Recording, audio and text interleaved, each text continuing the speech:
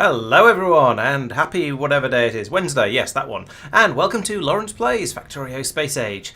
Hello, and yes, hello Inks, hello Nogard, and yeah, I think I remember hearing about being able to use Bioflux to run faster than normal. It's a nice idea. That would require you to actually keep a supply of fresh Bioflux on every planet, but yeah, maybe when on Gleba or Norvis, though, because those are the two that already have it. That could be quite useful. So, as I hinted at last time, between streams I flew this ship out as far as I could towards the Shattered Planet to find out what would happen, how it would get on. And, well, there was slightly mixed results, shall we say. Actually, let's go to Aquilo first. Right, yes, slightly mixed results. It did quite well, but I did have to do a fair amount of tweaking of the design to try and get things working slightly better. And there were a couple of limitations. The most serious of those was that it ran out of these little blue canisters of fusion fuel. So I'm going to need to take about 4 times as much of that with me next time. The ship did get out to 1.8 gigameters, which is nearly halfway.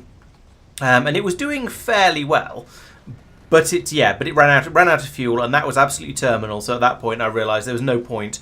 I would need to start again, and I discovered that this afternoon when I was just leaving the game running to see how it would get on. The other slight problem it had was there's not enough copper coming through from here to keep the bullet ammunition production satisfied. Now at the moment it's absolutely fine because we've got loads of it, and we're not really using it up, and also there's not that many machines making it. However, I made some changes to the ship as well, and so I grabbed a copy of the blueprint for that. So here we go. As you can see, there are some changes. So starting up here at the top, well, let's have a look through here. I think this was just harvesting a few extra belts here and there to make sure things would work properly. Actually, that one's in the wrong place. That's why I fixed that. But in general, there's a bit of harvesting of belts around the edge to make sure things would run a little bit faster. I lost a few of the rocket turrets along here and replaced them with bullet turrets and laser turrets because I noted that it's always getting damaged sort of somewhere in the middle here, and I think there wasn't enough light firepower to take out the little rocks that were making their way in. So I put in some additional, as well as having these gun turrets here, I've put in some a block of laser turrets and some additional gun turrets here, just to sort of try and keep everything running nicely. I moved the fluids tank from here for the molten copper from here up to here in order to stick in another beacon to try and get a bit more copper. I was basically doing everything I could to try and get more copper out of this system at that point. And the big thing I did, yes, was tidied up all of the belts around here. So now the copper, instead of the copper sort of flowing round the side over, where did the copper go before? I don't even remember. Oh yes, instead of the copper being fed into the central storage thing and then unloaded by a single inserter, because that wasn't giving me enough throughput, I've now rerouted the belt so it goes underneath the central storage here and passes it down here, so we get a much better flow of copper coming through. I've also messed around with the iron unloading in similar ways to try and get a bit more of that coming through, and I'm going to need to have a very careful look at some of these belts to make sure I haven't horribly broken things over here when I get back to it. Additionally, I upgraded some belts around here to green to try and get a little bit more throughput, basically just to get more copper flowing through. And then the biggest change was down here. I've cut off I've split the copper and steel supply over here, and I'm bringing copper and steel round this way down here, and I've replaced a load of the rocket production down here with additional bullet production because that was the shortage. I had enough rockets being made easily, but I was very short of bullets, so I decided it was time to switch over to that one. And then to try and get that to go as quickly as possible, I've also put in an additional beacon down here at the bottom to get some extra speed into these machines. So let's just do that. There we go. Shoomph. Massive changes, sweeping changes there, but hopefully it won't have made too much of a difference to the way the ship is working. Okay, so now there we go. Got the this is broken, interestingly. Right, so this belt along here has got a mixture, has got a load of ammunition on it because there was already a belt there. So, but that's easy enough to fix. I can just get rid of that and then undo it. So this has got explosives and iron on it. We don't need the explosives down here, but it was easier to do that than to try and limit it up here. So I thought, what the hell, let's just extend the belt like that. So there we go. Now we have additional ammunition production, and I haven't put modules in these machines yet because, to be honest, the limiting factor was the copper production. Let's get rid of that as well for the same sort of reasons. The limiting factor was the copper production, not the speed of these machines. Once I got more copper available, then that might change. But at the moment, as you can see, there's problems up here as well. Okay, what's going on here? So we've got the steel going underneath there, and the copper being... Why have we not got any copper at all? Right, let's remove that. That's probably meant to be a belt going straight through there and straight through there, I suspect. Yes, that's allowing the... Yes, that's allowing the copper to come down this way, as it should. But why are we now not getting any copper out at all? You have stopped because there's no molten copper? Okay. Oh, I see. Up here. Yes. This is the sort of problems I was having. I also upgraded along here, all this to green belts. But it appears I don't have enough green, and also there's a piece missing there. So one of the things I did to sort this out was I downgraded various belts over here to blue belts, just to create some extra pieces of green to allow me to, you know, get the systems up and running. And I don't think it's too much of a problem if I'm only running this stuff around here at a speed of blue. There's probably enough capacity anyway. But this is spectacularly broken all the way down here. So let's get rid of that. And then up here, I guess it's all of... No, wait, what? Yeah, this is a little bit weird. So down here, I need to harvest some more green undergrounds from somewhere, and green belts as well in general, actually. And this is causing a few slight issues. So up here, presumably that went underground here, but then it comes up here in order to do this bit. But I must have got rid of some other green underground belts from somewhere. Were there some down here that weren't needed? I feel like that's probably going to be needed. That's probably going to be needed as well. I could get rid of a few of these and extend that to there. That's going to save me a few there. And similarly here, I can save a few green belts, but not the undergrounds. Same here. But where did I clearly managed to find some additional green underground belts, but I don't know whether... Ah, okay, that goes there. And then I get rid of that and that and that and that and that and that. Or was it the other way around? It must have been the other way around. But then, hang on, surely... If I do that and then get rid of this bit... There we go, that's the underground belts I needed. And that can flow merrily through there. So that seems to now be okay. And has that acquired me enough underground belts to make the rest of the ship work? It looks like it has. Okay, so up here now we've got the copper and the iron flowing through here, which means we can make copper over here. The copper can pour out of here sooner or later. Oh, this is all a bit problematic. So let's fed out to there. You're full, but you're not making. Oh, we've got... Ah, yes, of course, because it was set to stop when there's a certain mountain here. So if we dump that somehow, then there we go. Now we've got the copper pouring out. There we go. That's that problem sorted. Okay, so once again, we have the copper flowing. This should easily be enough copper for it to keep up with the current level of ammunition production requirement. So, yeah, I intend to. No God, I want to pick up a load of green belts and just generally do some upgrades and tidying and improvements of all of this, because it is a little bit of a nonsense in places at the moment. Why are you not working? Okay, so there's an additional excess belt there. There we go. So that now runs properly. And I've probably got another... I seem to have another jam down here. Where are you blocked up? Here. Right, okay. Put that piece of belt back in there again. Right. So... Oh dear, what's happened here? Oh yeah, that needs to be there. Right. Yes, I will send... Yes, I will probably send the ship over to... whatever the planet's called, where the Vulcanus, to pick up some more green belts and get these sort of problems a bit more thoroughly sorted out, because this is a little bit silly. And yeah, once I've done that, you're quite right. Just upgrading the entire ship to green belts would make a lot of sense, because at the very least, that way I've got loads of spares I can borrow and downgrade to blue if things get broken, or if I need them for whatever sort of reasons. But for now, this will keep the ship flying to... Where are you going?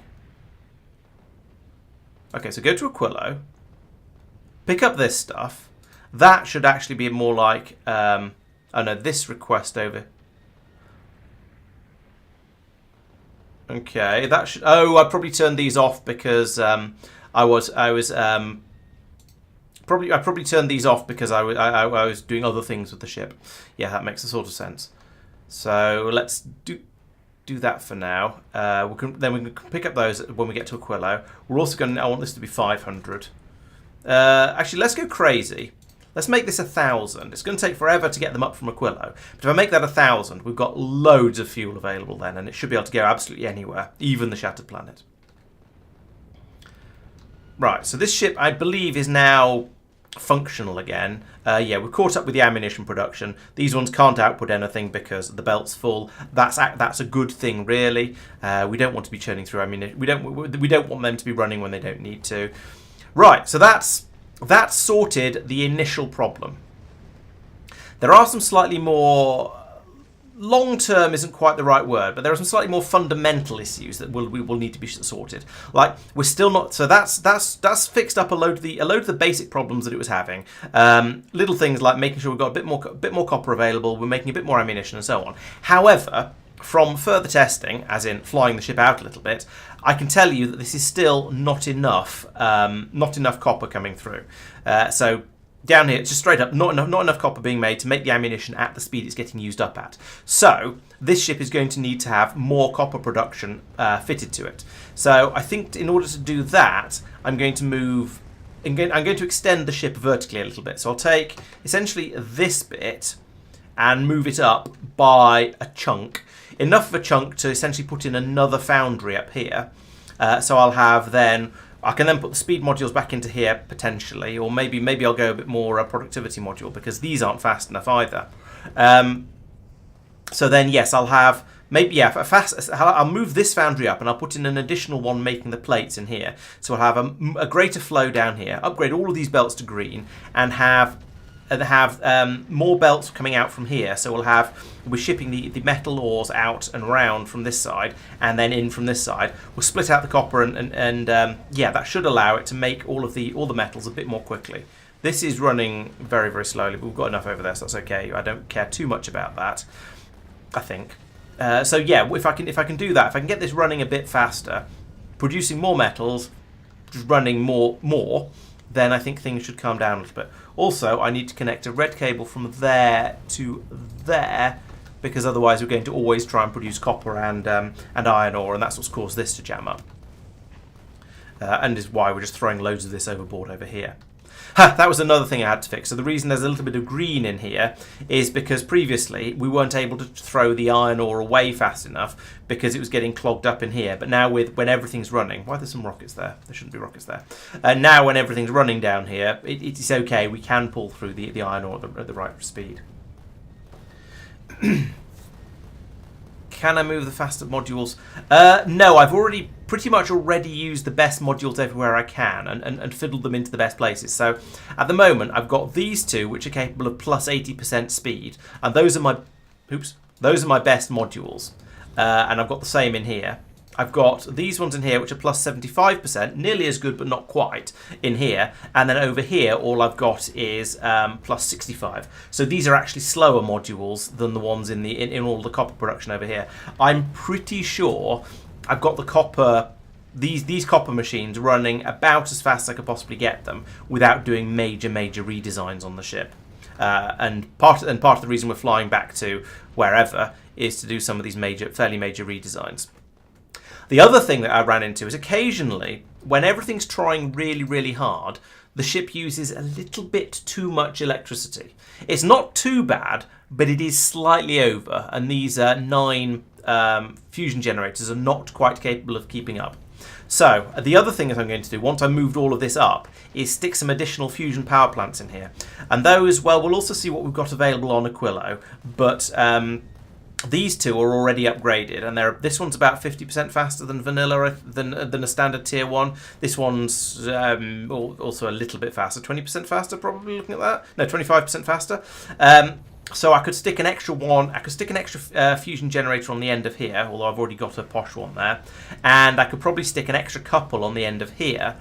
Because these are all fairly because this is a tier 3 and there's nothing in there that's anything close to that. So I've definitely got the capability to produce a bit more power, and they're about the same size as the foundries, so I should be able to fit basically an extra 3 or maybe even 4 of them across the top here, and we'll put a slightly higher load on these things because they're not running flat out, especially with the adjacency bonus. Yeah, the beacons don't show the module qualities, which is a little bit of a shame, but I guess there's only so much detail you can cram onto these things. So I think those are basically the 2 fixes I want to make on this ship. They are the things that have made observed problems, should we say. It's quite possible that there are going to be additional problems with the ship that I will only find out tomorrow when I do the next long-range flight, but it's got pretty close. It got, as I say, it got 1.8 gigameters out there. It was struggling a little bit, and I had to slow it down a couple of times because it ran out of copper and therefore started to run out of bullets. However, after a brief sort of pause to reload and then setting off again, it was hanging on. It was then, and I think I could probably have got it out there, all the way out there, with a little bit of manual intervention if it hadn't run out of power at about the 1.8 gigameters. So I'm cautiously optimistic. I know things are probably going to get worse and worse as it goes further and further out, but we'll see, but I'm hopeful. Right, so that's that. Well, okay, we've got to Aquilo, excellent. So we can now start getting in all the extra fuel we wanted and all the extra quantum processors. Those can be flown up by rocket, and we'll have a decent quantity of those. We can then fly back to Norvis, which is where I want to do all of the rebuilding over Norvis because that's where it's safe. Then we'll stick in an additional, I don't know why we're trying to go to Fulgora. I don't think we need to go to Fulgora this time. We do want to go to Vulcanus though. And then, well, maybe I do want to go to Fulgora and see if there's any extra good modules that are worth collecting from anywhere. There might be some on Vulcanus as well, actually. Because we are making tier 3s there, tier 3 speeds there.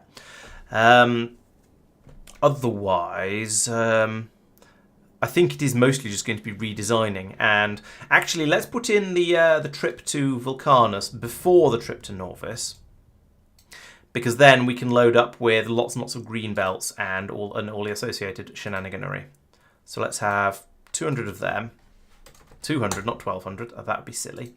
200, actually, no, 100 of those is going to be enough. And also 50 of those. And let's upgrade all the belts. I've got these dull upgrade planners that I can't use again, and I don't 100% understand where they come from. So I'm just going to have to set these up. Oh, come on, Laurence, play the game properly. So I'm just going to have to set this up again. So I want to do, I think there's only blue belts on this ship. So I want to do blues to greens, blue to green, blue to green. Then we can take that and go a bit like that. You know, I'm not going to do the Promethium storage area. That feels unnecessary. But I'll do all the rest of it, even the bits that probably aren't actually necessary. So there we go. When we get to Vulcanus, which is on its way to now, we can then upgrade all of this stuff, all of these belts, and that'll be an important first step in getting the ship more competent. Oh, true. Yeah, so we'll start to run out of useful asteroids. That said, it will become nearly all entirely Promethium. That much is certainly true. I've seen that on the graph. However, I suspect that even this level of, what's that green one at the bottom? Carbonic asteroid chunks. Okay. I suspect even this level of the metallic, carbonic, and oxide may well be enough. We will see. The ship does have a stirrer down here that will switch between asteroid chunk types as it goes. Now, obviously, we can't switch the Promethium asteroid chunks into anything else, which is a shame. But we can at least churn all the rest of them. So if we find we're getting lots and lots of, I don't know, carbonic and not very much of anything else, then we can deal with that. That's going to be okay. But Yeah, we'll have to see and have to hope that it's enough. There's enough to keep up. And as it is, as you might have seen from the thumbnail for this stream, there has been enormous amounts of everything just smashing itself on the front of the ship like this.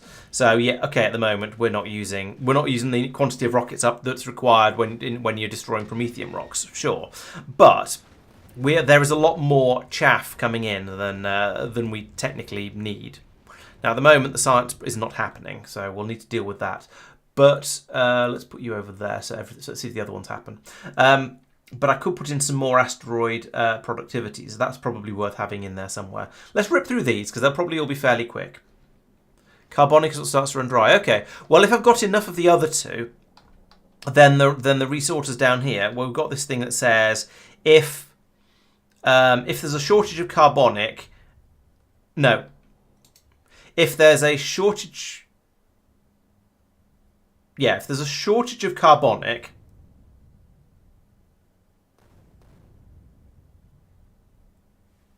What?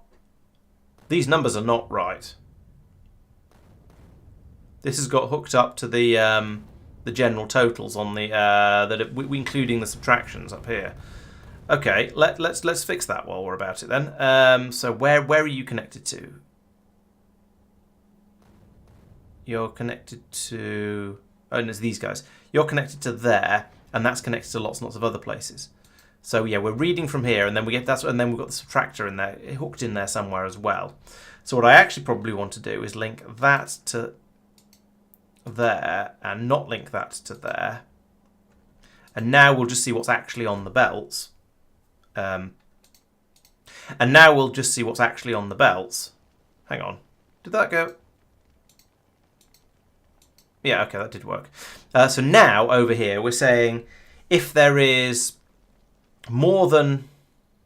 But these are still wrong, though, because we're saying if there's lots of carbonic and if there's lots of carbonic and not very much oxide, then turn oxide into other things. That's the wrong way around. That should be less than, that should be greater than. That should be less than, that should be greater than. So now... We're saying because there's a shortage of metallics and an excess of oxides, I want to turn oxides into other things, and some of those will come out as metallic. So that should help. And there we go. Now it's stopped. The other two need to be fixed in the same way though. So here we need to say if there's a shortage of metallic and an excess of carbonic, then change them. Or if there's a shortage of oxide and an excess of carbonic, then change them. And then finally, no, that's the one I've already done. That one, if there's a shortage of carbonic and an excess of metallic, or if there's a shortage of oxide and an excess of metallic, then do that one.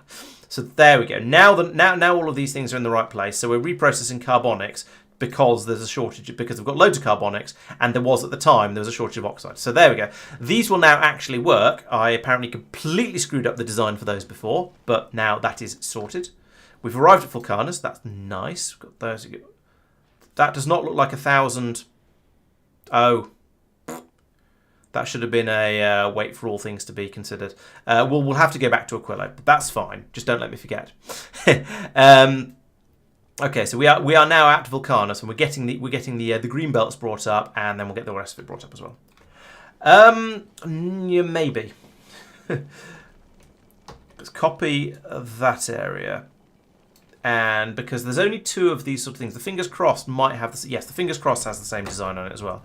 So put that there, and then unlink that. There we go. So yes, there was one other ship that had the same problem. Thank you for the suggestion. Boom, boom, boom, boom, boom. Back to the edge. Right. So now we've got the green belts coming up gradually. It'll happen eventually. Is there anything else about this ship that is going to cause me headaches? Almost certainly, but the outlines are various different colours from the pipes. But yes, we'll find out. I'll find out what those are tomorrow and report back on Monday probably, because that seems to be how things are going with this. Is rocket fuel productivity happening? Kind of. So we've run out of one of the science packs. We'll go and look into that in a minute. But notably, Operation Expand the Ship is kind of working, and There we go. There's 300 belts upgraded to tier green. We still have another 661 needed and another 200 there. So that's going to take a while. So let's go off and look at other things for a bit. Over here, it's yellow science. Of course, it's yellow science. I bet it isn't actually yellow science though. I bet it's pink science. And if we look at the nurse, we will see boom, boom, boom, loads of yellow, and you're on your way to Norvis. But why are your engines stopped? What's going on here? Run out of oxide. What the hell? Why are you sad? Oh, there's no water. Why is there no water? Is the water just getting used up as fast as it's made? Yes, the water is just being turned straight into steam, and for some reason, after I don't know how long of this ship running absolutely fine, it's suddenly run out of water. Now I bet there's a power problem because of that. Yes, so this is probably one of those things where it's become a problem and then it's stayed a problem because it was a problem. I'm kind of not sure why that would become a problem after not being a problem. We've obviously got plenty of ice, so that isn't an issue. But for some reason, we just used all the water got used up for I don't know what sort of reasons. Let's put that in there. So in the future, at least, we can have some water stored in a tank. But that's not going to help in the moment. I don't think so. I don't think I've touched this ship for ages. It's been trucking back and forth between Fulgora and Norvis with no significant problems. It is possible that it started flying more frequently, and so when it's parked, it uses less power, and when it's moving, it uses more power. And so previously, that's been hidden by the steam tanks up here filling up with water. That is with steam, and therefore that's acted as a battery, which has been enough power to fly it across to one way there and back again, and then it's had time to sort of refuel. That is certainly possible. But it's a little bit weird that it's sort of suddenly become a problem now. Now it's going to sit at the moment. Now it's going to sit at Norvis. It is basically there. 60, 70, 20, 10. Arrived. So we can get some more fuel up. That's fine. We don't really necessarily need it. But let's put you into paused because things are not right. Hopefully now that it's not flying, well, actually no, everything's still going to be running flat out. We might get enough ammunition along here that this can all stop, and that's nearly full. Having those stop would help. Having this stop as well would certainly help. I want to put speed modules into these just as a solution to prevent this problem happening again in the future. But of course there aren't any on the ship because that would be too easy. But it's a weird one, that this has suddenly become a problem. Yes, it's having Hobbit-related issues. I hope it doesn't form a Hobbit. I hope that it doesn't form a Hobbit of these sort of problems. Let's take these guys out. Let's take these guys out. They're probably not. Let's certainly take these out. They're almost certainly not needed. And let's put them in here, where they will probably do more harm than good in the short term, but at least once we have some power. Do we have power again now? No. Okay, but the speed modules are still sped it up anyway, which is interesting. I wasn't expecting that to help, actually. But there we go. Now we're producing water fast enough that we're actually starting to fill the tanks up a little bit. Yeah, so why are you dropping speed modules? What the hell? Oh, the planet must be asking for them. Okay, that was not ideal.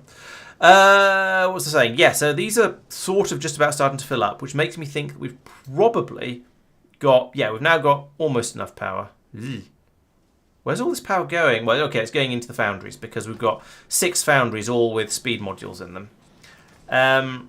This copper is just being made in order to satisfy Fulgora. So let's take some of these out. Cut the amount of power down being used down significantly. I wish it would stop dropping them. In fact, you know what? Let's go into... Yeah, we're at Norvis. Let's It must be, yeah, it must be that. Let's get rid of that request. I don't think it's going to be a problem that this ship has lost its those speed modules. It might mean it produces a little bit less copper for Fulgora, but I'm kind of prepared to put up with that, especially if I can then get the power usage a little bit more under control. Maybe I did fill these up with modules, and that's caused the problem. It's hard to say. Take a couple of those out of there and put them into here, because we do seem to be... Well, we're ripping through the molten copper over here anyway.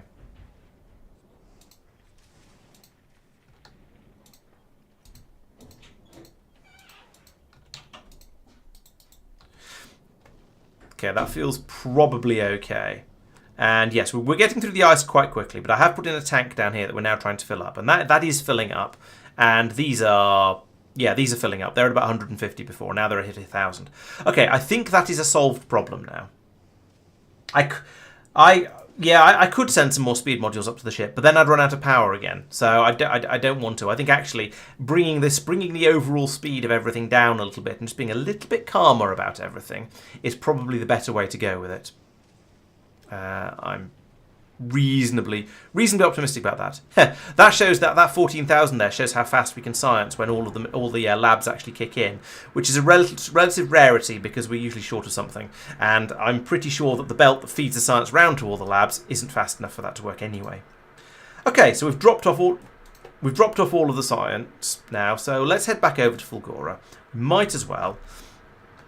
We'll probably find we're using a little bit more power now. Oh no, it's dropped way off. I guess the foundries, the foundries have stopped using quite so much power because we've got enough iron. We appear to have stopped making copper. Oh yeah, we'll presumably fill this up with copper now, so that's all fine. So that ship can buzz back over. What is the where is it? What's the edge up to? Edge. Still parked at what's it? Right. Okay. So we're still bringing up the supplies for the extensions and so on that we're going to put into this ship. So that's fine. This is good. We'll just get the extra a couple more rocket launches up, and we'll be good to go. Good to head over to Norvis next, I think, and then Fulgora to pick up some extra modules as well. And we've got some interesting stuff in here already, but it'd be nice to have a plentiful supply of the good modules. Maybe I'll even bring up some better productivity modules. Am I still using those anyway? Yeah, so across here, I'm still using productivity modules in these chemical plants, and a little bit in the explosive machineries down here as well. And it wouldn't say no to potentially putting some in there especially. The rest of it seems to be okay with just generally being very, very speed heavy.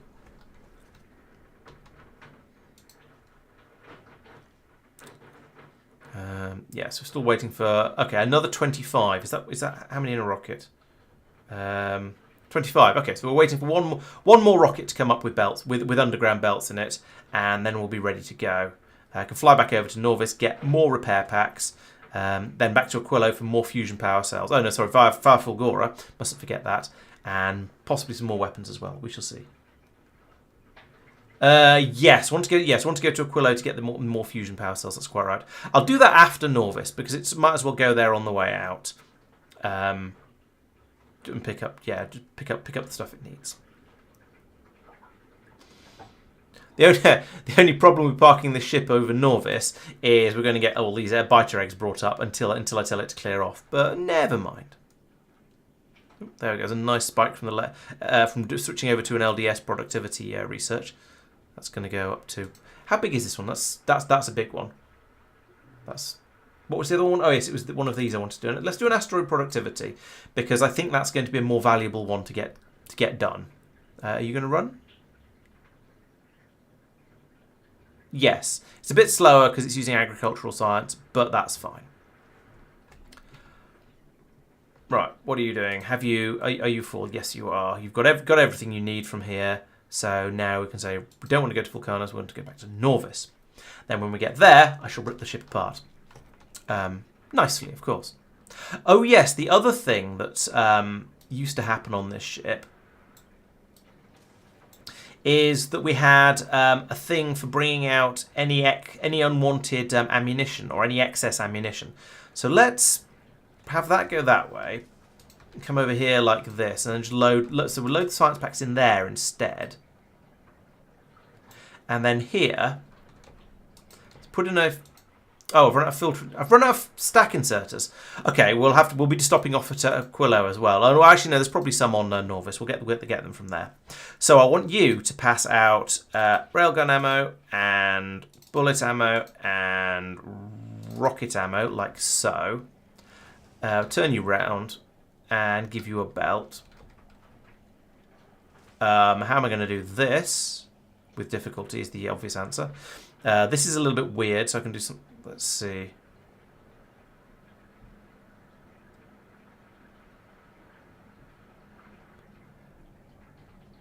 I don't want to mess these things around too much. So what I can extend that like that. I could have this come through here, and then there'd be. No, there wouldn't. Yes, it would.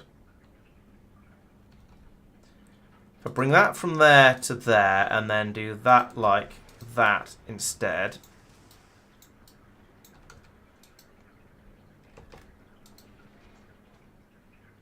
No.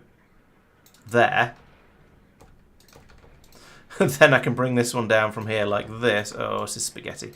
Right, there we go. I spaghettied it.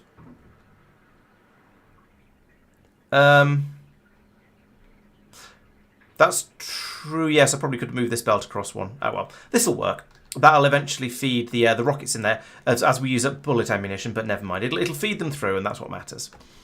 Oh, and it's done them all as single row. Do I care? I do care a little bit.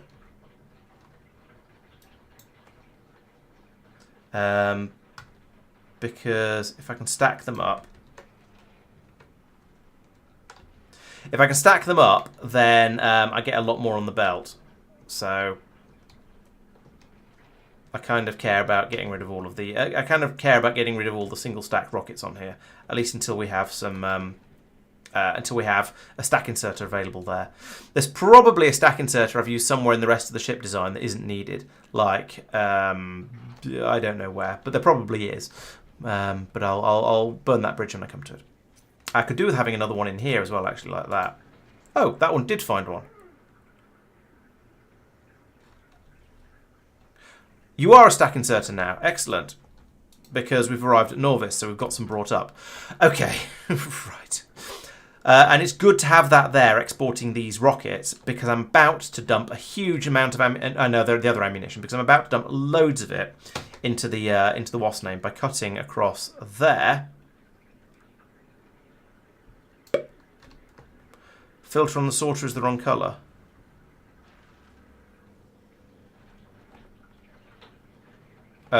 Which sorter? No, it's a whitelist. That's right. If you mean somewhere else, please let me know, and I'll go and rearrange things. Okay, so now I want to move this from here to. I want to move this to here. And I want to put this, instead of here, I want to put it here.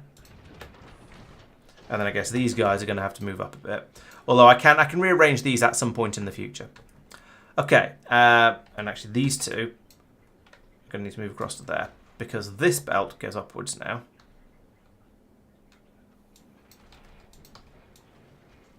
Like that. So we can now feed that through there. For rockets. Oh, that's railgun ammo. It's supposed to be brought out here to put on the other side of the belt.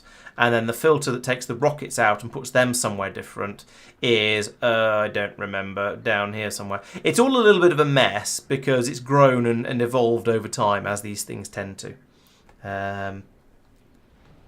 Yeah. Put you there. Right, and then, yes, along here, remove all of that. That goes there, so we can then get the waspnamium in there. However, this also needs to be more underground. Oh, damn it! I was hoping there'd be a bit more length available there. In before any rude comments. Let's do that there, and then that can go up to there like that. So that's going to get the calcite through if I point it in the right direction, and that will then mean we can. I can then. Oh, heck. Oh, this is too cramped. I don't like it. Because I need to get a belt in here with inserters feeding out from here, and I want to have two. Ideally, I want to have 3 of them, and that just about worked with these. Because let's think this through again. Because this can go up to here, which means I'll be able to get that. That'll easily have enough on the middle foundry to our output, but then I'll only be able to get 1 on the top one. Can I move this up? No, because that relies on this belt coming through here. That's how the ice gets dumped out into the collection facility over here. They're sharing a belt for sort of historical and possibly hysterical reasons. I could reroute this. No, I couldn't. It still would need to get to over here, and that's going to be too difficult. I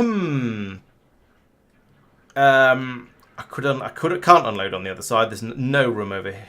Well, maybe there is actually. I mean, there is some room on the other side. I could put my inserters in here and have them there. Oh no, actually, because this pipe needs to go up, but it could carry on. It could continue being underground, and have a belt that runs down here, and then would have to get over to here to the copper, and I don't know how I'd do that. Shuffle these around, I guess. No, that's getting far too horrible. Oh, eggs are coming in. It's all right. We've still got a load of promethium.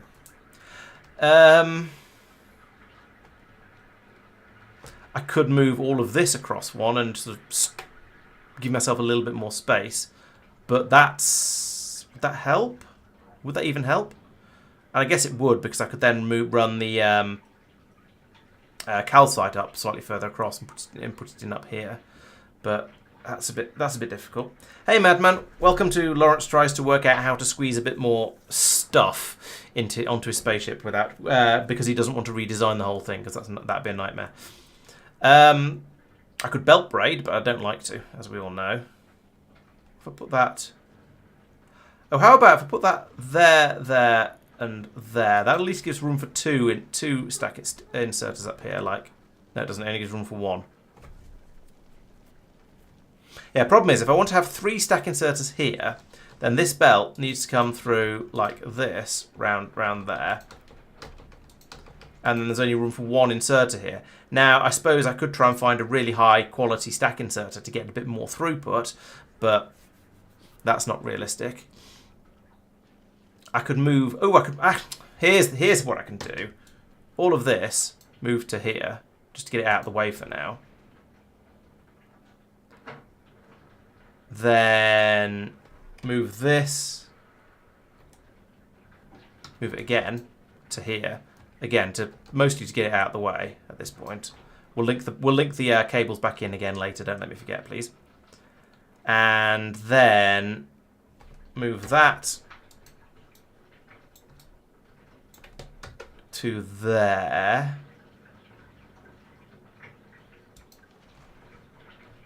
That to there.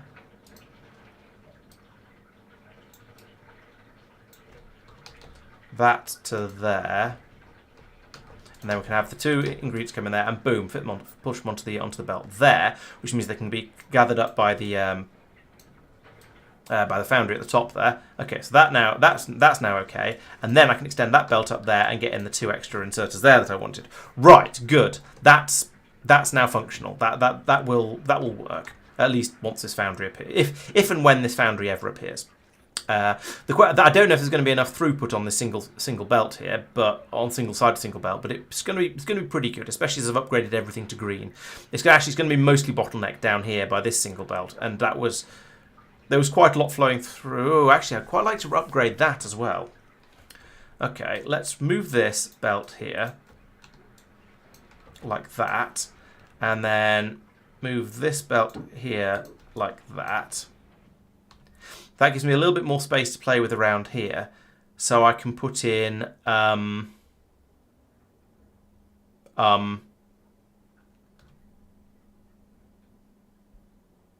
splitter there. Is this going to work? Bear with. That goes from there to there and then goes in there. That goes in there. Right, yes, that's going to give me a bit more copper throughput on these belts. So that's going to help a bit as well. Okay, so that's some more horrible spaghetti. But you know, it's kind of fun building up some weird and horrible spaghetti sometimes. So I'm only slightly upset. Where are we going now? Okay, we're can we go back to Norvis and just stop there, please? This ship is not safe. Not safe to run like this. It is a fun mini game, yes. My only real I have a couple of problems with the whole. Go to Norvis and stay there. Go to Norvis, stay there. In fact, you know what? I better put this bit of the ship back somewhere, just so I've got it and I don't lose it. All right, go to Norvis and stay there because we're going to need a lot of bits and pieces. Okay, so that's improved the copper production from ore to actual copper. So that's going to be a big improvement. That's a big deal. I'm happy with that. The next thing is that I don't think I actually had enough copper ore coming through to keep this machine happy, which is why it's full of productivity modules instead of speed modules. So, in order to sort that, I would like to move these again.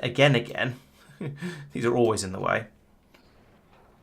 And I want to have 2 belts coming out of here. So, and probably also 1 additional machine doing the shenanigans here. So let's get rid of you and you, and copy in another one, and you. Copy in another one of these here, and give it an inserter as well. You know what would help if I copied the bit on the top as well. There we go. And then. Right, so how many have I got? I've got 1, 2, 3, 4, 5, 6, 7, 8. Excellent. So we'll do the first 2. We'll go onto one side of the belt. Second 2 will go onto the other side of the same belt. Then we'll feed that out here, like this, and under all of that, I guess. Then the next 2.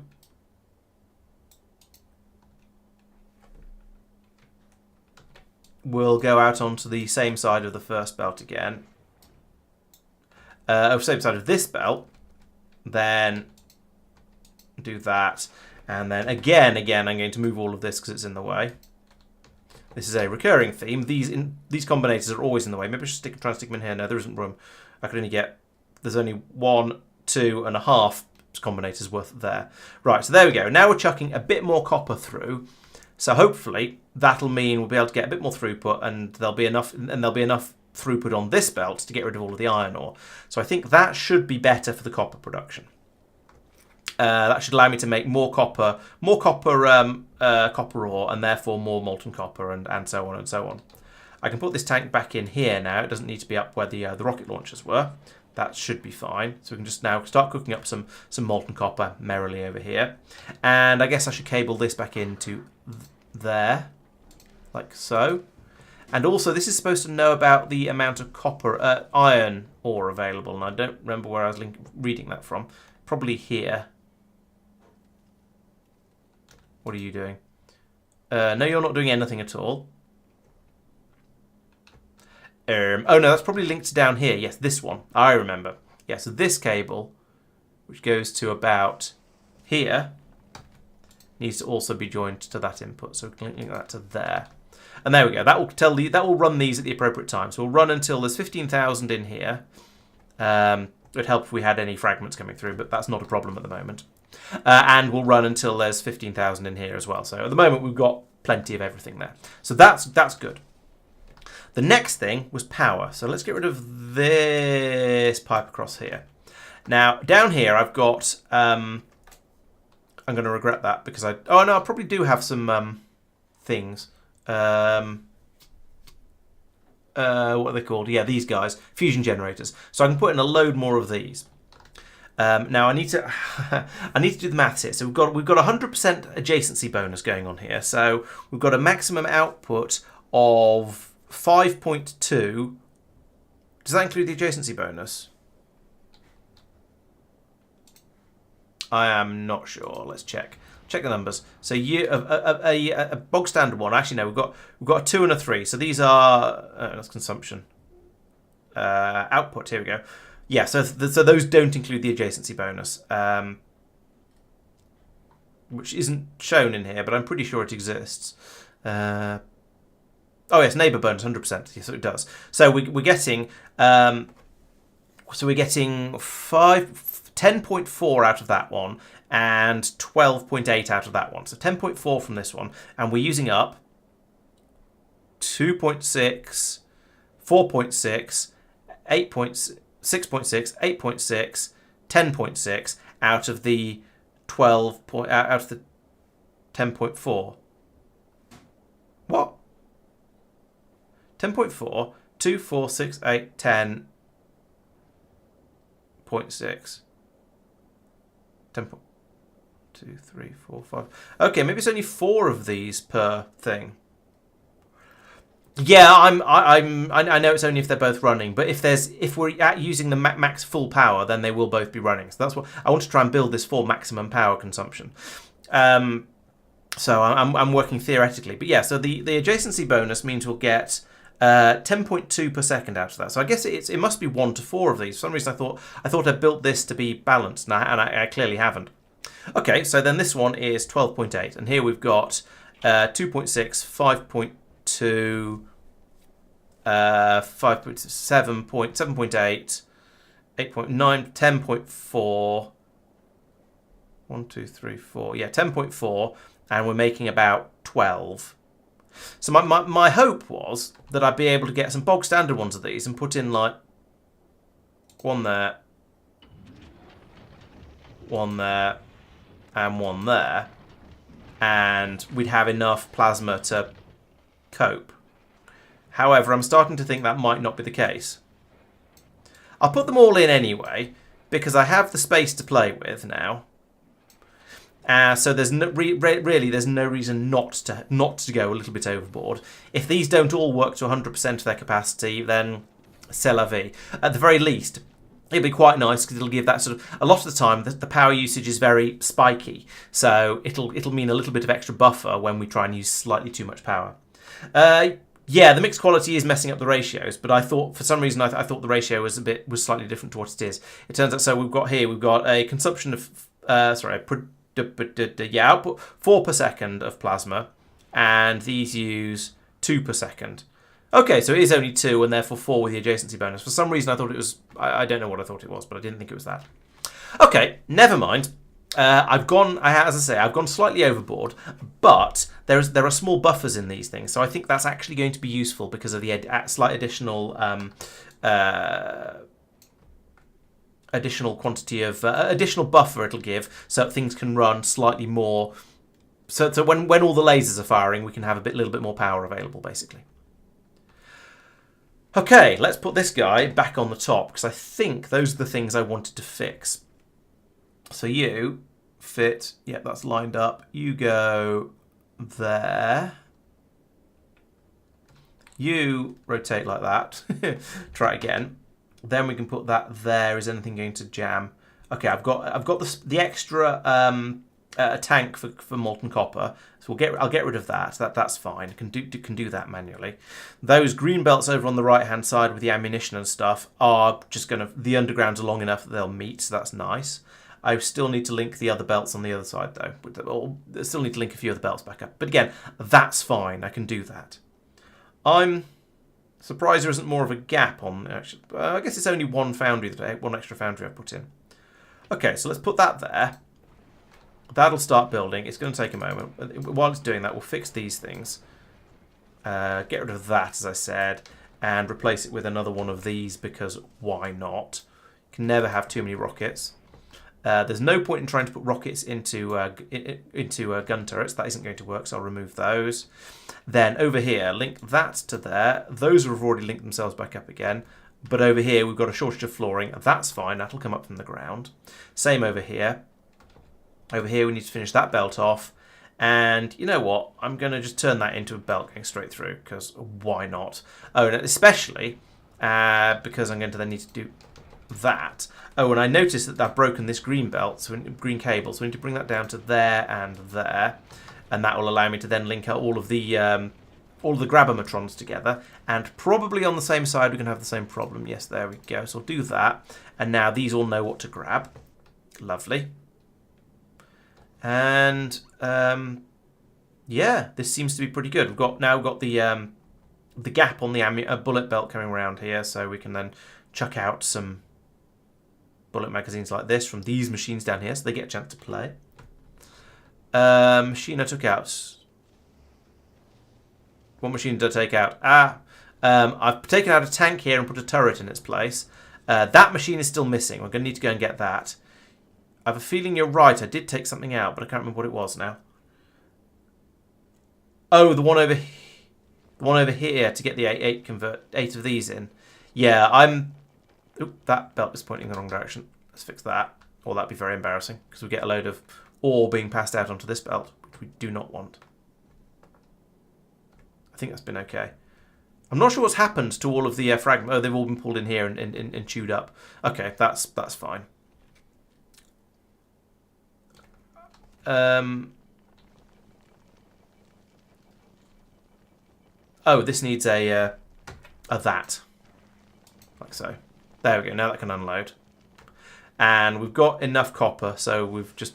Oh, no, yeah. And then I want to fill that up with speed modules. So what are my current best speed modules? These guys do a plus 65. This does a plus 75. So we'll put one of those in. Like that. And then it was these guys on the... Oh, and these are plus 7. So we'll put in a couple of those. I think I only had 2 of those. Oh, no, 3 of those. Right, there we go. So that can now run flat out. Oh, yeah, we don't have any molten copper in here, which is why we're trying to make loads of it at the moment. The problem with this design is that now this isn't in range of the beacon, so I need to move this guy upwards. There's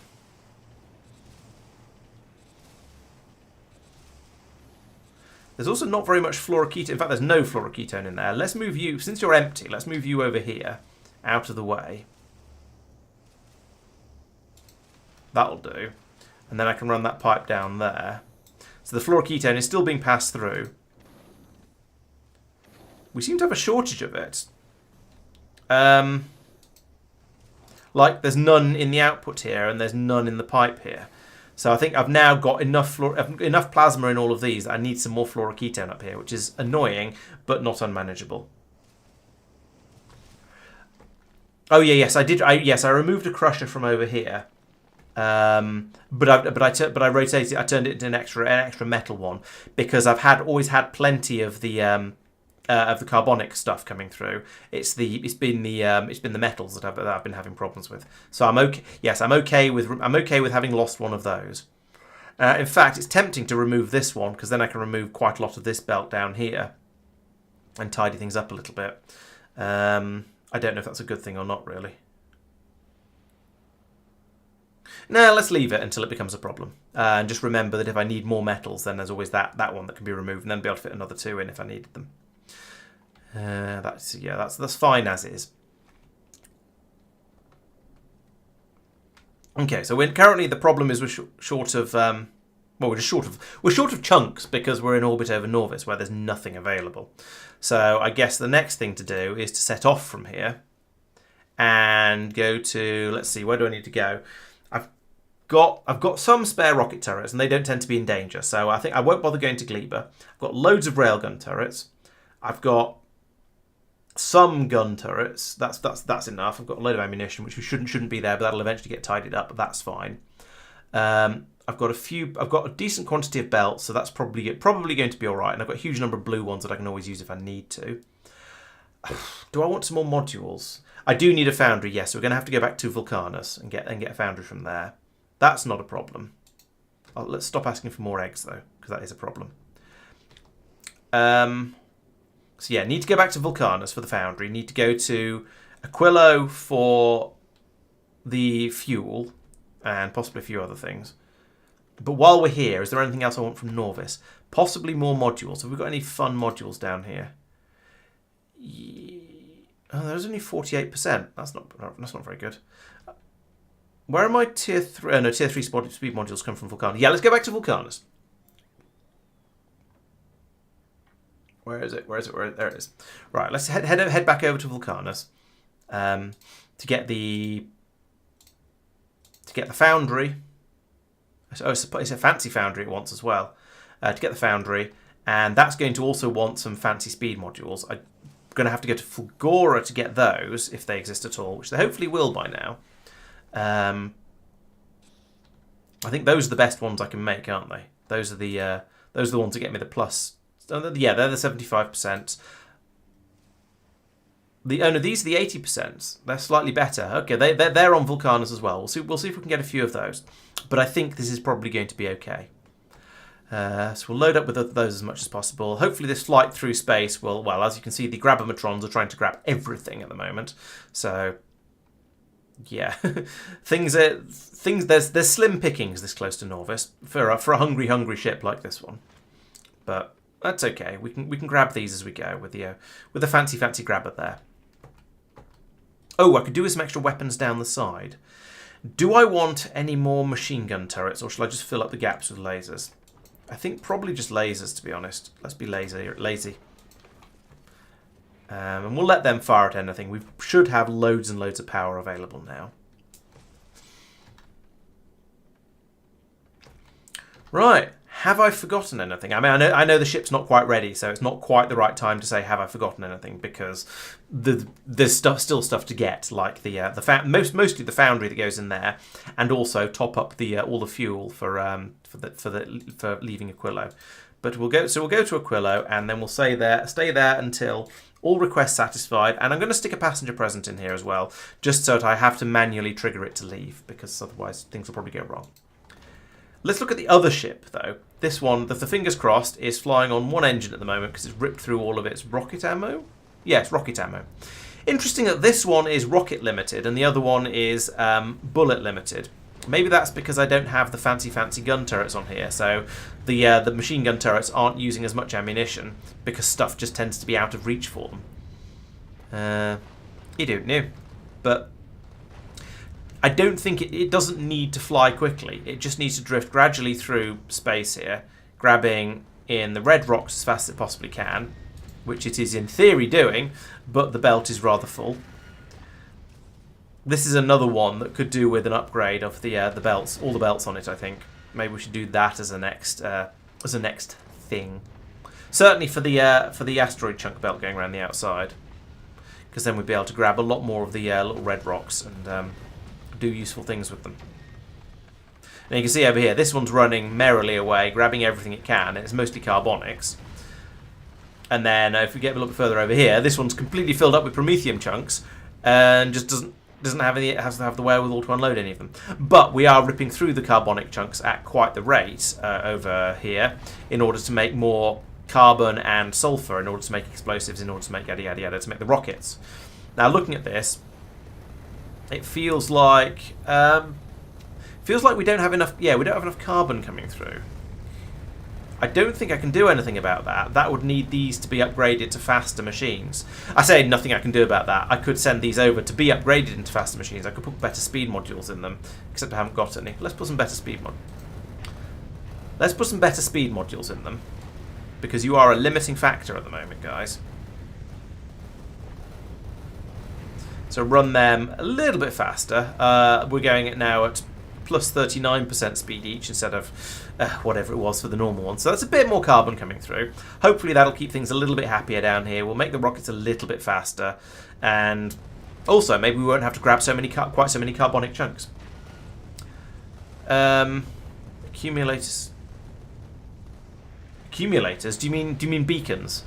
There's no point in using accumulators. They don't have the the current capacity, so they don't charge and discharge quickly enough to satisfy the amounts of power that are being used by a ship of this sort of size.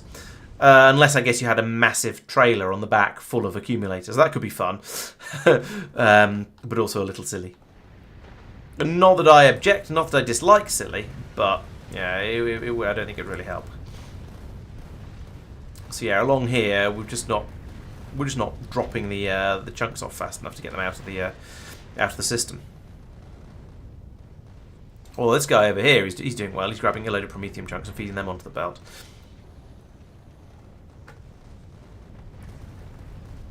That's true. There is room for one more in there, isn't there? Yeah.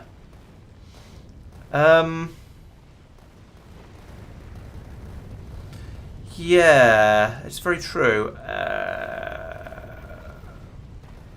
I'm trying to decide how I... Yeah. Yeah, alright, let's do that. That is pretty easy. So do that to there. And then that to there. There's no input or outputs on available for this one, but that's easily fixed. Point the belt that way, point the belt that way. Alright, use a blue one there, that's fine too. And there. I've run out of stack inserters. Oh, these don't need to be stack inserters down here. Loading the things in can be done with normal boring bulk inserters. And there we go. So now, oh yeah, you need to also then be connected to the cable, like that. And then you should start running. It's got some stuff. Oh, it can't. Ah, now all of these are in the wrong places. Damn it. that was far too easy to have been right. Okay, so across here, let's pull up all of those. And then put that back in there. Blue belt there. That and that and that. And I know these are all the wrong way around. I'll fix that in a moment. Rotate, rotate, rotate. Okay, and now, and then, that's not going to work. Oh, these are all in the wrong place. No, this is bad. TM. Undo, redo. There we go. So we need to do that. Actually, it's these ones along the bottom here that need to be shifted along one. So cut all of that. Paste it in there. Yes, put it there. That now works. And we've got then up here. We need to have that from there to there, and then that there. Right, I think that's now correct. Why are you not running? You've not got any asteroids to run with. Why are you not loading? What are you doing? Oh, no, you're full, but you're not unloading that. No, it's still wrong. No, this isn't going to work. Because the yeah, it's just straight up not going to work because I can't have. Oh, actually, unless what I could do. Yeah, if I move all of these guys, all of this.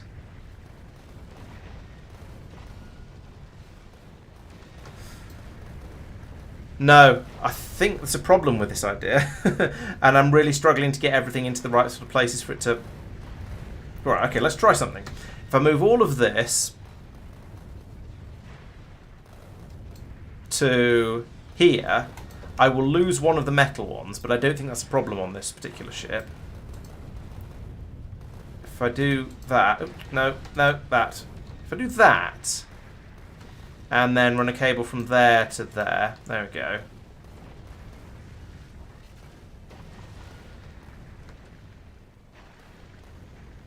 And then along here.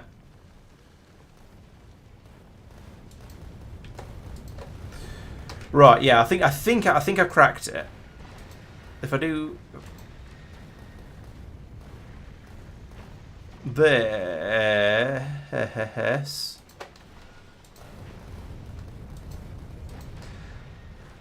And yeah, and then I need a couple of these that are in the wrong place, like that and that. No, idiot.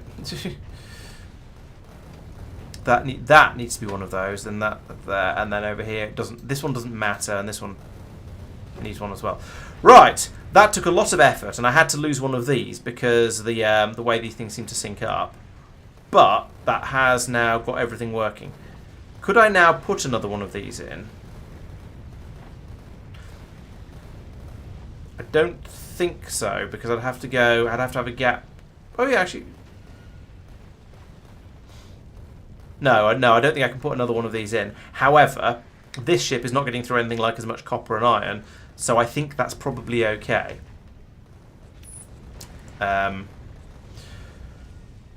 Input and rightmost crusher. Oh yeah, that's that one. Yes, I got that one. Thank you. Right, that was a massive headache. However, yes, it probably has increased the production of rockets by a smidgen. Let's have a look. Let's see how much that's gone up from all the fiddling. Not at all. That's over an hour. Over the last 10 minutes, or over an hour. Previously, it was at about 301 per minute, roughly. Call it 300 per minute, and now we've got to 320 per minute, 330 per minute. So, okay, that has been an increase. It was potentially worth all that faff. We've got a few more rockets coming out now, and the ship didn't get wrecked in the time when it was out of rockets. The other thing I wanted to do was upgrade all of the belts on the rock collection to green, since there seems to be some slowdown on it. And I'd like to get a bit more through.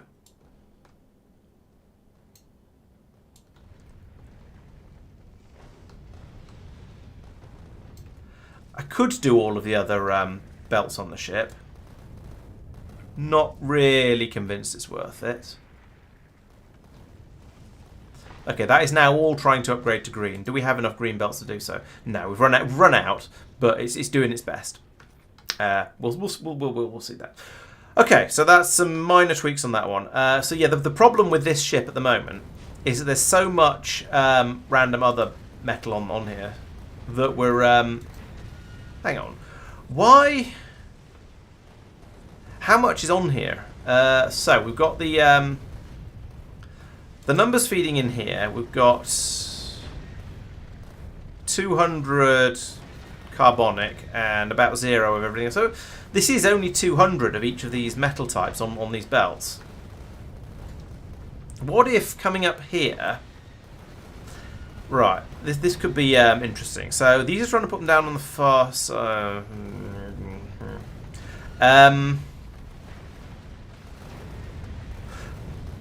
What if down here Right, so what I'm trying to do is get all of the get everything onto the same side of the get everything onto the other side of the belt. So let's remove that for a second and make that as long as possible. There we go. And then under again, so we can go underneath that. Lovely. Then here,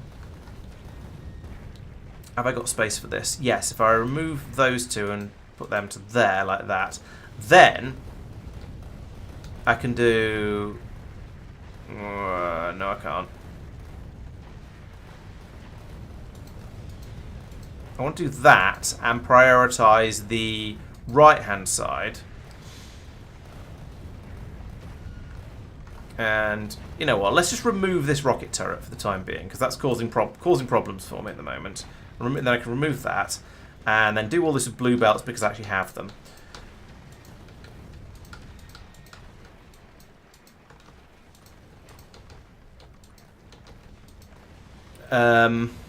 These are the ones that want to be upgraded again as well. Right, so theory being that now we'll put all of the rock chunks onto the right-hand side of the belt, meaning there'll be more room for the inserters to unload these onto the left side. Now, I do wonder if I should just remove this completely.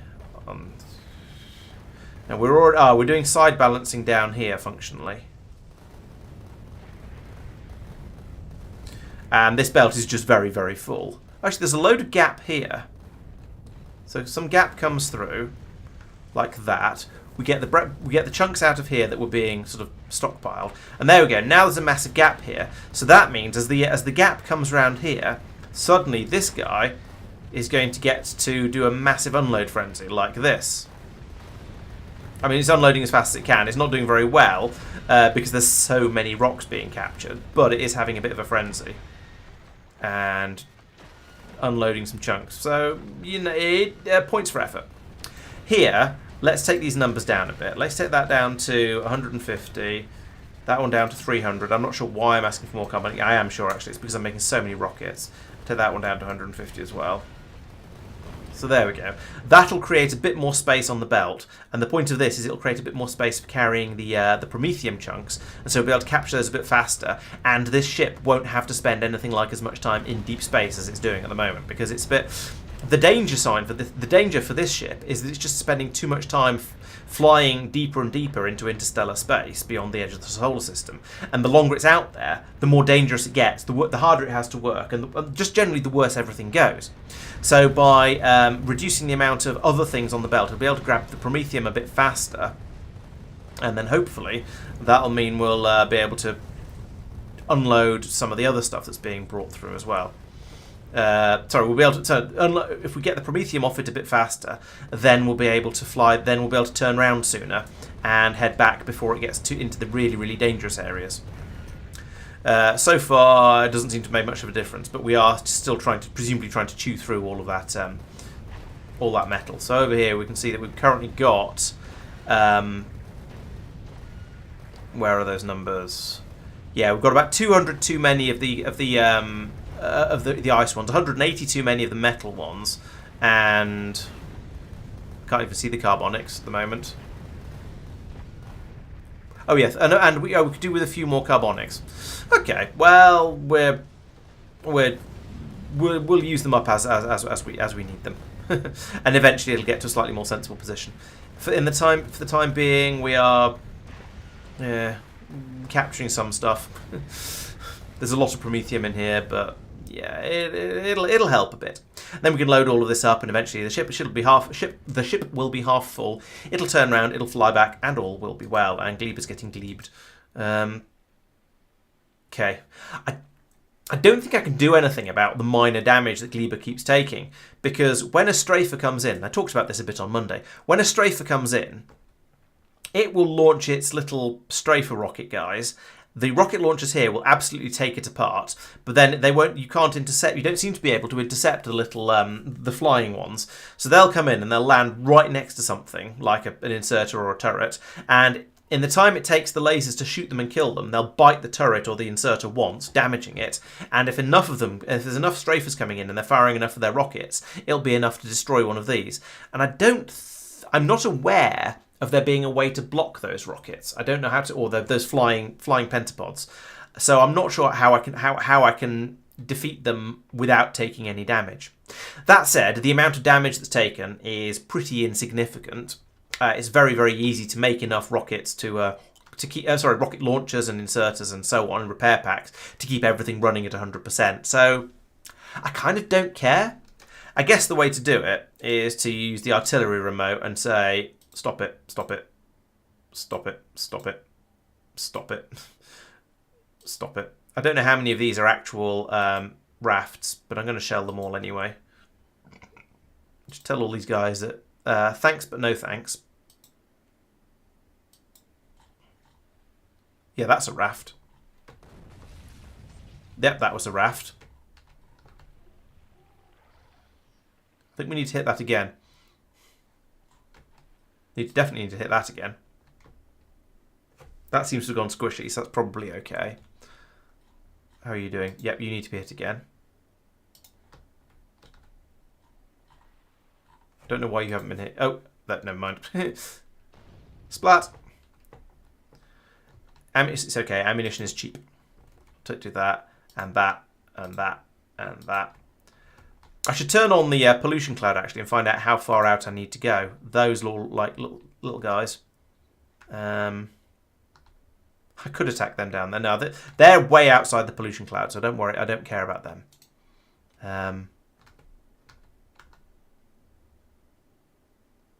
There we go. I think that has basically cleaned out the... maybe these ones as well. that is functionally, essentially defending. Here comes a strider.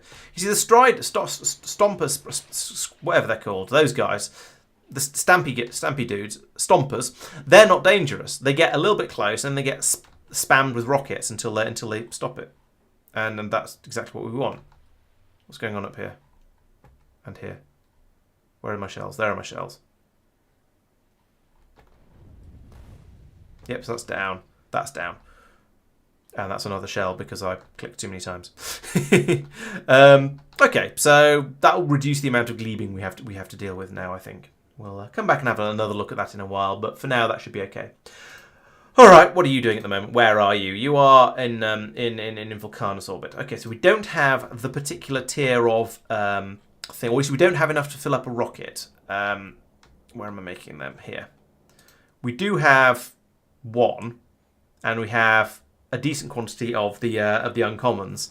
So let's send up one tier 3, and then how many in a rocket? 4 tier 2s, because that way I've got some spares, and when next time I expand, we'll be able to use them and such like that. So let's borrow this rocket over here. I would like you to have a tier 3. Why am I looking in there? A tier 3 foundry. Don't be automatic. A tier 3 foundry, and some tier 2 foundries when they. I'm going to make sure that gets picked up first because I feel very silly if we end up with the wrong. I think it has been. Okay. And then that. So we don't need any more of those, but we want some of these. I wonder if that ship already has some tier 1 foundries in it that I just haven't ever got rid of. Right, there we go. So now we can launch you to the edge, like that, and then put you back onto auto.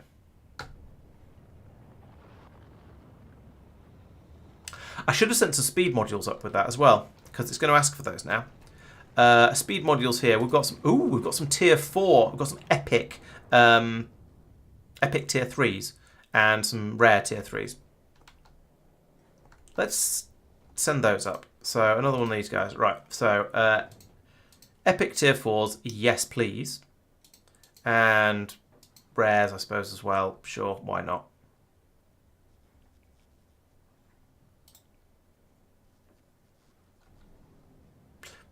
Is there anything else that ship requires that we have on this planet? Do we have any exotic productivity modules? Some of those might be useful. Where am I even? Oh, here. No, we just have very generic, boring ones of those. Is there anything else? I don't think there's... Oh, there's green belts, I guess. We could ship some more of those up just to fill it up so we're not wasting the rocket.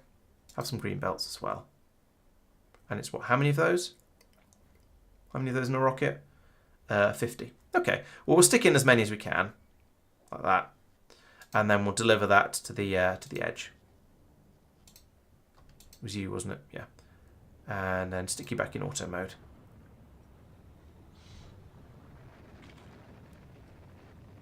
Okay, how are you doing? So you've got, yeah, we've got that. It's not got the speed modules that were originally requested, but we're actually going to give it even better ones when they arrive.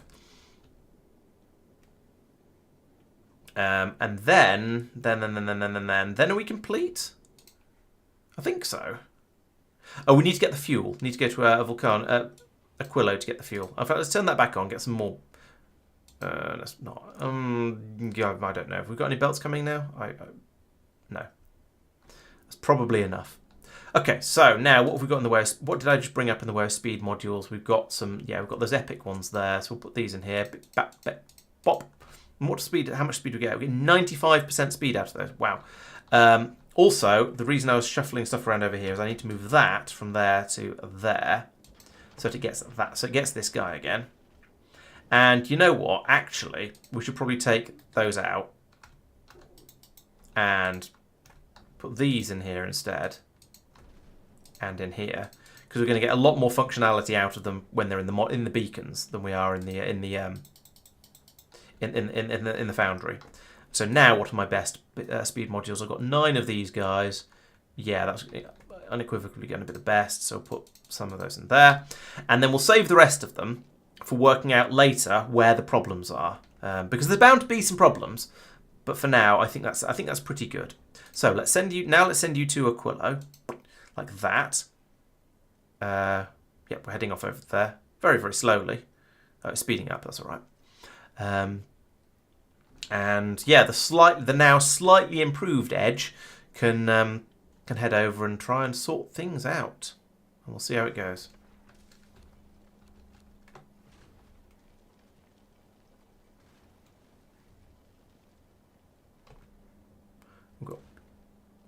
Why are you guys run? Why are you? Oh, because that hasn't cooked up properly. That's why that one was running and why this is jammed. Because we've got, yeah, you're full. We're not using any copper for anything because we're using approximately no ammunition at the moment. Oh, not only are we using no ammunition. Oh no, we're not actually. I was going to say not only are we using basically no ammunition, we're also blocking the belt up by feeding ammo through from here. But we're not going to until we leave the solar system and we start using the railgun ammo up. So that's fine. Well, actually, on the flight out to Aquilo, we're going to use a bit because if we've got enough railgun ammo, we use railguns on the big rocks as well. These are only mediums; they don't count. So yeah, there's going to be a bit of that. Why are you only flying slowly? You think you've got no railgun ammo? Oh, right. Yes, I know what's happened. So somewhere along here, this red cable, and it is 984. Reads all of the ammunition on all of the belts, except that it only gets to here. And then this one is a different belt. So I need to go that to there. And then, yes, then we go full speed. Because now we know that we have lots and lots of ammunition. 5,700 rockets, 1,500 railgun ammos, and 8,200 magazines. So that's good. That's how it's supposed to be, TM. So now we can fly out at proper speeds again. Right, let's go back and go. Why is science stopped? Is it yellow? Because it always is. No, we actually have enough of all the science packs. Wow. So the asteroid productivity clearly uses stuff that we have good supplies of. What does it use? All the basic ones and then just agricultural. That's interesting. So yeah, we're able to churn through those quite nicely. It seems that we're limited probably by the agricultural science. So the problem, as I've said a number of times before, the problem with agricultural science is each individual pack is a bit less effective than each individual pack of other sciences. Now these ones come around here, they're not too bad. We're seeing they're at 75%-ish, 70-75%. But that means that you need about 50% more of them than you do of everything else, which is why I'm sort of trying here to pass them out a bit faster. And I'm not entirely convinced it's working, but I'm at least trying to. By putting them on both sides of the belt like this. So it's going out as fast as this stack inserter can send them. But they are always going to be the limit because you need 50% more of them than everything else, which is why quite a lot of my labs are not running. We're very much limited by the agricultural science for this. I don't think there's really anything I can do about that, short of adding in an entire copy of all of the unloading, all of the science passing through, and so on, and then having a second set of labs. But I'm not going to do that. That way lies madness. In the meantime, we'll just let this run, and it basically works. It's kind of okay, but it'd be nice if it was a bit faster. But I need another tier of belts, or to be able to stack higher, or anything like that, just to get a bit more throughput through here. But if I did, then I'd start to run into problems with not getting enough science brought in by ship, and not enough science being made here, there, and everywhere. So yeah, I think it's going as well as it's likely to go. We'll just let it run basically, and I think it'll probably be all right.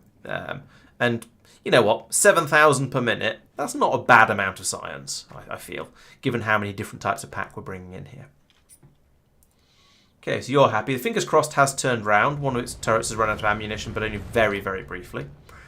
So that's working. We picked up, well, we reckon we picked up enough Promethium chunks that by the time we get back to Norbit, no, by the time we get back into the solar system, Colorbit, I suppose, we'll have filled up all the stacks here. And even if we haven't, it's not the end of the world. Over here, you can see the grabbing is still going strong. We are still picking up the chunks faster than it can unload them onto the belt. That is still sadly a problem. Over here there's some big gaps on the side of the belt here, but it's just being filled up by so many grabbers because it's such a resource-rich environment that we quite literally can't pick them up fast enough. Now, perhaps what I should be doing is what I should do is move all of this up one and have an additional belt running along here that collects just the promethium chunks and use long inserters for that or something like that, or do some cunning belt tanglings to get both belts through, so we have just pure promethium being brought down into here, so we can clear off as quickly as possible. But meh, basically. I suppose an easy way to do that would be to have just this one doing that, and then a belt that comes down here, and then an additional belt that just runs down the side, and then goes straight in down here whenever it's needed, and only grab, and then have another fancy grabber over here that just gets promethium and and then can pump it through much more quickly. I don't know. I'm not convinced it's worth it though. Actually, that said, if it could allow the ship to spend a lot less time in deep space, it wouldn't have to fly as far out and therefore would be a lot safer. And it wouldn't be that hard to run an additional belt down here. Yeah, let's do that. It gives me something else to mess around with these ships while I'm waiting for the other one to do useful things like fly to Aquilo and pick up all of the fuel. And apparently some processors as well, but yeah, I don't care about that so much. So we need another 776 fuel cells, and they come up in 50s. So that is going to take a very, very long time, but it's also kind of important, so we'll let it run. And the fingers, well, after you leave Norvis, go to Vulcanus, and then wait there until passenger present. And I'll try and remember to head over and do some tweaks on that. Because if it doesn't have to go out as far into deep space, it's going to be a lot safer. It's going to be a lot less likely to pick up damage. And with this design, there's going to be, even if I just have the one grabber over here grabbing the promethium chunks, it's going to pull in so much more.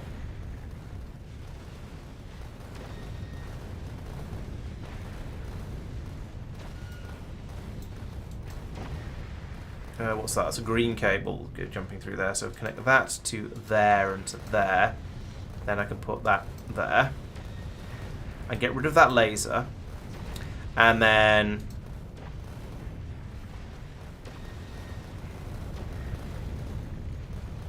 Right, I want to unset your filters. I want to set you to just promethium. Ditch that and that and that. Right, so if I then get rid of that for a second and have that there and there, and the output onto the... that's not going to work.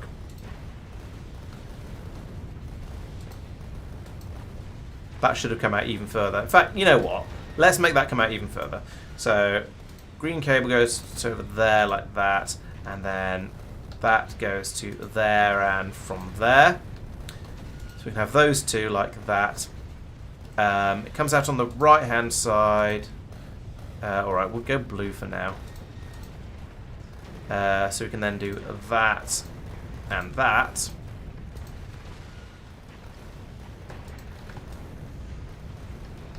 This can then run down here like this. I don't know why that didn't work. Oh yes I do, it's because it had to put in the spaceship floorings it was going. So run these down here like this.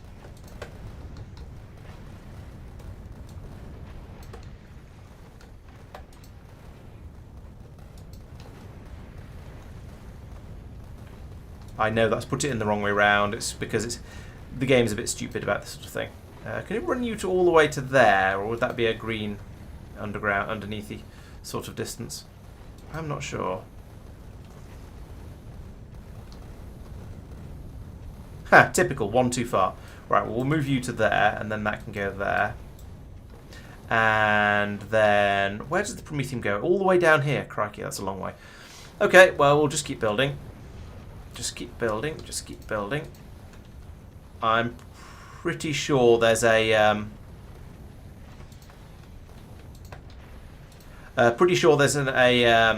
wrong way round underground belt in there at some point, but I'll sort that out in a moment. Yes, nice. This is a very, very long way down. Okay, so it needs to come to about here. And again, we have problems with the undergrounds. How long are you? That long. And so I can then put in another green inserter there. Right, there we go, like that. And get rid of all those. That can pop up. It'd be nice to feed it into the other side of this one. In fact, let's do that. Let's put this here. That can go there. And that can go there. And that can go in there. So that's going to be an underground coming up there. Right. Except up here. There we go. That's the wrong way around. Wait, what? Oh, there's a bit of missing flooring in there. There we go. So if I do that, then I can flip that round. That'll pour through there, and then eventually that one, and that one. Right, so there we go. Now that'll mean we've got a lot more promethium coming in. We're already full on it, but whatever. For next time, it'll be much, much better. Oh, we need this turbo splitter. We don't need a turbo splitter there. This could be a... plus? Are you not trying to put in an express splitter? There we go. Right.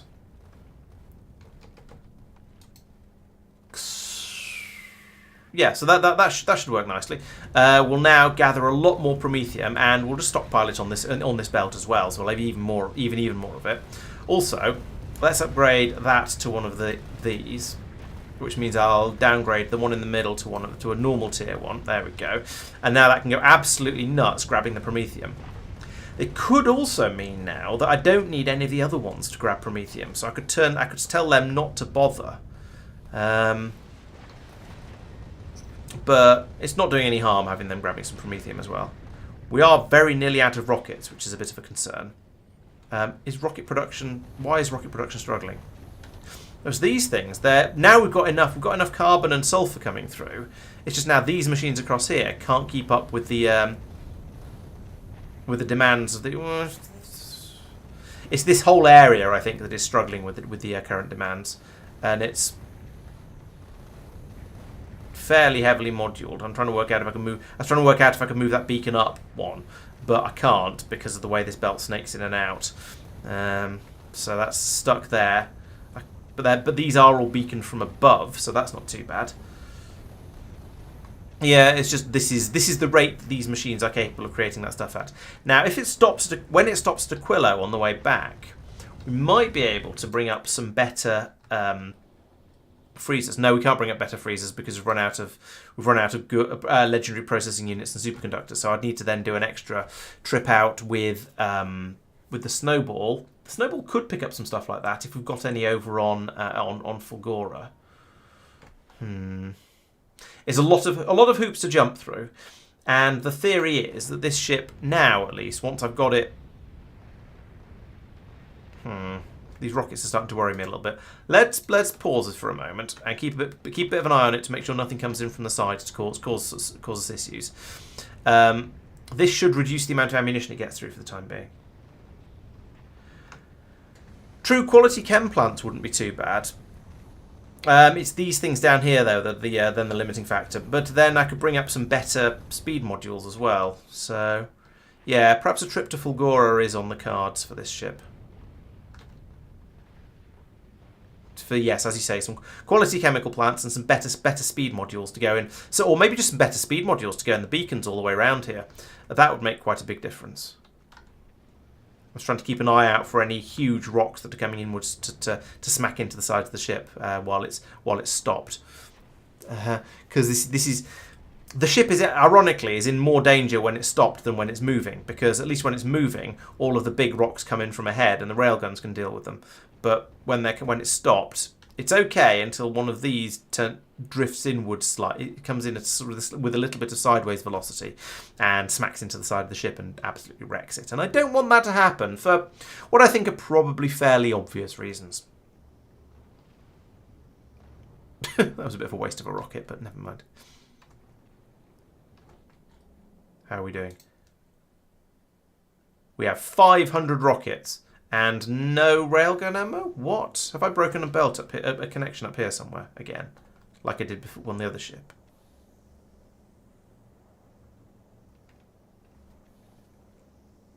Looks like. Oop, that's a rock coming in a bit too quick. I don't like that. Go, go, go, go. Yeah, you see that one? If it kept flying in at the rate it is, I wouldn't trust that to not impact the side of the ship. In fact, it's so close. I'm going to own that one as well. Yikes. Let's full steam ahead. And hopefully that'll allow us to out. Yeah, that one's really. I'm very worried about that. Even with the full force of all of the engines going, is that going to snag? Oof! That was really close. And then the lasers managed to destroy it, which is quite impressive. Okay, so now we're going back down to. I did click that back. Yeah, now we're going back down to normal speed. Except we've got to empty these engines out first.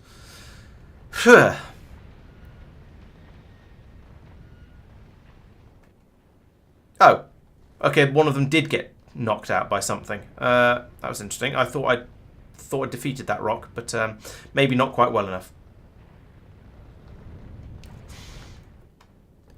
Can we slow down a bit, please? We've used all. Okay, we've taken all the fuel out of there. It's just waiting for it. In fact, you can see by the animations, these engines are starting to get fuel starved, so they're running a little bit less.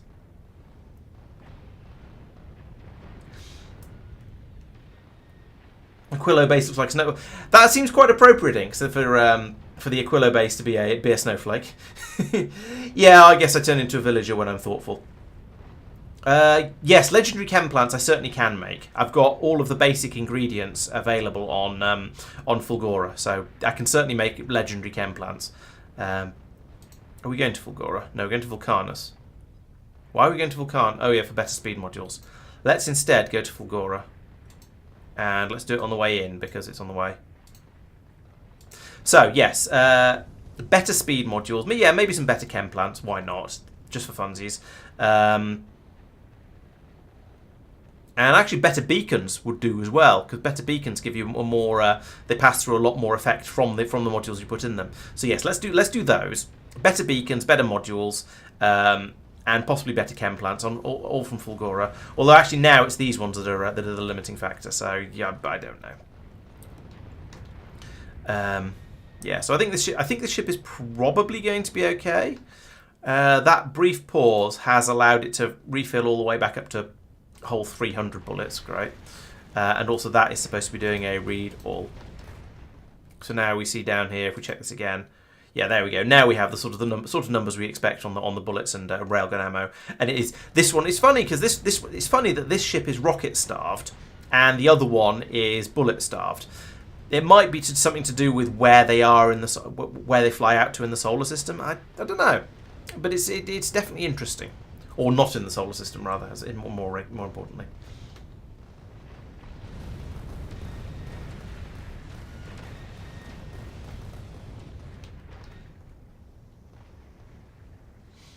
Right, it's nearly back. It's probably okay. How are you getting on?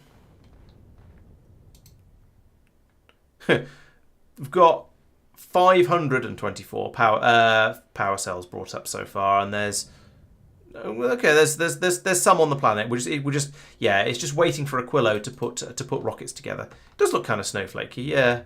Not very regular. I think that's one of the big things about snowflakes is they're very, very regular shapes, and this factory really, really isn't. But yeah, it is sort of a little bit snowflakular. Right, so the limiting factor down here appears to be... Well, actually, it's a bit of each. It's both how fast we can get the rockets launched and how fast we can actually make the fuel cells down here. Actually, no, it's not. Actually, yes, it is, because this was originally at 300, presumably. And now it's down to 100. So we have been launching them pretty quickly. But now we then need to just build the rockets up as fast as possible and get them launched. Every other planet has a beacon next to the rocket silos to enable them to launch that bit quicker. But I don't have any beacons on this planet because, to be honest, getting stuff to Aquilo, making stuff on Aquilo, just generally everything involving Aquilo is a pain in the butt. So I've done what I can easily and then gone, that's fine, it can be a little bit slow. I did. You're right. I do want to smartify the train, and I also want to play with the radars passing comms around. But making a radar on this planet seems difficult. However, what seems less difficult is asking for some radars. Oh, the ship is very, very full. Why are you so full? It's because we're passing the copper inside the ship here rather than throwing it underneath it. Into the central storage, sorry, rather than throwing it underneath it. Can I do anything about that? That is the question. I can start off by moving you to there to make a little bit more space.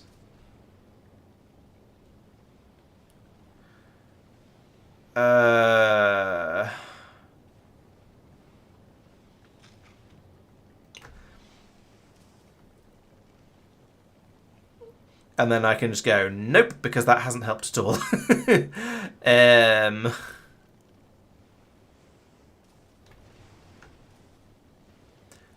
Oh, I've got steel on that belt as well, so yeah, I can't just pass that straight under. Except that... yeah.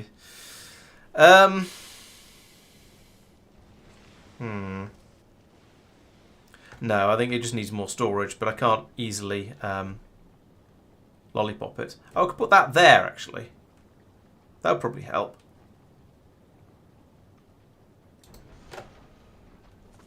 And then find that I don't have any of the bits and pieces that I need, probably. Oh no, I've just got a full ship, so I can't unload stuff. Oh, there we go. Now it can. Okay, that will hopefully make enough of a difference that things will start to be slightly more sensible. Hopefully. Emphasis on hopefully. But yeah, this is picking up all kinds of stuff from Aquilo and from other planets, just shipping them around to places where they might be needed. So Aquilo, yes, I also want to pick up some radars, and we'll just have the one stack of those, because anything more than that would be ridiculous. And anything more than that wouldn't fit. There they are, radars. Where are we? Gleba. Okay, so we just unloaded a load of... I didn't even see what we unloaded. What did we unload? What does Gleba want these days?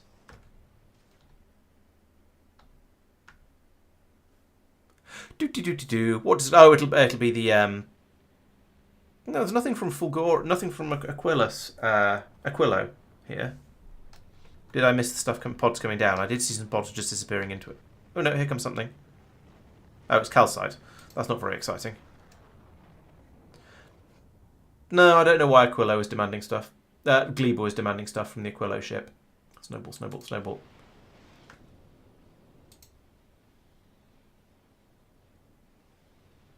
Oh, no, maybe it got to Aquilo and unloaded. Oh, and then left immediately rather than... Yeah, okay, it went to Aquilo. I also want to put in a time passed here of 15 seconds. Because these ships have a bad habit of just leaving immediately.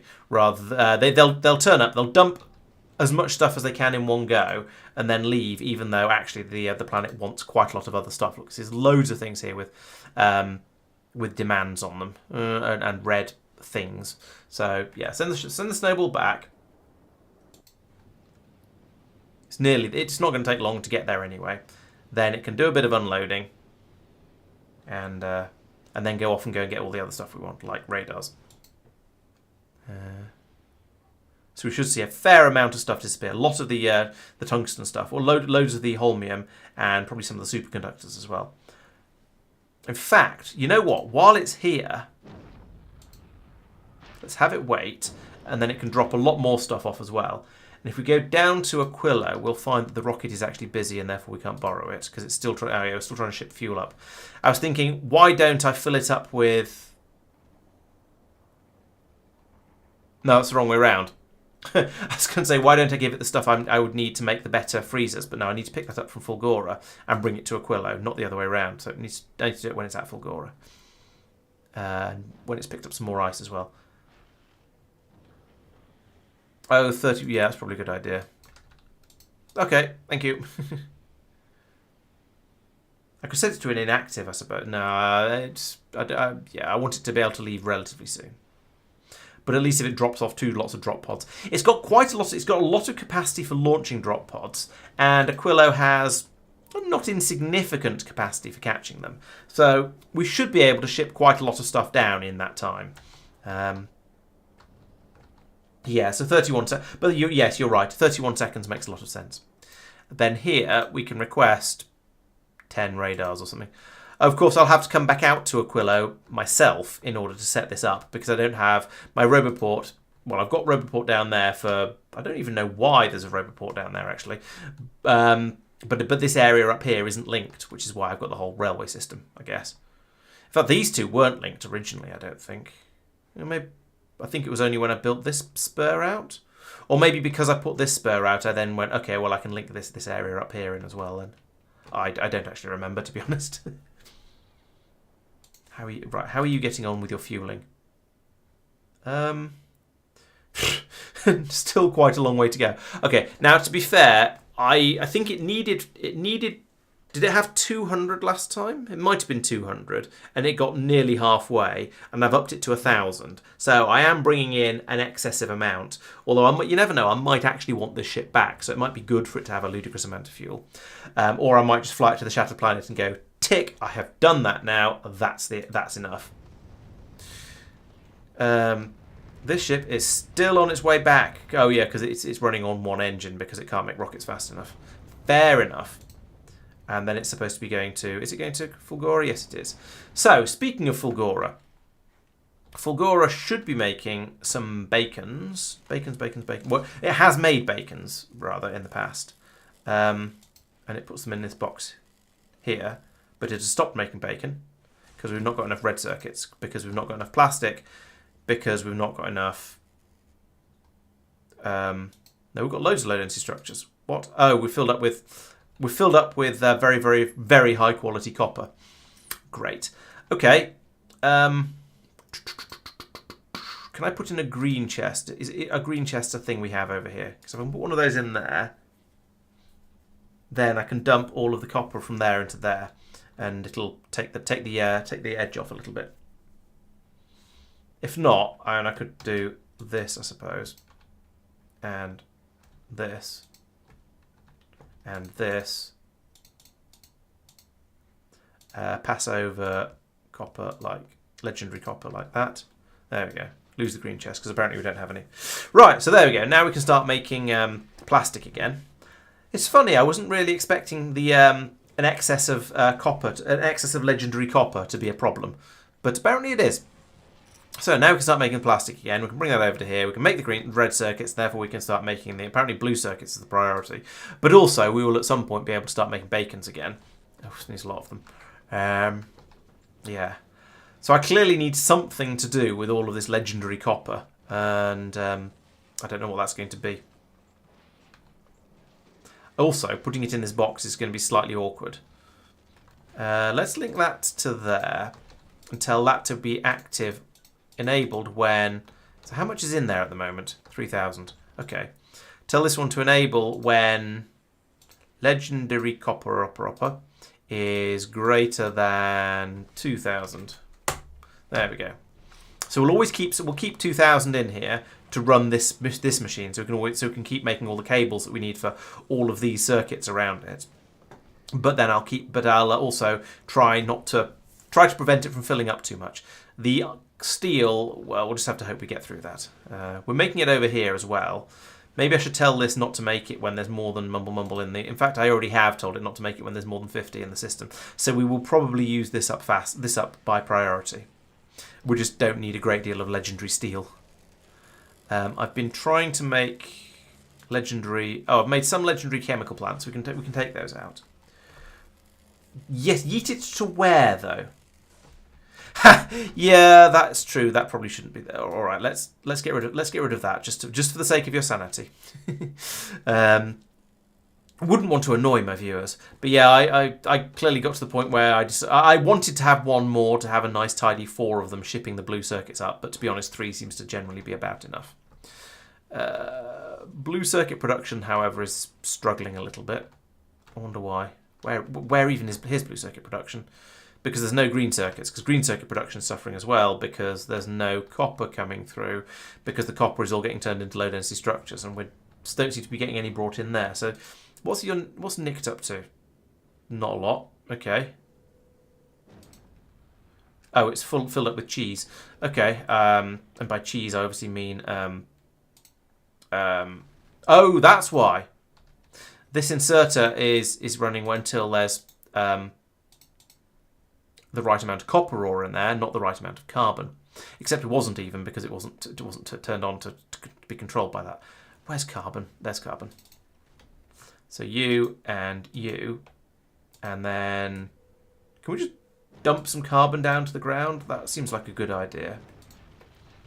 Create some space on here, and then maybe we can get a bit more copper coming through, and things will work a little bit better. I don't know. We shall see. I mean, okay, we've got a load of iron ore being thrown away, so that implies we are now actually making copper, which means we can then start dropping copper in like, well, not like that, but eventually we can I've got loads of space here. We can start dropping the copper in, and it can be fed round to here to be smelted into actual copper, and maybe that will satiate the voracious demands of the low-density structure production, and maybe a little bit of copper will be able to find its way over to here to make some more green circuits. I don't think it will, but, you know, I can dream. I could turn off that output priority, actually, because we do... I feel like we do also need green circuits. They seem to be a limiting factor at the moment, so let's do that. Try and get everything running as fast as possible. So, yeah, this one can now start... There we go. Shipping in copper like that. And Quality Street is en route at the moment, so yeah, fine. Oh yeah, I fixed this last week, I remember. In a slightly weird way, but I fixed it. And it doesn't drop in copper, mundane copper anyway. It's just every other ship that gets there that does it. Oh, am I measuring basic steel? Crap. I remember that being a problem before. Oh, yes, you're right, I am. Legendarial steel. There we go. 1300. Okay. Yeah, I had that problem before with, I think it was the green circuits. That here I was measuring generic, mundane green circuits rather than legendary ones. So I basically filled up this this box here. That would be kind of useful at this point, because it would have allowed me to use up some of that copper, but oh well. Yes, I could yeet it into a recycler. That seems very, very wasteful, and I'd rather sort of just yeet it into a box, at least for the time being. But we'll see when I come to regret that, because I probably will.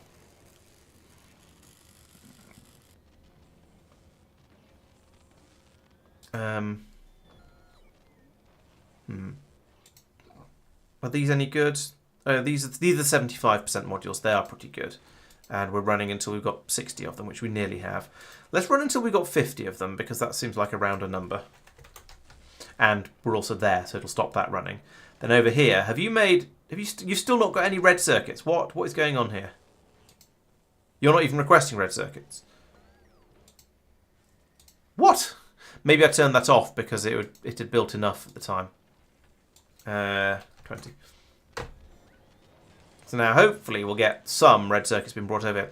So problem with this is going out in 3 different directions. 1, 2, 3.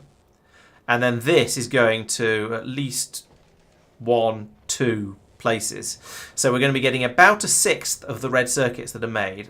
Hey, don't always bring them to that one. That's not fair. Bring them over here. I just set up a... No, I didn't. I just set up a request over here, but no, I didn't.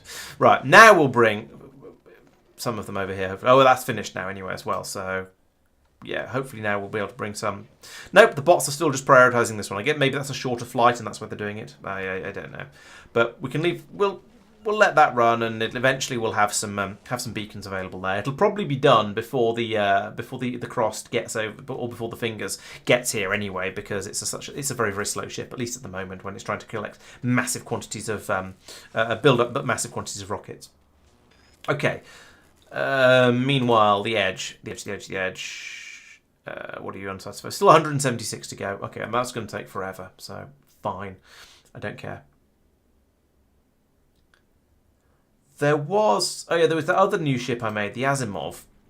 This was going to be a ship that would fly out to Aquilo and pick up all the stuff in order to make the foundations on board. But I abandoned the idea last week when I realised that actually to fly out to Aquilo, you need rockets as well. Or at the very least, you're absolutely going to need red ammunition. And actually, no, you need to have rockets, because that's about the only thing that can destroy large asteroids. Well, that and railguns. And either of those would require explosives.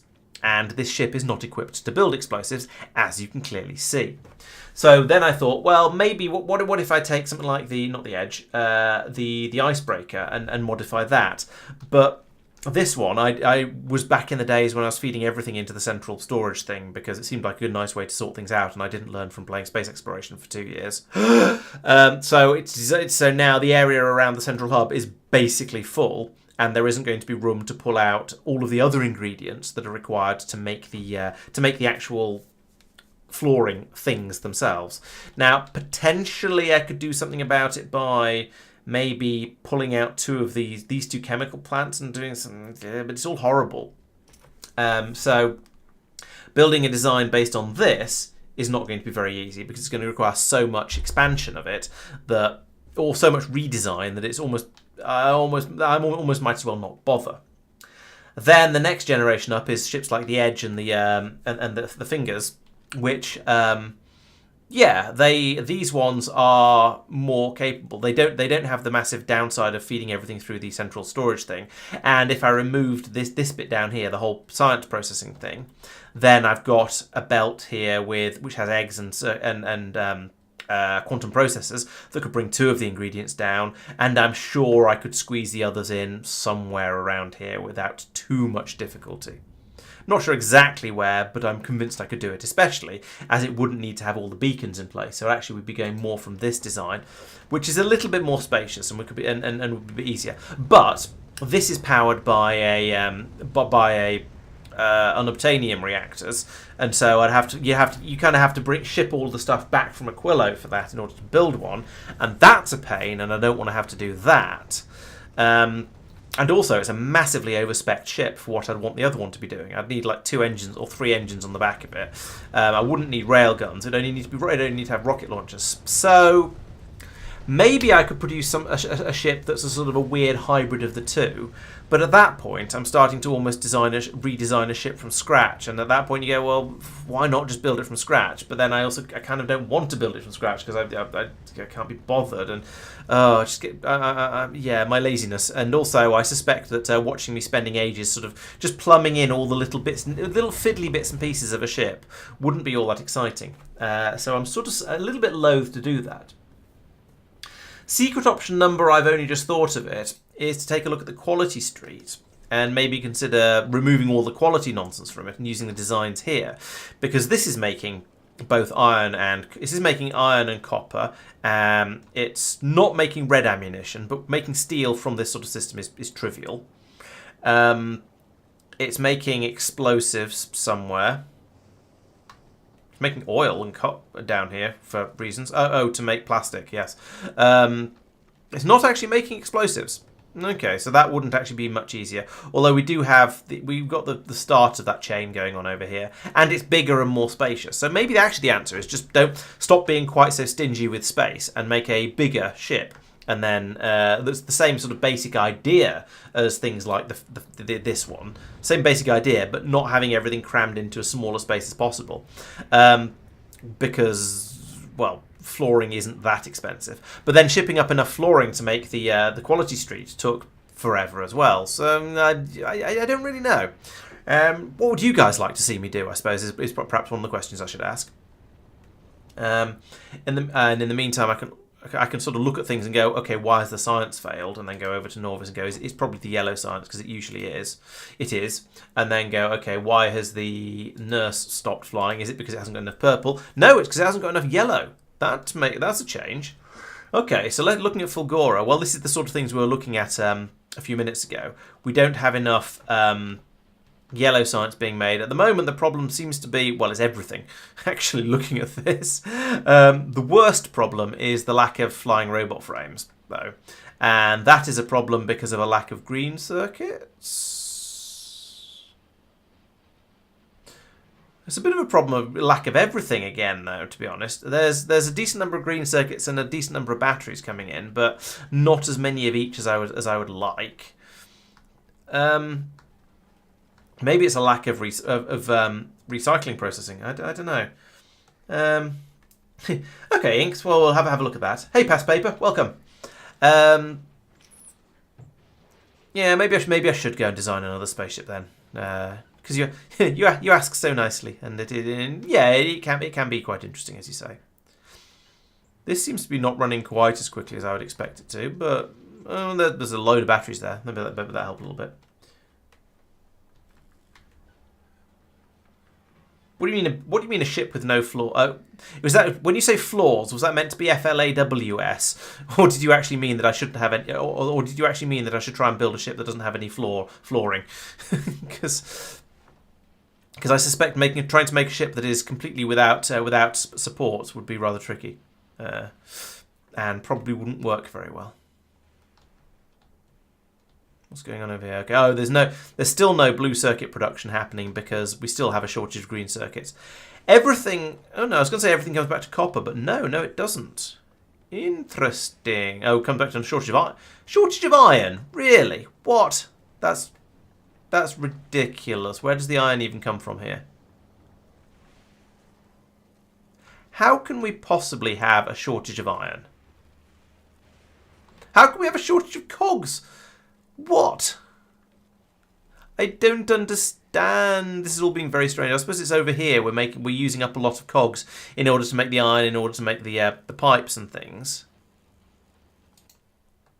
I could put productivity modules in these crushers. That'd be interesting. I probably couldn't actually. No, I couldn't. Okay, here come a load of gears, so we can make some iron. So all of a sudden. Still feel very, very strange to be short of iron on this planet.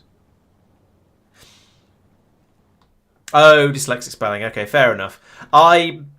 Sorry to disappoint, but I'm not sure I'm actually capable of building a flawless spaceship.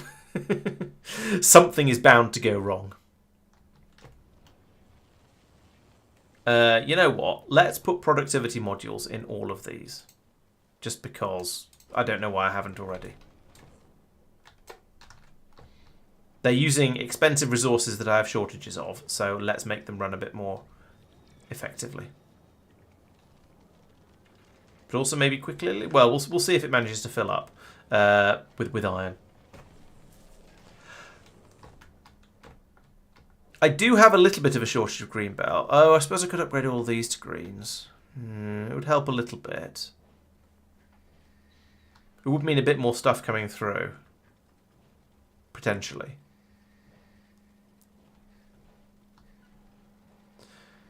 But yes, you're right. I have run out of.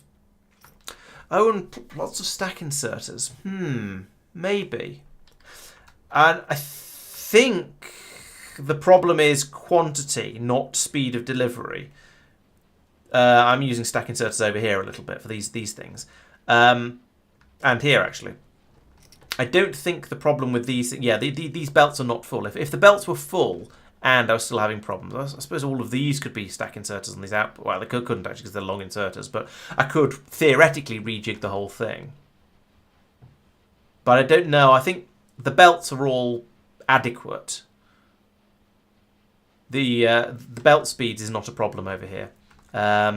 Except maybe up here. This belt could perhaps be upgraded to green but I don't have any. I don't think I have any greens on Fulgora. One way to find out. Try and upgrade that, and that, and that. Oh no, I do have some green belts. Okay, let's do this then. See if this makes all the difference in the world.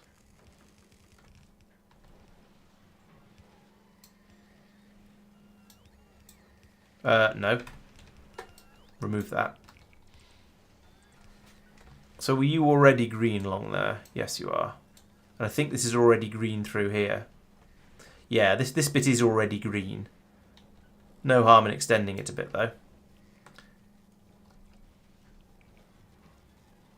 And this would also need to be green. And this. Just to get all of the stuff passed through as quickly as possible. And now this belt over here isn't even full at the moment with the blue belts running. So we'll do that much. That should, as long as I don't run out of green belts, which I probably am. No, I haven't yet, actually. As long as I don't run out of green belts, this should allow me to get a little bit more throughput going. And we'll see if it makes any noticeable differences.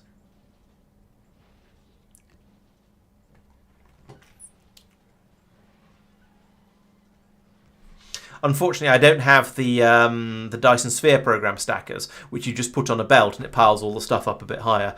That would be rather nice, but no. And it stutters a little bit as this iron comes through. Steel comes through, sorry. But it creates gaps on here, which I don't know.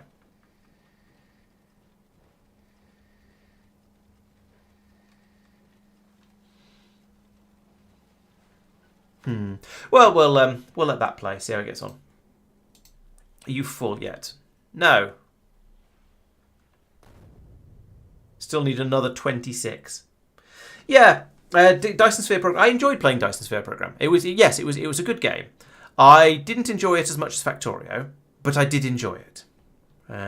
So yeah, would certainly play it again.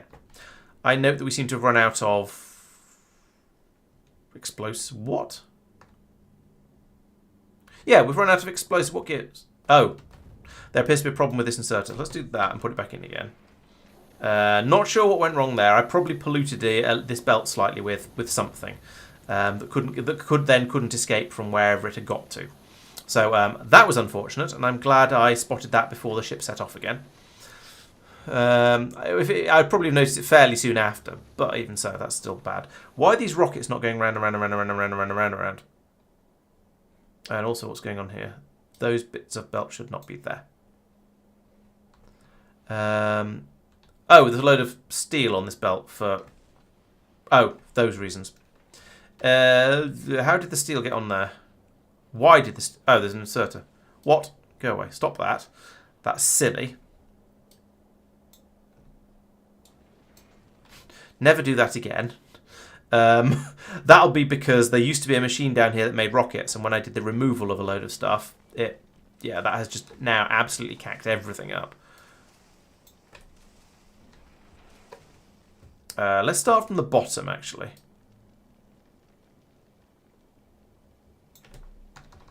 And that one. There we go.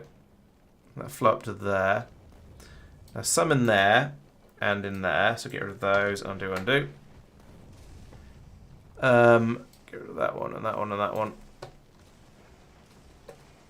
Yep, still a load of steel there.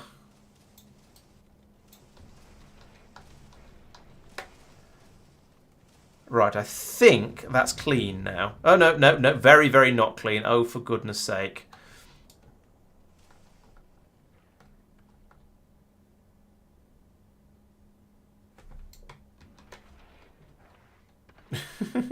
That's awful. That might be one of the worst belt pollutions I've had in memory. Memory is about 10 minutes with me, though, so, you know, it's not quite as bad as it sounds. Still, that was not the way things are supposed to go, should we say? Still, that's I think at least I was able to find the cause of the problem, and understand why it happened. So it could be a lot worse. And the system over here is automatically chucking all that stuff back out onto the belts again. We've got a load of steel in here that we don't want, so we'll throw that at the planet. Got a load of copper cable that I don't want as well, so just throw that at the planet as well. I'm sure Aquilo can make good use of all of that stuff. And some iron as well, which shouldn't be in here. And it doesn't really matter having stuff inside in the storage system here. There's plenty of space, but even so, it still feels wrong. So we're going to chuck a load of that out.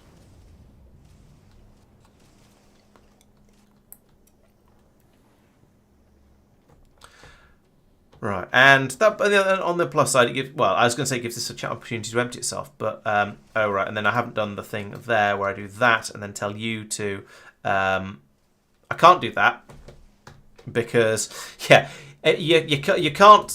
can only do the blacklist and read contents trick if you want to unload everything that's in the thing you're unloading, and I don't want to unload everything that's in the thing I'm unloading. I suppose actually what I could do is cut that and put that there. No, I couldn't. You can't put boxes in on a ship. I was going to say I'd have a bulk inserter unload into a box, and then have the stack inserter unload from the box. But no, that's not going to work. So what I have to do is just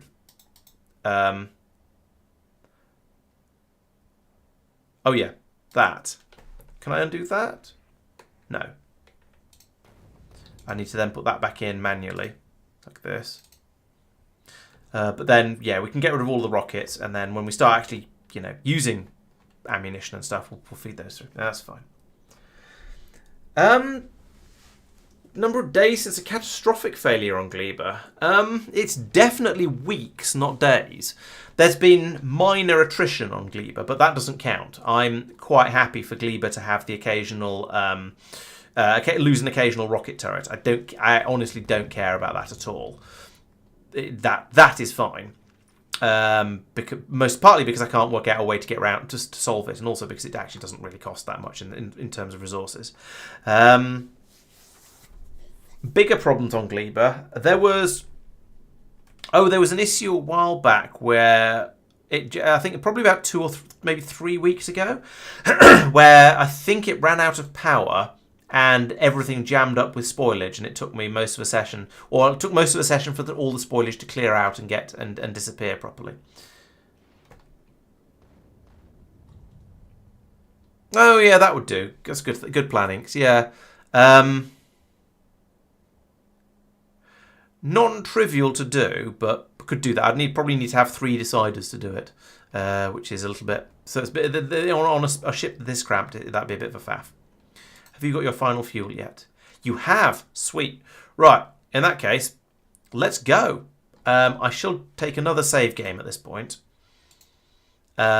just in case things go horribly wrong. But I don't want to use it because I'm going to carry on doing other things. So that that will allow the edge to set off now, and at full speed like this. Lovely, lovely, lovely.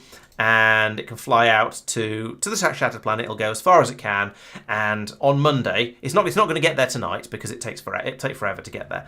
But on Monday, we'll come back and we'll see how far it got, and I'll show you. I'll run it at some point over the weekend and just find out what the ship is actually capable of.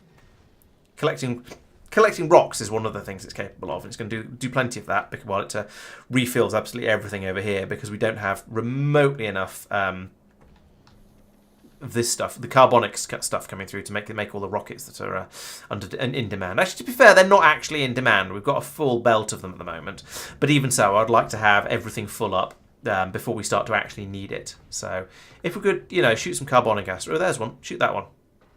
Plus, how about that one? There we go. And now yes, you can do some claiming. It does amuse me the way the arm goes around the edge of the spaceship floor there. Yeah. Very nice.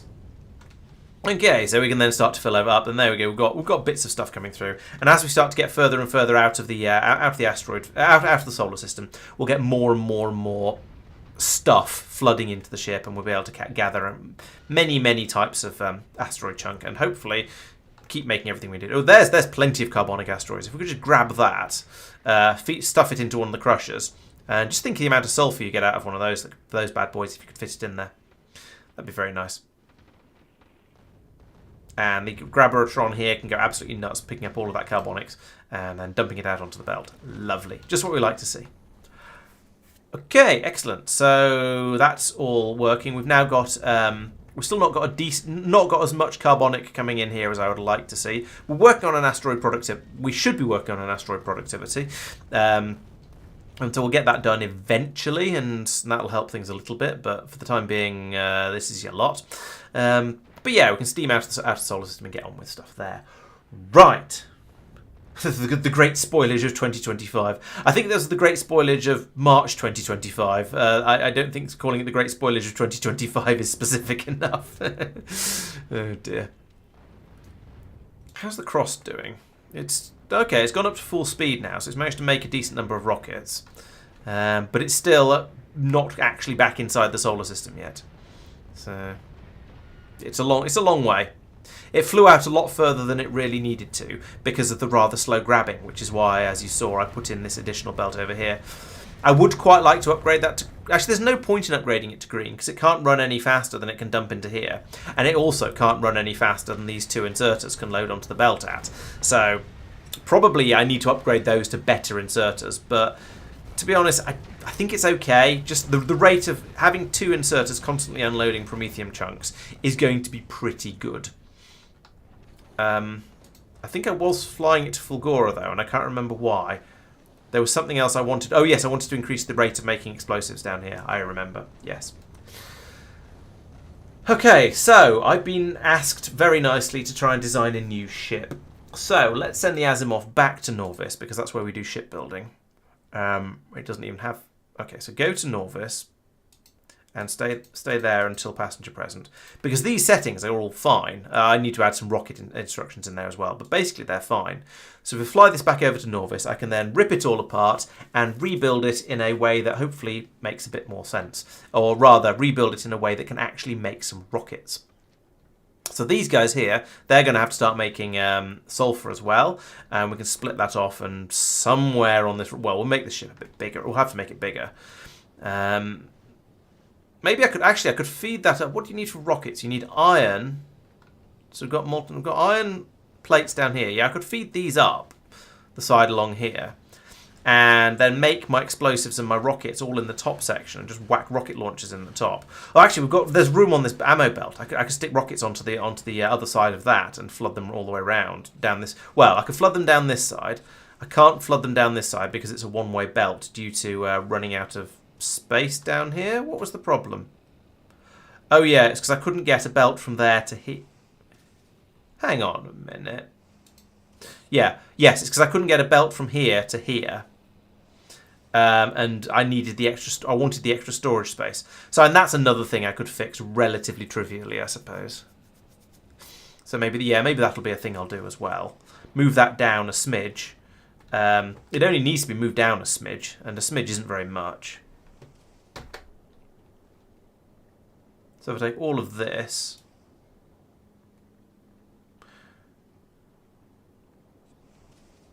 I kind of want those bits of pipe as well, but let's do a triple smidge.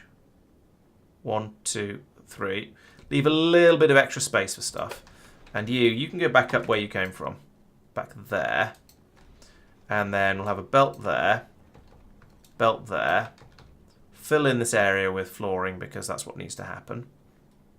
And then this ammo belt can just... Oh, wait, that's going up. This ammo belt can carry on down to here and then just go across here. These pipes... What are you? Okay, you can come down to here. You need to be there. So actually, we won't bring the ammo belt through there. We'll bring the pipes down to there and there. La la la la la. Like this. Don't need that. Don't need that. Don't need that. Do need this to get down there somehow. So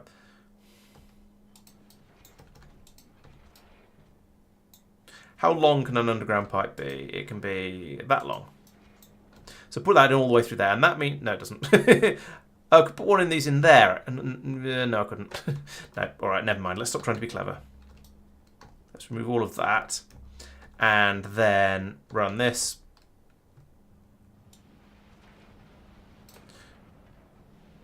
Across here, and then up here, and then on there.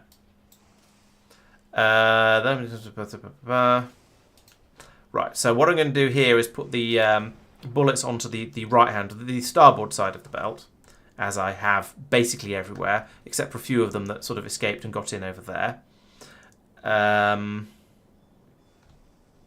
In order to tidy that,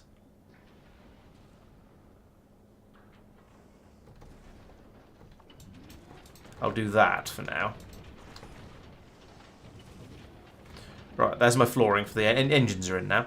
Okay, so that's the easy part, and that's going to bring all the bullets ammunition onto the outside, and we've got a nice belt running around the outside now, sort of a perimeter ammo belt, as is traditional, as we used to have on previous ships in the past. Great. So that's step 1. Step 2 is going to be moving all of this, the front part of the ship, up a significant distance as well. And I don't know how far up I'm going to have to move that yet, so I'm just going to put it up there out of the way as a placeholder.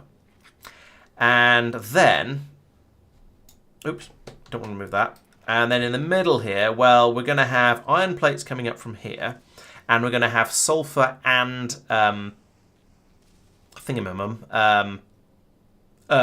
coming through here.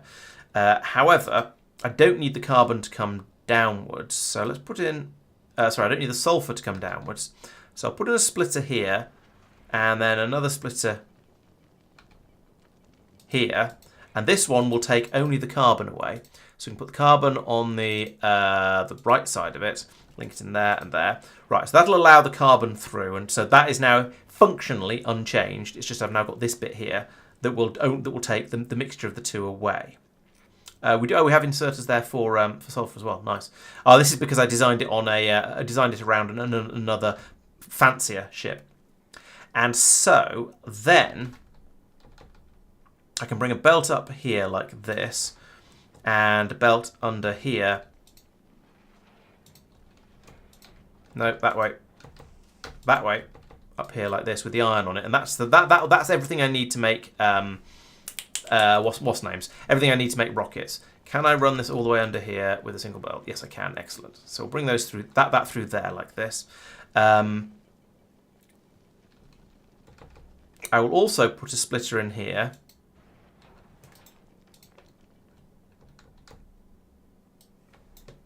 Like that. And put the sulfur onto the other side of the belt, because I feel that's probably going to be neater. And I'll need to then hook this up to over here.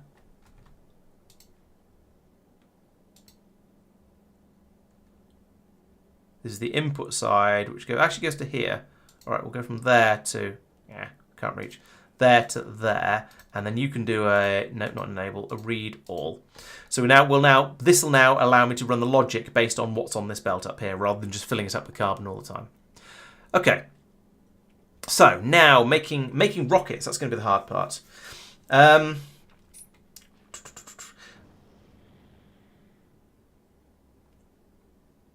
So as you might be aware, Tiger, there is a what else is that doing?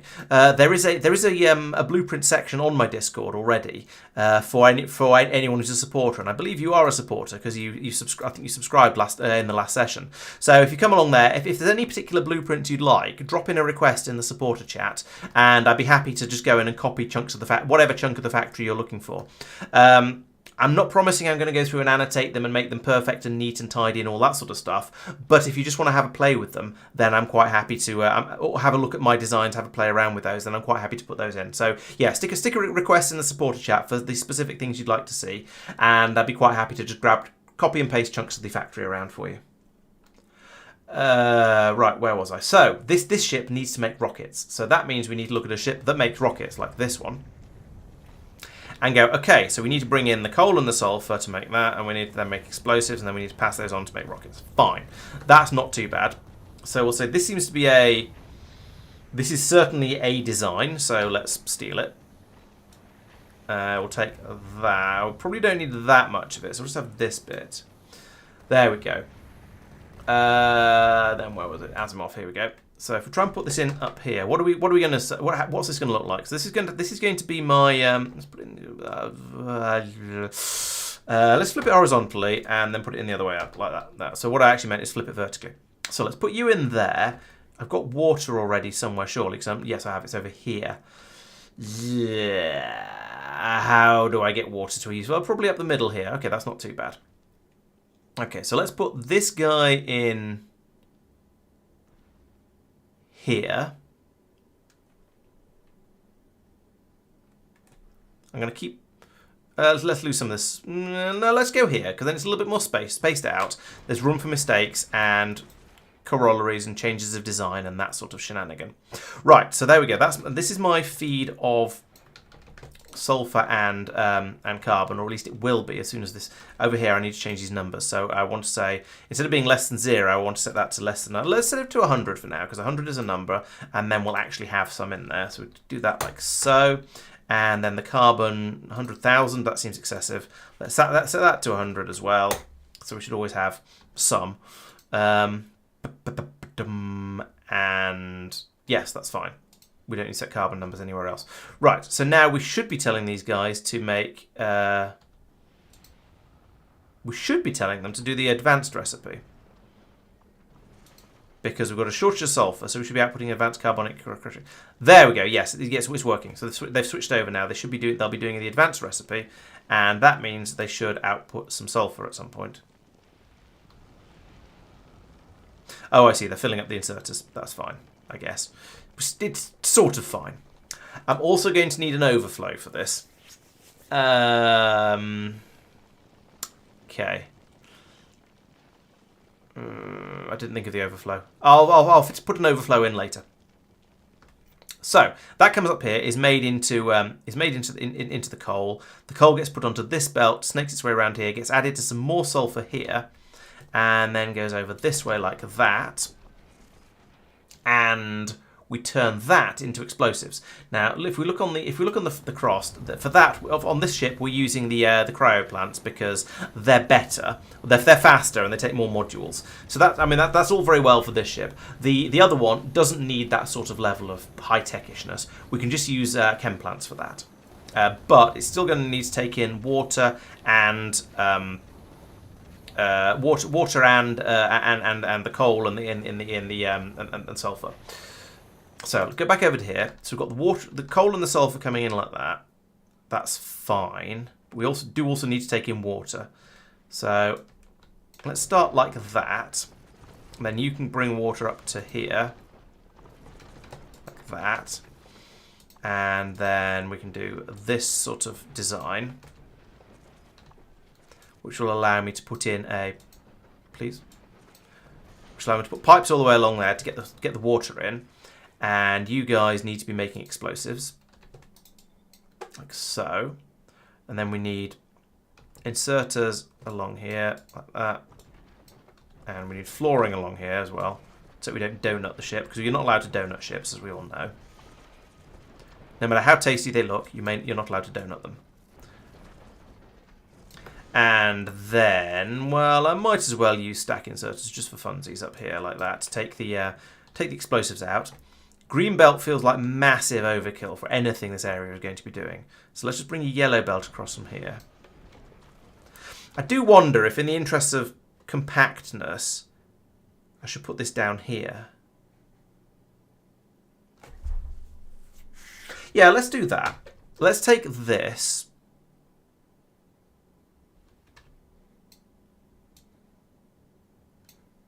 Put it over here like this. There we go.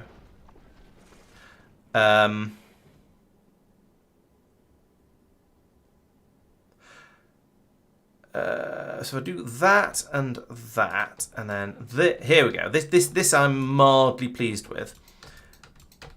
That's going to put the sulfur onto the port side of the belt, and leaving the starboard side free for these to then dump the coal onto as it goes around. I hope that's going to be the case. I think it is. We'll find out. And then that can come along here, along there, like that, and then down here, we're just going to make that a solid pipe all the way through, and then I'll use red inserters to get the problem. Use red inserters to get the explosives out, like so.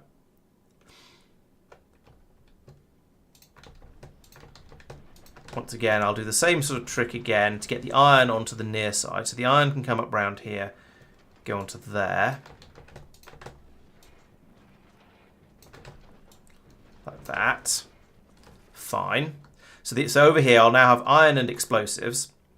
And that means what's the ratio? The ratio is 1 to 2, wasn't it? I think if we look back at the crossed, we're down here. Yes, we have one machine making rockets to 2 machines making explosive rockets, and we can just feed them off the same belt. And actually, that's quite a nice, neat design. Let's take a copy of that. I think I approve of that. It doesn't need to be green belts. That's overkill. But if we put that in there, well, the belt can come down to it. That's fine. One machine making these is not, or one set of machines making these isn't going to be enough. Although if I speed module it up the wazoo like this, it kind of might be.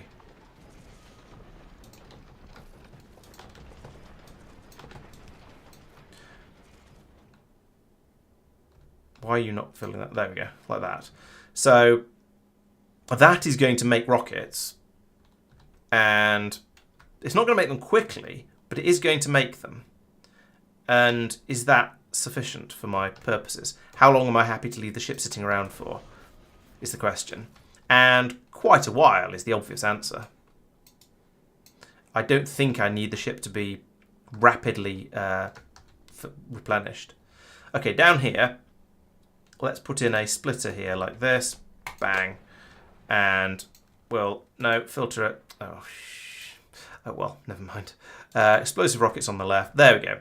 So, okay, those bullets are going to travel all the way around the edge and clog things up a little bit, but they'll come back eventually. Actually, you know what? Let's do that the other way round. Flip you round, because then I don't need to have a splitter here. I can just do that. And I don't need to have, and I can just run the belt straight past here and use these inserters to chuck the ammunition straight onto it. So now I can go up here, grab this bit. That should have been a cut, not a copy. And I can put this back in. So it lines up there, but I want to put it, whoop, boop, there. Bang, just like that. I can run that to there, that to there, that like that like that. And I've donutted again, so let's fill in the gaps like that. Lovely. Blop, blop, blop, blop, blop, blop, blop, blop, blop. And then just spectacularly run out of blue belts. But, you know, that's kind of expected. That's why we stopped at Norvis. We can chuck some of them up very, very quickly. Like this bit here, it's just building one piece at a time so it doesn't accidentally donut the ship. But it's getting there. And there we go. Oh, and we're an inserter short as well. Actually, we're several inserters short. But that's all fine. We can just let all that build up now. And I need to put in the green cables that go around here like this to link everything back up again. As usual. Same design as before. Okay, you need to be linked back in again. And you don't. You're already linked. Let's fill in that gap there. And it doesn't have to be. It's not actually a donut, but it still looks a bit wrong. Okay, so power has kicked in. We are presumably doing something here. We're not making copper. I don't think we need copper. Because I'm not using red ammunition. And maybe I should be, but I'm not. Why are all those on that side of the belt? Oh, because they haven't run all the way around yet. Fine. Yeah, I'm not using red ammunition, so I don't think I need copper. This seems weird, but actually technically okay. Right, so there we go. That's the iron coming through. Okay, this was less painful and more fun than I was afraid. I've managed to get the ship set up and working reasonably quickly. Now, a lot of the iron is being swallowed up by ammunition. In fact, basically all of the iron is being swallowed up by ammunition making over here, which is not ideal, but is totally a thing that's going to happen, and we'll just have to deal with. Weird things are going on here. Let's remove this carbon belt and put that to here. And this will be because there wasn't room beforehand, but having moved things around a little bit, I've now got a bit more space to play with. And that means I can then put in a stacky inserter there and do that instead of this. There we go. Now we've got a bit more iron coming out. Things are looking a little bit healthier. I mean, it's still not enough to get past the ammunition production, but it's a good attempt. ammunition belt is fairly full. It's getting there. Up here we have lots and lots of carbon, but no sulfur whatsoever because we have too much carbon. We actually have too much carbon. So I guess I need to have, how much carbon is too much carbon? 312. The question is, where do I get rid of excess carbon from, and how do I decide that it's excess? I guess why is this jammed? Oh, the carbon isn't all on the same same side of the belt. So we're trying to get, yes. This bit here isn't going to work. Try again. So first, the first thing is to point that in a different direction. The first thing is to put in a splitter here and say take the sulfur out to. But at the moment I've got the sulfur on. I've got the carbon on the right, so we'll carry on with that. So take the carbon, pass it to the right. There we go. Then remove this belt because it's in the way. Put in another splitter.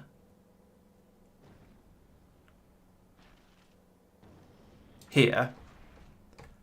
And pull carbon from that round here like that. So the carbon will get through there. And then here, we bring that up, across and in, and that'll put carbon on the right and sulfur on the left. And there we go. That will actually work, unlike the previous design, which was utter nonsense. And that can go around the outside of there. Okay, so now if I rotate this back into position, like so.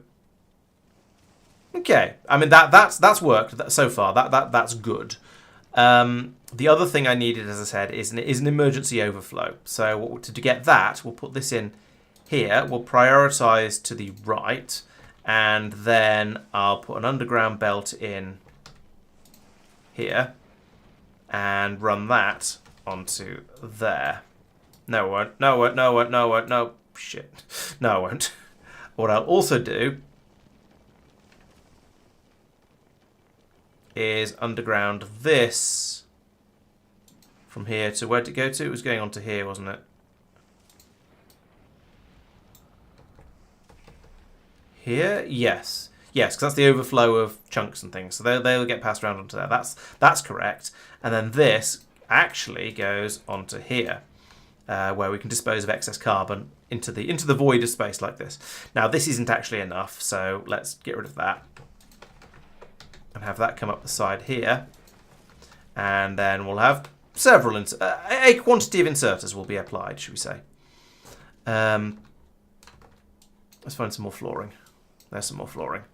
Please build mine. There we go. So now we can chuck the excess carbon and the excess actually, if I do that and then that, then I can have the two of them going around at the same time, and we can chuck a load of stuff away, basically, is what I'm trying to say. Okay, the next thing is to say, well, actually, you're at 16,000. I do want to have this stop running when it fills up. So, why are you still running?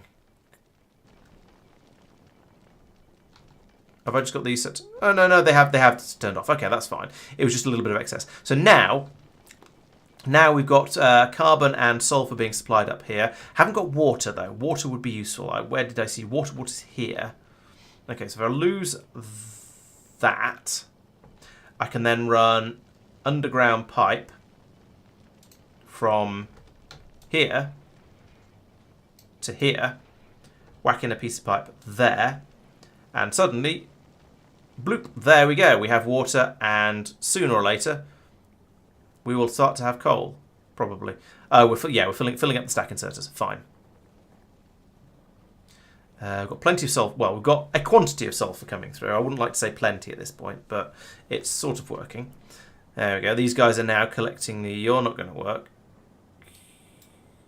Both you are. Maybe. But you're going to need an inserter there, like that. Is that going to work? I think it might. There goes something. I don't know what it was, but we dropped something down to planet. I didn't know the ship was producing anything useful. Yeah, so there we go. The explosives come along here. They get snaffled up by these machines, and we chuck them out onto here. At this point, I go, oh, for goodness sake, and realise that I've not left room to put my rocket turrets in. That said, just I don't know how many of these I'm going to need. Let's see how many I can fit in.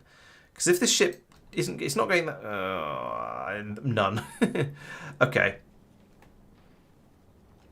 That's kind of annoying, actually, because I would have liked to have put. What's the coverage of a rocket turret? So if I put one here, yeah, oh, that's huge. So if I could get them in about here, then that'd be perfect. I just need to move everything up one. Okay, everything's going up one. Bim, bam.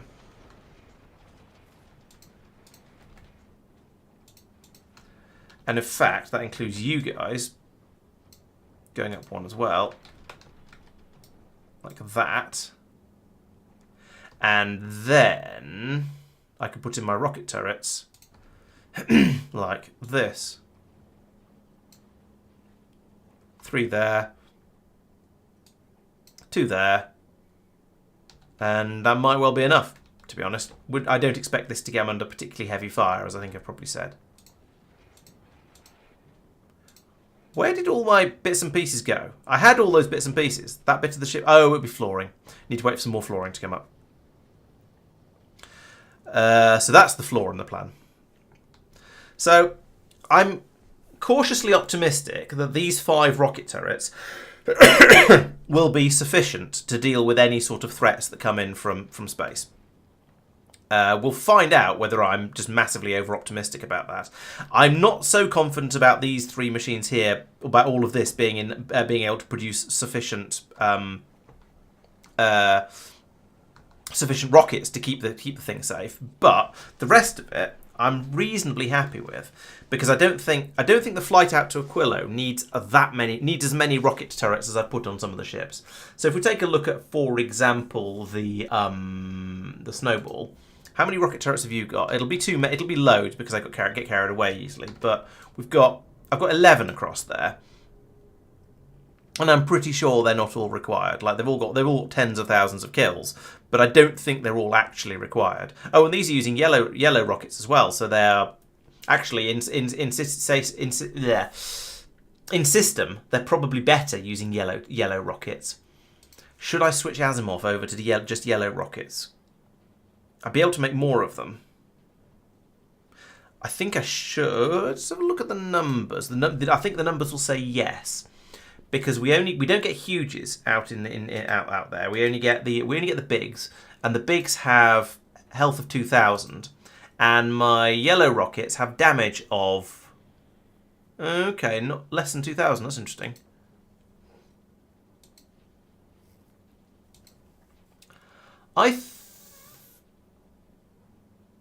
What? Hang on. I'm confused. I thought these were 2-shotting asteroids, and this does. Oh yeah, the explosion damage has gone up by a lot more. This one is doing 1,300. It's doing 1,500, and that's not going to be enough to single shot a large asteroid because they've got 2,000. But I could make 2 yellow rockets more easily than I could make 2 red rockets. I can make 2 yellow rockets for less than 1 red rocket, in fact. So yeah, I think that's probably more sensible. Let's go for that then, because it's not a huge redesign, as it happens. What I'll need for that is these machines here. This belt to go. No. Yes. This belt, yes. To go down here. Actually, I only need to go to there. And then inserter,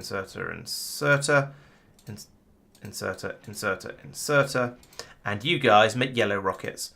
Because, yeah, I'm reasonably convinced that for in-system shenaniganery, yellow rockets are better because you don't have a sufficiently target-dense environment for the red rockets to come into their own. You need to be outside the solar system with enemies that look like this, basically, in order for the splash damage of the red rockets to outweigh the reduced damage they do.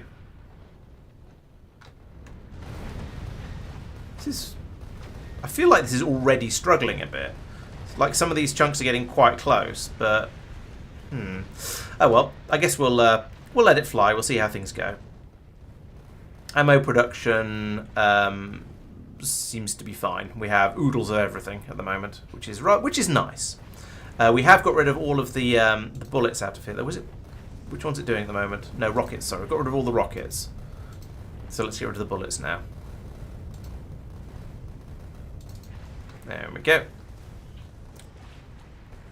Bit of extra supply, never hurt anyone, right? Okay, so we can leave this flying out. But yeah, you see, when the targets are this dense, then the splash damage of the explosive rockets is very, very useful.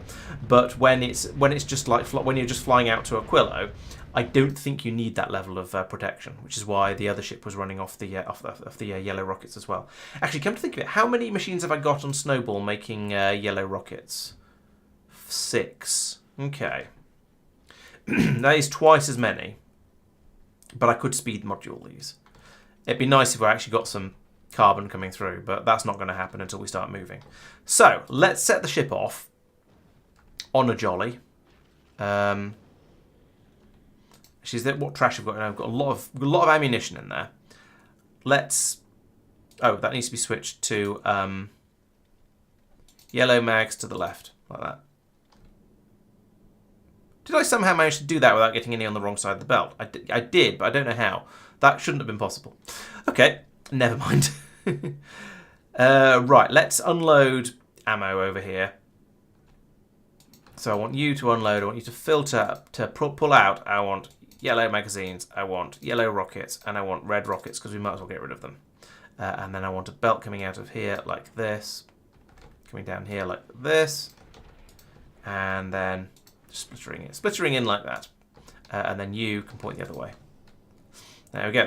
There's some rockets and some other rockets and some bullets. And okay, they're getting put on the other side of the belt at the moment. That's not a big deal. They'll when they get all the way around again, they'll get sorted back onto the correct side of the belt again. So that's actually fine. I don't mind. Right, what I do mind is the complete lack of resources we've got. So let's go from here. Let's go to Vulcanus, and we'll do the gradual sweep round and make sure we get everything we should have. Okay, so that's making sure we've got a full belt or a decent number on the belt here. How many are we seeing at the moment on this? Is it not connected anymore? It is connected. Read hold all, yes. Right, let's just look on here. We've got 1,700. Gee, what? Oh, that'll be the contents of this thing as well.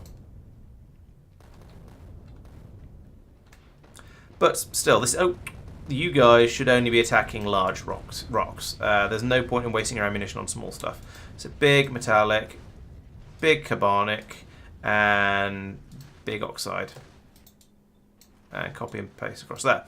Right, so they've just blown through all of the rocket ammo we have, but oh well, c'est la vie. And also I've jammed the belt up completely with all of the bullet ammo. Still, we will use the bullet ammo as we fly around out in the in system, and that'll allow me to, you know. Wait, what? Are these bigs? No, these are mediums. Why are you? Oh, I didn't set the ignore unlisted.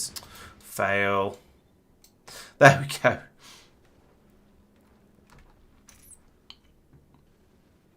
Right, so we can chew these up with the turrets. That's fine. And this will gradually work through the ammunition, and yeah, I probably shouldn't have carried quite as much of it out here with me, but never mind, it'll all get used up eventually, probably. Wait, they're going to pull it off the... Oh, yeah, that's okay. It doesn't actually matter where they pull it from, really. Probably. Yeah. It'll all get used up eventually, is what I'm trying to say. Oh, we've got to Vulcanus already. Fine. So we now need to load up with tungsten, which we can do. There we go. Then it'll fly onto Gleba. My concern is I'm not getting rid of the ammunition as fast as I wanted to. Let's turn that into a stacky inserter like that. That'll at least get rid of it a bit more nicely. In fact, if I get rid of all of this and undo, and all of this and undo, then we can at least get the ammunition stacked on the belt a bit better.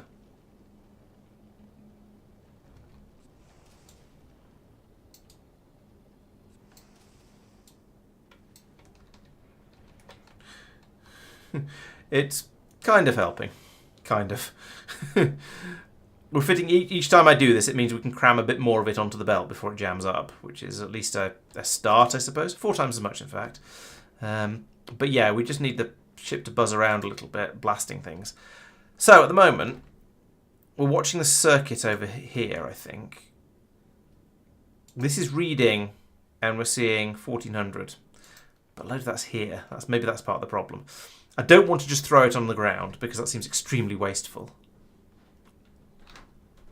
You know what? Let's fly back to Norvis. If I just fly back and forth between planets a little bit, then hopefully that'll be enough to generate pick up a bit of sulfur, burn a bit of ammunition, and we can start trying to do things a little bit more sensibly.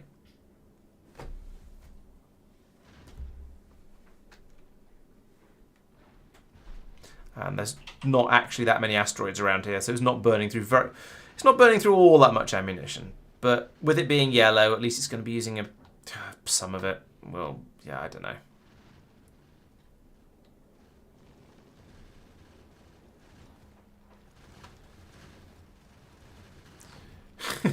Yeah, I can't believe I'm saying this, but I actually want these. I kind of wish the asteroids were a bit tougher, so they rip through a bit more ammunition. Just so I've got a silly amount of it on the ship. Oh, actually, you know, I could do that. At least then it'll only go on the correct side of the belt.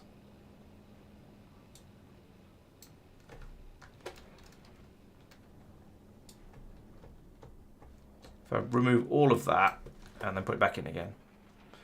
Yeah, that's probably a better idea. At least now we can try and make rockets if we get any carbonic chunks coming through. Why would oh, okay, we're dropping rocket turrets now as well, apparently. Fine. Why are we not getting any? Why? Why are we not getting any carbonic chunks through? Oh, because we've got this thing in here that re-rolls them. Let's get rid of that. Are we even trying to? We're not even trying to grab carbonics. What's going on?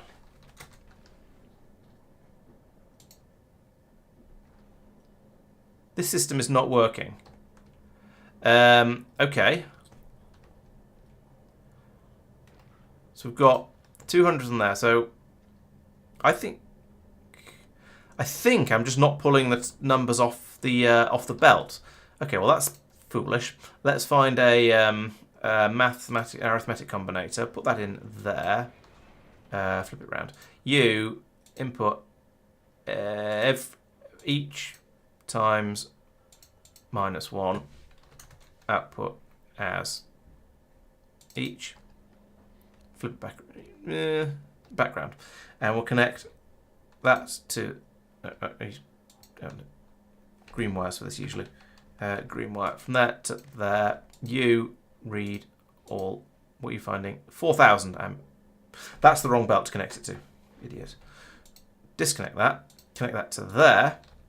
Read all belts. Multiply by -1. Feed to there with a green. Feed to there. And then feed to there. Right. Now we're actually collecting asteroid chunks. That'll make the ship work a little bit better. Duh. Correct, Tristan. Yes, the grabbers are supposed to be grabbing things, and the constant combinators are supposed to be connected to things. Neither of those were happening due to spectacular fail. Put that belt back in again. That's clearing it off nicely. So now let's try again. Let's fly to Vulcanus.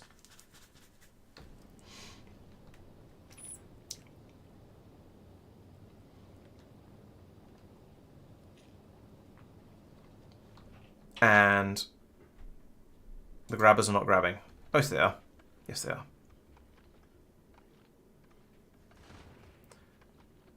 They're not grabbing particularly quickly because they're very, very simplistic grabbers. But it's only at the beginning, I think, where that's really a problem. Later on, we'll have plenty of rocks on board, I think. And it'll be in, and we shouldn't have too much trouble keeping up. At least that's my hope. So, there we go. Now we're making explosives, and therefore we're making rockets. The system has started working, finally. We've got some carbon coming through. We've got some carbonic chunks coming in. That's good. The system can kind of work. Let's get rid of that because that was from a previous fail, which we don't need anymore. Don't need that fail.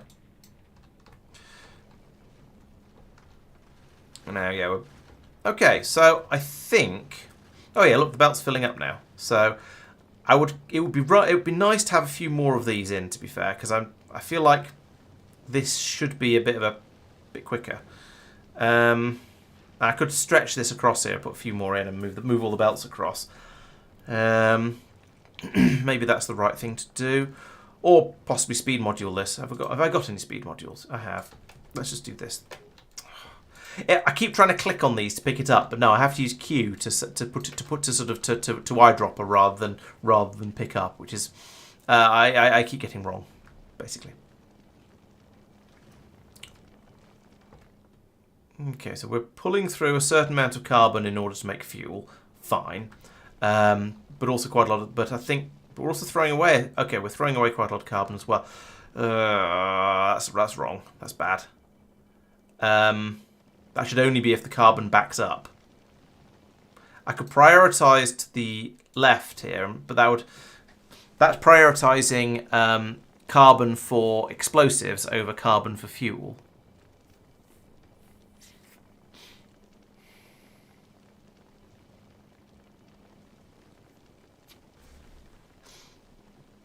I could connect this to here and only run that if it's very, very full. That's probably better, actually. So enable when carbon is greater than 300. Surviving is more important than moving, yes. True. I suppose that's a good way to look at it. Yeah, maybe I should do it that way around. Oh, thanks for the follow, Print World. Good to have you here. Yeah, so yeah, we'll see how it gets on. I mean, eventually we'll have a full belt of rockets. Why have the rocket stopped because of this?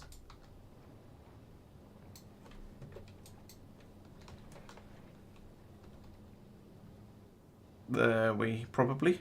Yeah, there we go. Now the rockets can flow around, and eventually they'll get all the way around, and they'll get up to the rocket turrets over here, and we'll actually have some armed. They'll actually be armed. It feels a little silly that they have to go from being made up here all the way around the ship and back up to here. I could turn the entire belt system round, but I'm not going to. In the long run, it shouldn't be a problem. It should be absolutely fine. There we go. And now the rocket turrets are all loaded, so in theory, that means we're now ready to head off to Aquila. I don't think I'm ready for that yet, but in theory, we could do so. Have you got rid of all your bullet? You haven't got rid of all your bullet ammunition yet. And you're not really going to. So the next question is why, given that I've got... you are doing a read, aren't you? Yes, you are.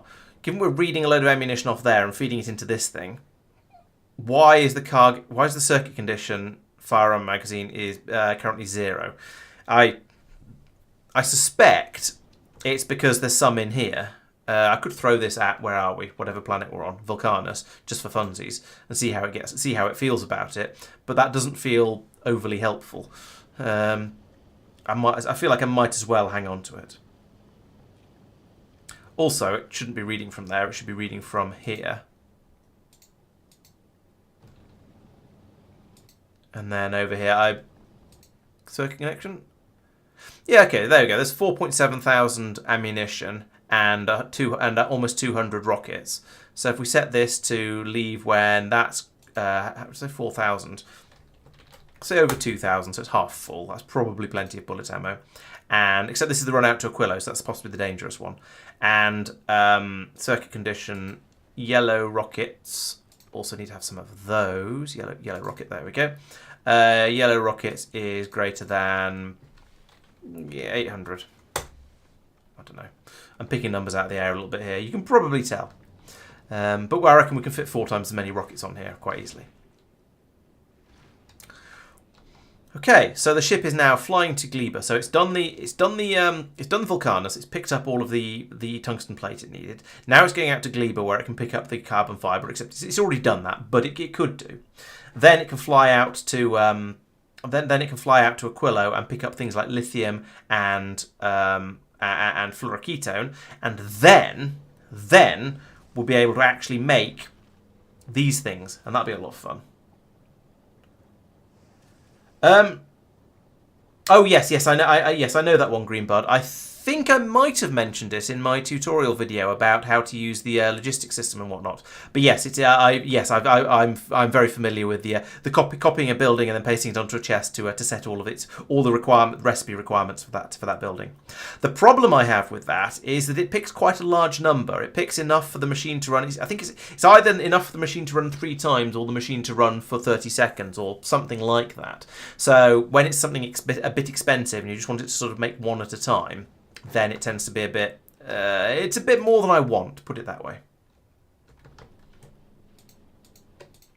Let's make these guys run a bit faster, since we seem to be producing the explosives a lot faster than they need them. And then we can chuck a lot more, and then we can get the rockets out here a bit more quickly. And then we can look at this guy and go, how are you getting on? And we'll say, we don't know. The circuit conditions are all being kind of ignored.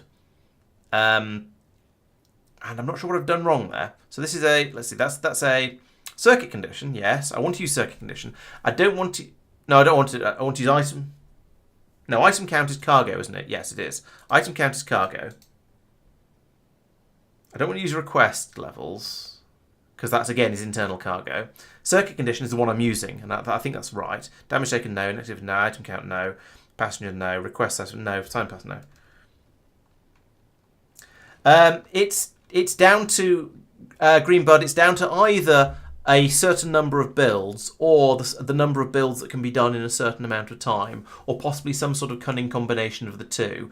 I'm sure somebody with a better memory than me will chime in a moment, but it's basically dependent on, it's to allow the machine to run, in theory, the theory is it's to allow the machine to run constantly even when bots are still bringing stuff over. Because if you only requested enough for one, if it took a while for the bots to bring out the next load of stuff over, then it could grab all of that, build the thing, and then go, oh, I've run out. Whereas if it puts in a larger request, then more stuff will be flown over. That's the theory behind it, anyway. So I've got a lot of cables running out here, so that could be making the problem worse. But it'd be nice if it was configurable. There's probably a mod for it. I would be very surprised if there isn't. But it's the sort of thing that I guess is a bit... it's too many options, I guess, to do it manually. So there we go. We've got 480 yellow rockets, and we've got 4,800 yellow magazines. That's a good question. I don't know what it does if you paste onto a constant combinator. Let's find out. There's a constant combinator. Copy, paste. Nothing at all. Try that one. Copy, paste. No. Or even just a bog standard assembly machine that's not doing anything clever. Copy, paste. No, doesn't do anything. Still, it was interesting to look. Yeah. Yeah, because then you could divide it by something, or turn it into an integer of each. For each output one of that thing, and then that'd be much neater. Why have you stopped? Oh, you've got a rocket or something in your inventory. There we go. Let's start chucking them back out again.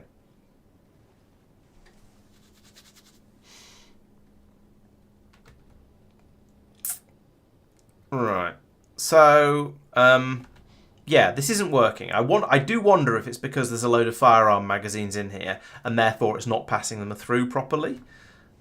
But you know what? I'm going to try the run out to Aquilo anyway, and see what happens.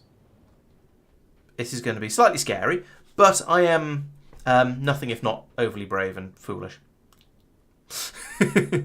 So this stage, it's quite easy. We just mince these guys. The medium rocks coming in with the gun turrets can take care of those. They're coming in a bit thicker and faster now, but so far the turrets are absolutely fine.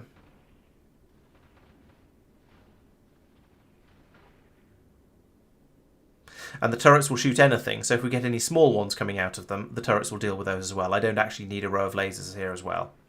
Although I suppose I could put in a row of lasers. Oh, that was a...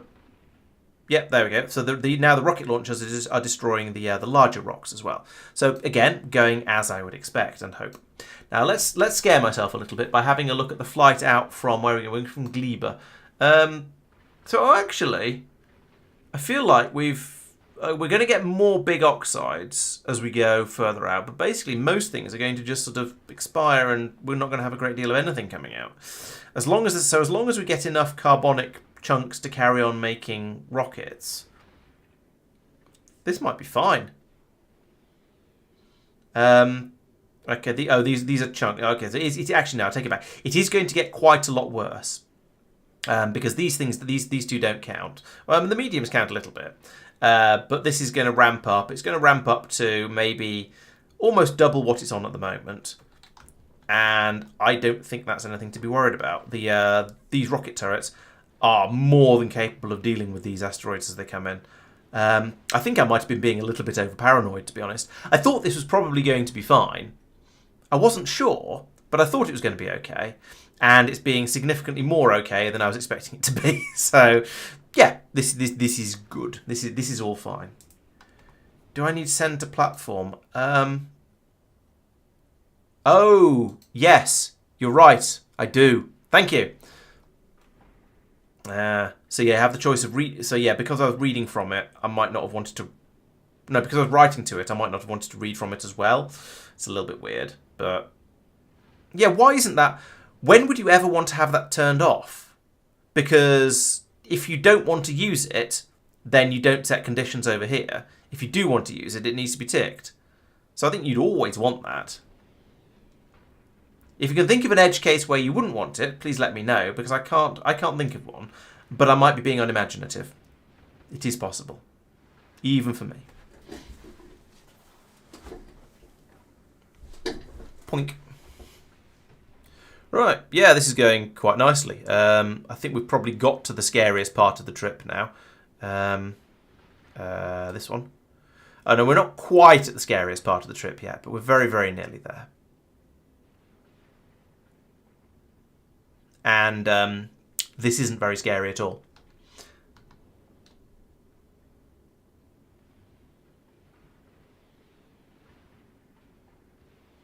Rocket turrets have a really high fire rate, I've noticed. It's quite impressive.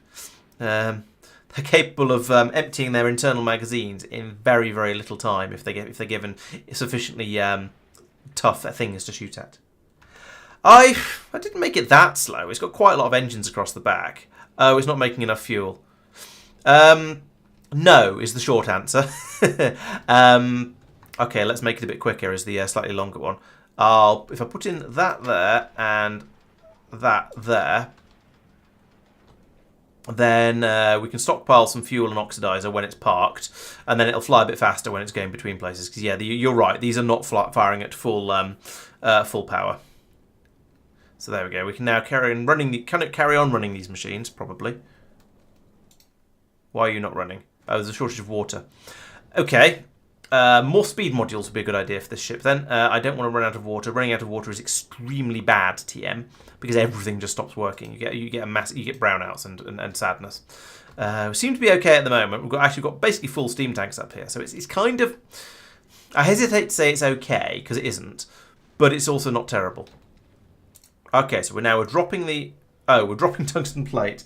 That's unhelpful. I don't actually want to unload on Aquilo. Or Gleba, or Vulcanus, or Norvis. I don't want to unload at all, actually, unless I specifically do a demand for an unload and do things manually. So I'll drop that, get rid of that. I feel like a couple of rocket turrets down the bottom end here would be a good idea, because I feel... Oh, I don't have any. Great. Or I don't have enough flooring. No, I don't have enough flooring, that's the problem.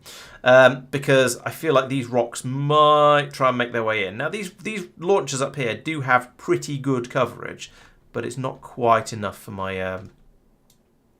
for what I'd like to see. So I'm going to just snip some little bits off the edge of the ship around here. Recover those, and then hopefully that'll allow me to... Nope, I actually don't have the rocket turrets either. Okay, well, it'll place them next time it goes to Gleba, so I'll take that. Put one of these in here, and one here. So next time it won't be in danger. This time it is a little bit. So we are waiting for 400 lithium to come up. That's not going to happen, is it? We don't have lithium being made ready for export on this planet. Where's the nearest lithium to this thing? We have some down here, which isn't too far away. It's not exactly close. I mean, it's close-ish. We have a belt of it going up here and then going off this way and around here and this way and that way and this way and that way. I think down here is probably going to be the best place to put it. So I will need a chest. No, not of that. I'll need a red chest. That's the one. And I'll put that in here. And I will need an inserter, which goes there and has a filter set on it and is filtered to just lithium, like that. And will run until lithium is rocket capacity. Rocket capacity is, what is 100? No, rocket capacity is 500. So whenever that is less than 500, we'll have it run. So there we go. That'll fill up nicely. You are connected. Yes, you are connected. So that'll work. So now this means the bots will eventually bring the lithium from here to here. It'll take them forever because they're slow and difficult, and this is Aquilo, but it's better than trying to run another belt over there. In the meantime, it'd probably be a good idea to do this so that it doesn't break later. And maybe have a look at robot speeds and stuff. Where is robot speed? 10. It's only 16k. Let's chuck a couple of those in at the top of the list. Have the robots go a little bit faster. Robot capacity is one you max out, isn't it? Robot. Yeah, this one. Robot cargo size. Yes, that gets maxed out very, very quickly, in fact. There's only 3 of those. I was sort of hoping that'd be an infinite one, but I might be thinking of space exploration again. No, I very deliberately didn't use fusion power on the on this spaceship because it's such a faff to get it set up and running. Have to fly out to other planets. You have to fly out to Aquilo and get all the stuff from there. It's much easier just to throw a fission-powered one together and not bother. So yeah, and I don't need this ship to be fast. This ship will bimble around the solar system merrily, gathering up the bits and pieces in order to make this this stuff. And if it does it slowly, then honestly I don't care. I don't expect to use large amounts of it. So having the ship just cruise out here, make a little bit of it, and then wander back to the inner planets again, and I can tell it where to unload it when I need it. That's fine by me. I'm going to get rid of that one because I don't want it to wait out at Aquilo because it is slow. You're quite right. So I want it to come out to Aquilo. I want to fill up on. Okay, it's not going to be able to do that because of the rocket turrets. I guess I'll remove that and that for the time being. I wanted to fill up on the lithium, then start flying back in, and it can build the stuff. It can do the building while it's flying. Then it'll do the loop again and again. And if I want some super landfill, what's it called, foundation on Vulcanus or on Fulgora, then I can grab the ship as it's passing and say, actually, while on your way past, nip over here, dump some of it, and then you can carry on merrily.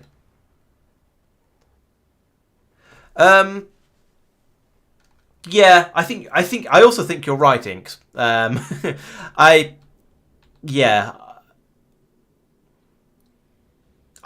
I suppose given I do already have some ships flying back and forth between the planets, yeah, I guess you are you are correct. I'm not going to argue with that. I think yes, I probably am making heavier weather of moving things between planets than is strictly necessary. But, the ship, power is not a problem on this ship, I don't think. No, power is not a problem on this ship. It's running fine with these. Granted, although it was the water production is a little bit of a concern, I will admit that. I probably should. That would be an advantage of using fusion power. I wouldn't be throwing a load of water away as steam. But I'll put another tank in there, and then when the ship is fairly idle, it'll fill that up. Interestingly, it has already used up all the fuel and oxidizer that was stockpiled. But again, I don't really care about this ship being slow.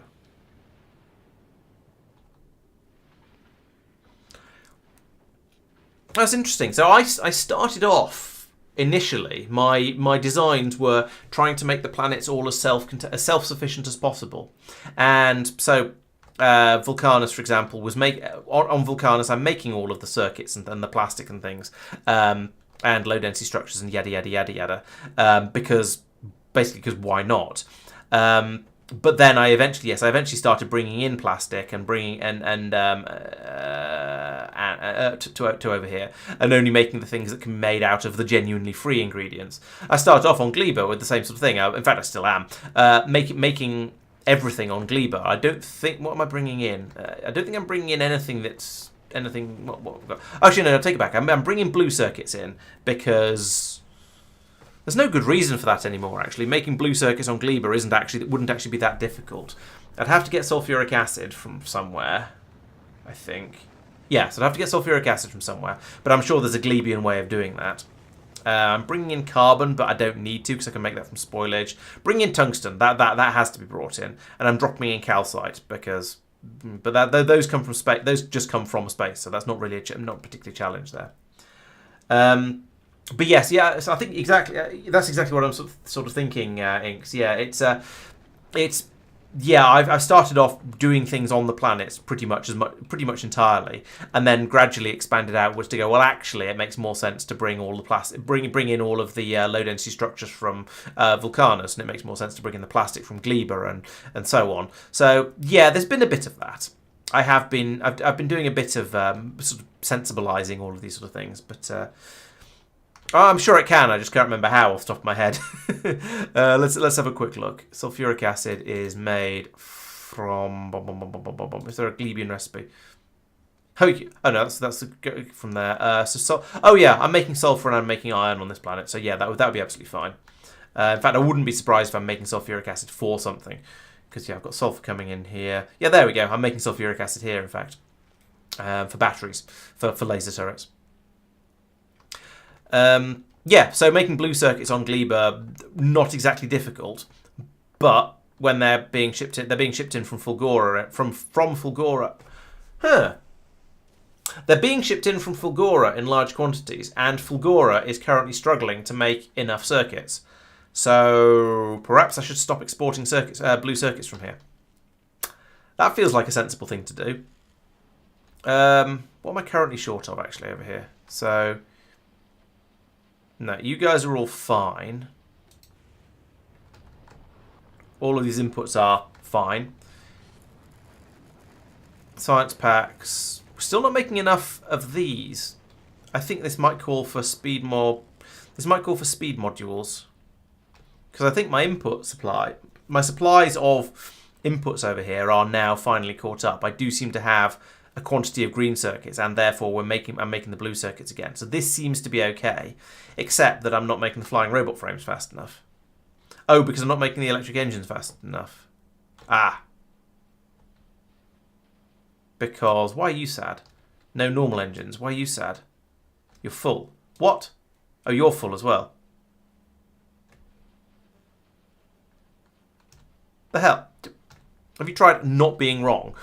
That'd be better, wouldn't it? Yes, if you could just put the belt in there properly, then things will... There we go. Now look at that. That's isn't that much better when things actually work.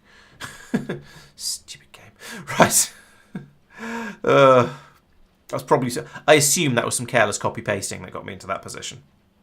Anyway, right. That is now a nice flood of electric engines that can come around here. They can be grabbed up by all these machines, and we'll see if it's actually enough. I don't know. It probably won't be. I could put more in down here.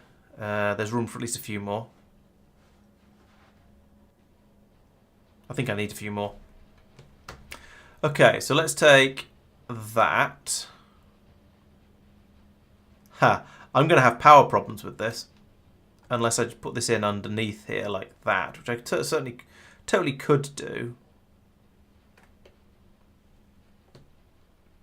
Put that there. Because if I put it here, which is the obvious nice place to put it... Oh, actually, no, that's probably alright. Let's put it there instead. So you actually will go there, because there is space for that. And then I can run that through there, and I need to have a underground there. and then you wouldn't go there. You would go there instead, and you can instead be a substation as well. And that's probably going to be enough power. No, it's not. It's out by 1. That inserter there is not going to get powered. Put this here. Still not going to reach. This is why I potentially need foundation.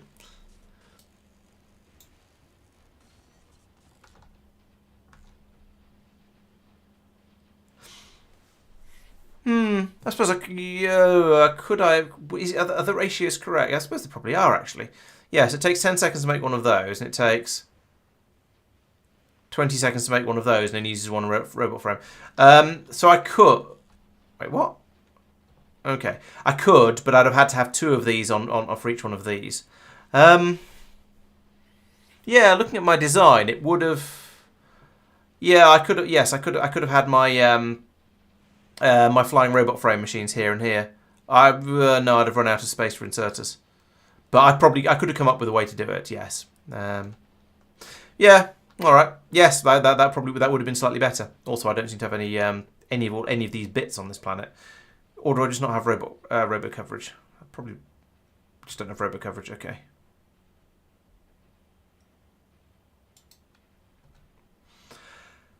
Hang on. Right, that takes 20 seconds and uses 1 electric engine unit. That takes 10 seconds to produce 1 electric engine unit. So, how on earth was I short of electric engine units? Also, something's... Oh, what? Oh, I did some copy pasting here and that's broken everything. Careless copy pasting breaks everything. It is known. Yeah, so given that these produce at twice the speed these consume, and I had that many? No, that many working. I had 15 of those working versus it was 32. Okay, that makes sense. So now I've sped it up a little bit. Even if not all of these work, which they won't, it'll still be significantly better, and we'll have enough. Should have enough throughput.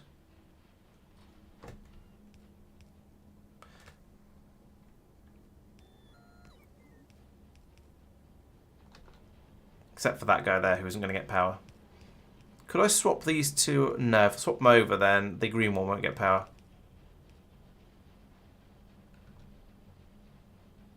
I'd need to put one of these here, and there isn't room. Okay, that can't hurt. That can't work. Yeah, so what I was saying is you're right. I could have used direct insertion, but it would have to be something like engine, electric engine, flying robot frame, and then what was the speed of? So that was one. That's 1 flying robot frame every 20 seconds. Then these guys do. They require 1 every 20 seconds. 21 seconds. So that's close enough that I'd have been happy doing. Yeah, I could have done that as long as I was able to get all the bits and pieces in. That's the tricky part.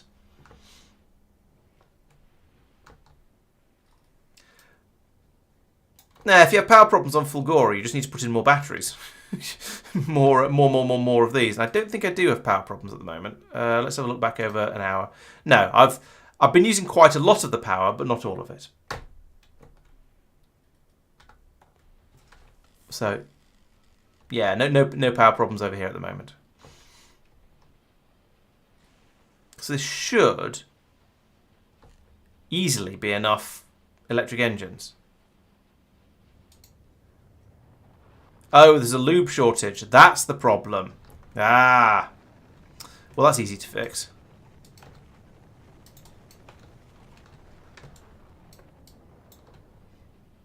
If I'd realised that the problem was that simple, I'd have fixed it years ago. Well, weeks ago. That now, I'm looking at the wrong thing. Still not filling up.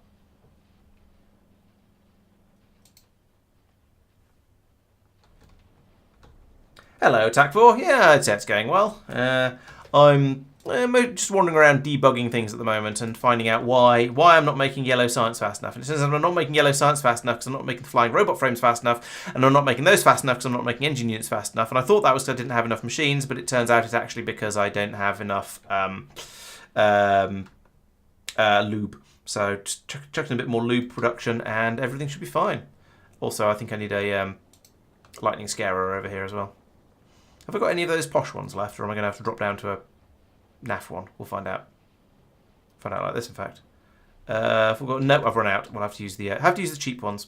These guys. Never mind. Still good enough. Because I don't want my oil pipes to get struck by lightning. They probably catch fire or something out unfortunate like that. Right, that does appear to be enough lube production. The amount in the pipe is going up gradually, and the electric engines are churning out at a decent rate. Yeah, if I was going again from scratch, then I think I'd be quite tempted to follow King's suggestion and arrange and do direct insertion for the yellow science packs. But to be honest, I didn't think of it at the right time, and now it's far too late. I don't want to redesign the whole thing. Okay, well that's been sort of successful. We're now producing the electric engines fast enough that the green circuits are starting to be a problem again, and that's presumably down to what's going on over here. No iron. Is that down to a shortage of? Yeah, there's just not enough iron gears coming through, which seems ridiculous. I had so many iron. I felt like the system, just these recyclers produced ridiculous quantities of iron gears, but apparently I'm using them all up. This seems to be a recurring theme for Fulgora. I start doing something on Fulgora because the scrap is producing massive quantities of whatever it is that I'm trying to use. So first off, I thought, I'll export blue circuits from here because it's coming out, and low density structures because it's coming out of the scrap. It's free stuff. Let's just chuck it up in a rocket and send it off to other planets where it's needed. Then it wasn't remotely enough. So I thought, okay, well I guess I'll have to start making them. So I'm bringing in the resources to make the low density structures now. And I thought, but I thought, well, all the stuff we need to make blue science, the yellow science, there's plenty of that over there. There's low density structures and blue circuits, which I've now had to start making, granted. And then there's all of the raw ingredients that we need to make all of the bits and pieces to make the flying robot frames. Fine, we'll do that over there. And now it turns out there's a shortage of these iron gears, which I thought I had millions of coming out of these things. Because if you look at the recipe for scrap demolishing, there's a 20% chance every piece of scrap you destroy has a 20% chance of producing a gear. Plus, I've got a productivity boost of 80% on those as well. So we're getting almost, for every piece of scrap that's demolished, we're getting almost half, well, no, a bit less than half, about a third of an iron gear wheel. And yet we're still ripping through them all. I suppose it's then because these are fairly inefficient, because each iron gear wheel only turns into a relatively small amount of it turns to half an iron plate, I think, because it's 2 iron plates to make a gear, and you lose 3/4 of whatever you're doing. So I suppose, yes, each one of those that's then halved. So but even so, it feels like it should be an enormous amount. Also, we are now absolutely ripping through this scrap for the recycling. I'm slightly concerned that the train doesn't seem to be filling up quite as quickly as I would hope. Also, I can't do anything with this station down here because there's no radar. I mean, I could go in and program the station to turn on and off. Oh, I have already. It's full of scrap already. It's just it takes the amount of time it takes the train to pick up the scrap and bring it over is already enough to empty the storage. Wow. Okay, this train. I should have made this train bigger, basically. Yeah, all of the planets have got serious growing pains. They've all expanded beyond the level that they can realistically do whatever it is they do at. So that's slightly unfortunate. And yeah, it would be quite interesting to start again and go through and play the whole game through with all of the lessons I've learned. So things like setting up Gleba as a series of separate areas, rather than bringing the fruit in at the top, turning it into pulps here, and then food and bioflux and nutrients, and then having these long belts that just weave their way through the entire factory. I wouldn't do that now if I was doing it again. I would do it rather differently. But c'est la vie. This is what I've got, and it'd be far more effort to rebuild it than it would be to sort of tinker with it and try and get it working well enough. so I haven't. And it is kind of basically working. Fulgora, yeah, there's a few things I do differently over here. I wouldn't be exporting some of the things I'm exporting. I'd probably have designed the pink science a bit differently. I'd find a bigger island to get started on at the beginning as well. And probably, I don't know. I was going to say it'd be nice to bring power in from a different adjacent island, but when you first get to Fulgora, that isn't a thing you can do. So unless you spend ages looking for the biggest island that's with the islands that are at least no more than that distance apart, there's not a lot you can do about that. So Fulgora, well, I'd have made this a bit neater. I wouldn't have to have quite such a sort of tangle of horrible tangles here. And this is about the third generation of it after it's been improved a couple of times over as well. So yeah, this would be a lot better. I think I'd probably do quality differently as well. Yeah, there's a number of things I would do a bit differently if I was starting over, so it would be quite interesting. However, it would also mean that I would be doing just the same sort of stuff all over again from scratch, and I think that probably doesn't make for great content. So I think I'll be moving on to something a little bit different once this series is over.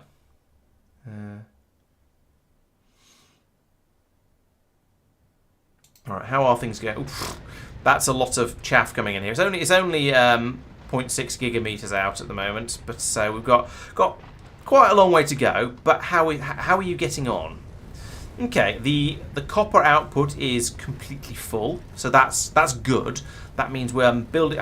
But however, the bullet ammunition production is still the one that's, I'm not going to say struggling most, because we actually have loads of it.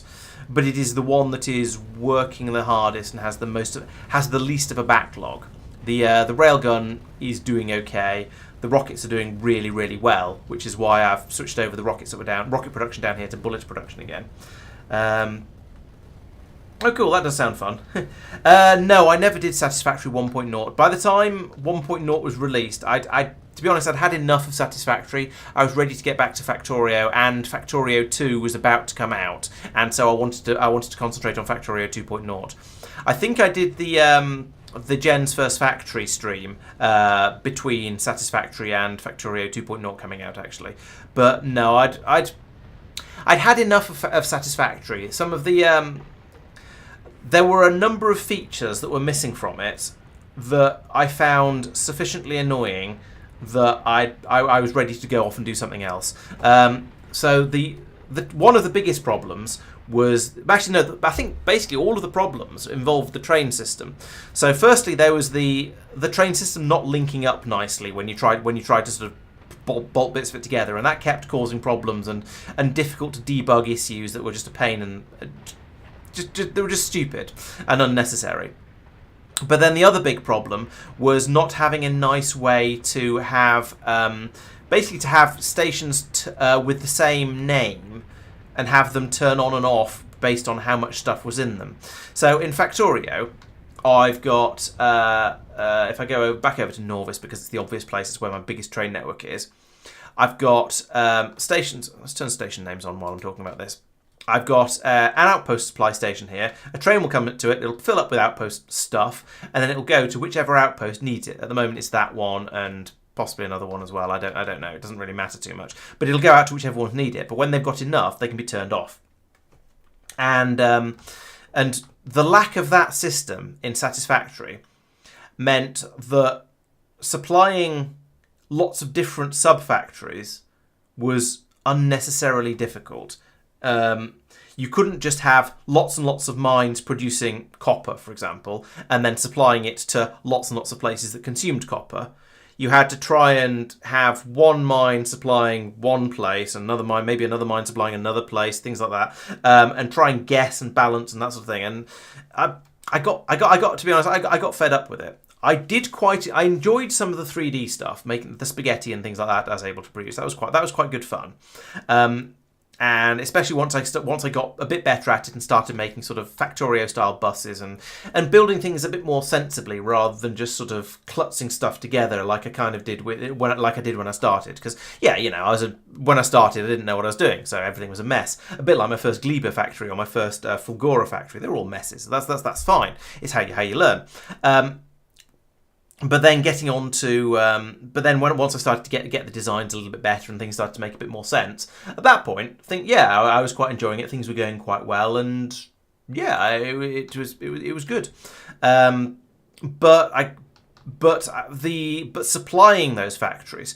No, it was two things. It was the rails for supplying the factories, and then it was not being able to copy and paste stuff. The blueprint system was mediocre at best. I mean, it kind of worked, but it didn't work very well, and because it was too small, and the things didn't join together nicely when you lined them up, and you couldn't just go, right, I've built this sub factory, copy that, make another one, and have it go and build the whole thing up. So if the blueprints allowed you to copy something that already existed. And I don't mind if it's a little bit fiddly to do so, like you have to place down a beacon in the XY and XYZ coordinates of bottom corner and top corner or something like that. That'd be fine. But it wouldn't let you copy and paste a chunk of your factory. And even if you use the blueprint system to make a sort of a blueprint, funnily enough, that still wasn't good enough because you couldn't then. Because it wouldn't clip onto another blueprint you'd already made. You'd have to place your blueprint, place another blueprint next to it, and then join them together. And you couldn't make the whole thing as one blueprint because the blueprints were also small. So, yeah, it had a lot of potential, but there were some serious flaws with the game. And I enjoyed playing it. Don't get me wrong. It was good. It was fun to play, but I got. Yeah, I got to the point where I'd had enough of it.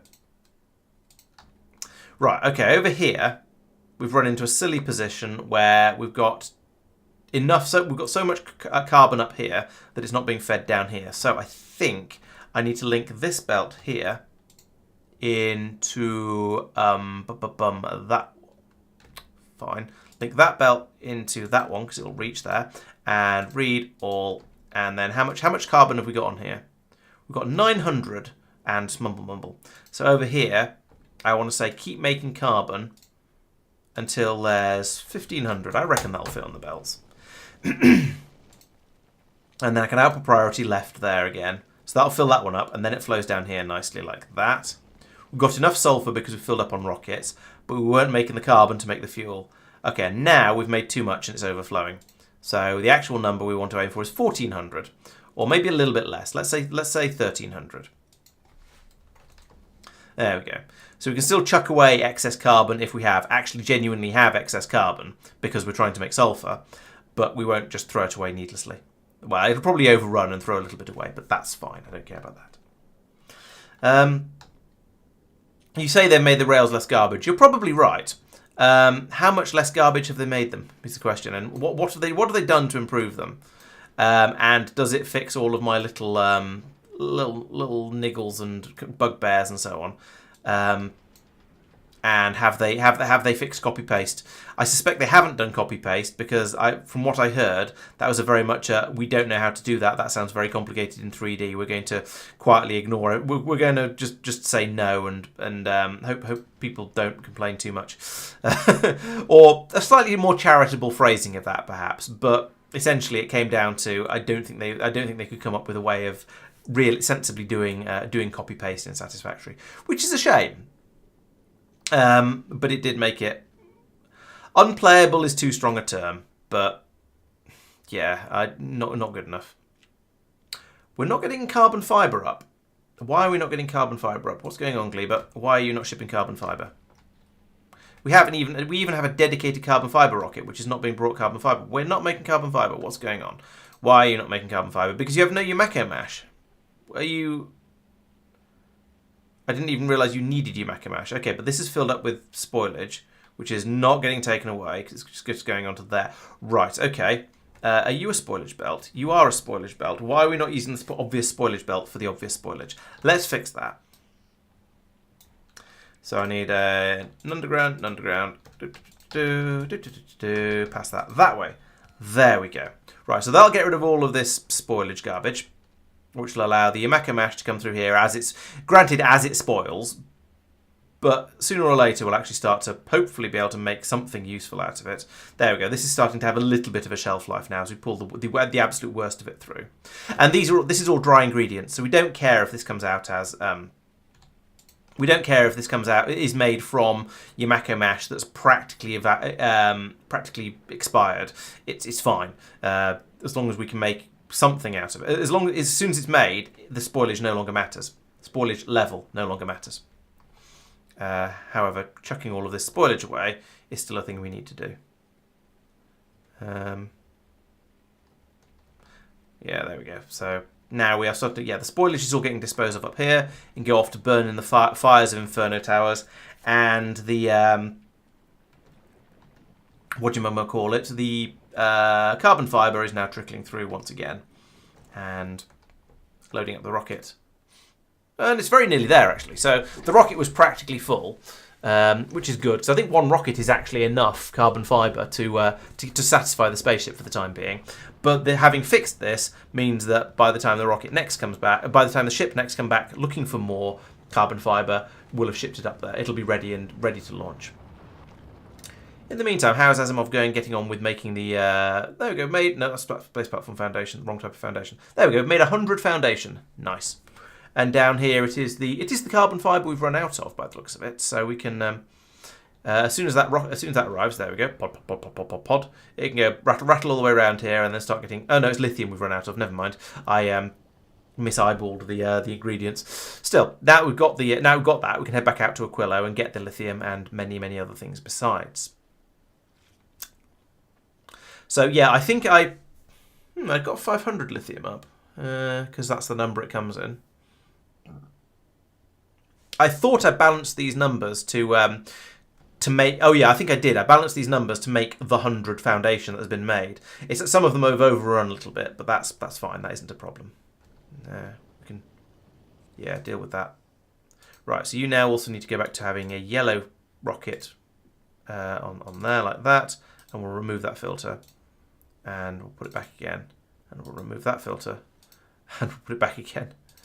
We shouldn't be outputting any of these things. We shouldn't be ending up with any of these in here. This is just a way of getting rid of any random occasional ones that crop up from me rebuilding things. No, Asimov is getting... Well, Asimov is filling up on barrels, yes. However, when it gets out to Aquilo is requesting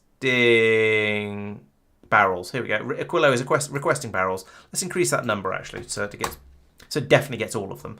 They will then come in over here and they'll be unloaded onto this belt where they'll trundle around and they'll be refilled over here, as if by magic, and shipped back up again. So I've got... The barrels are being circulated nicely, but because Asimov might as well fly off while it's doing the production of these things... Uh-oh. Oh no!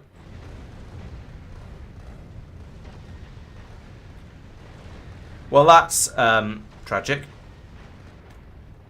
Okay.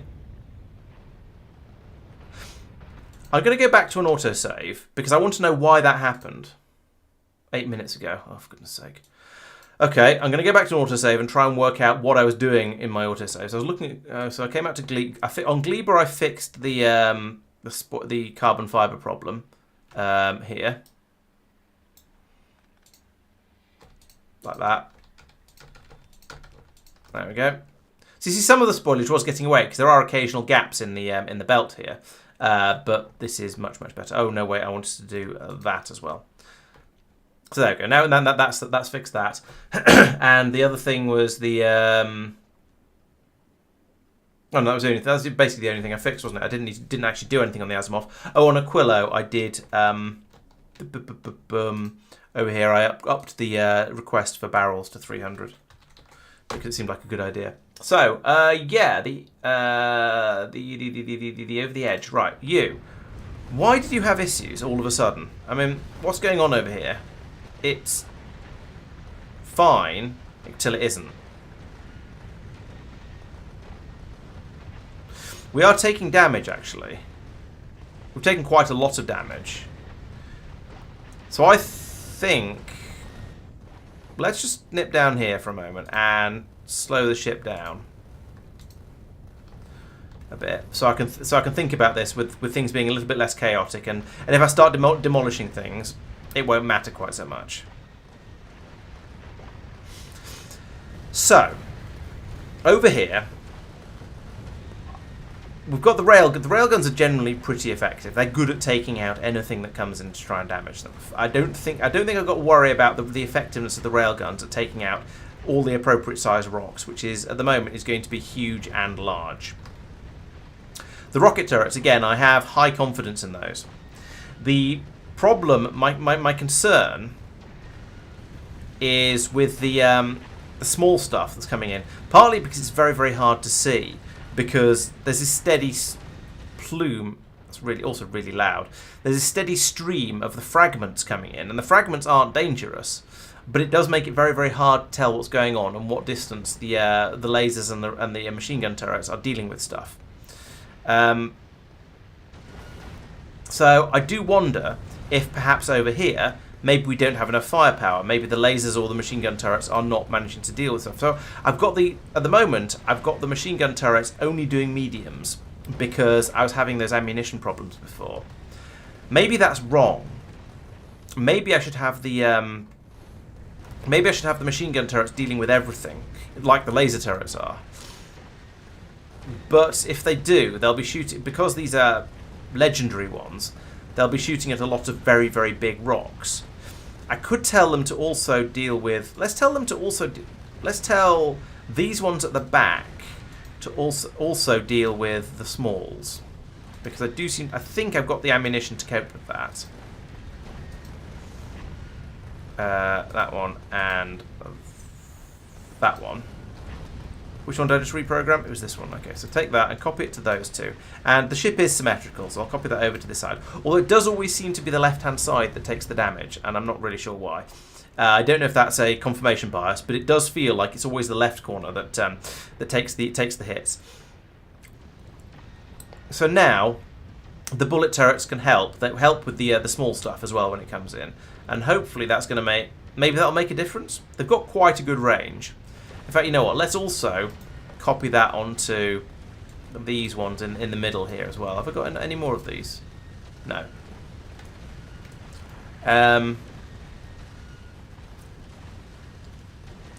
I'll get these guys shooting the little stuff as well.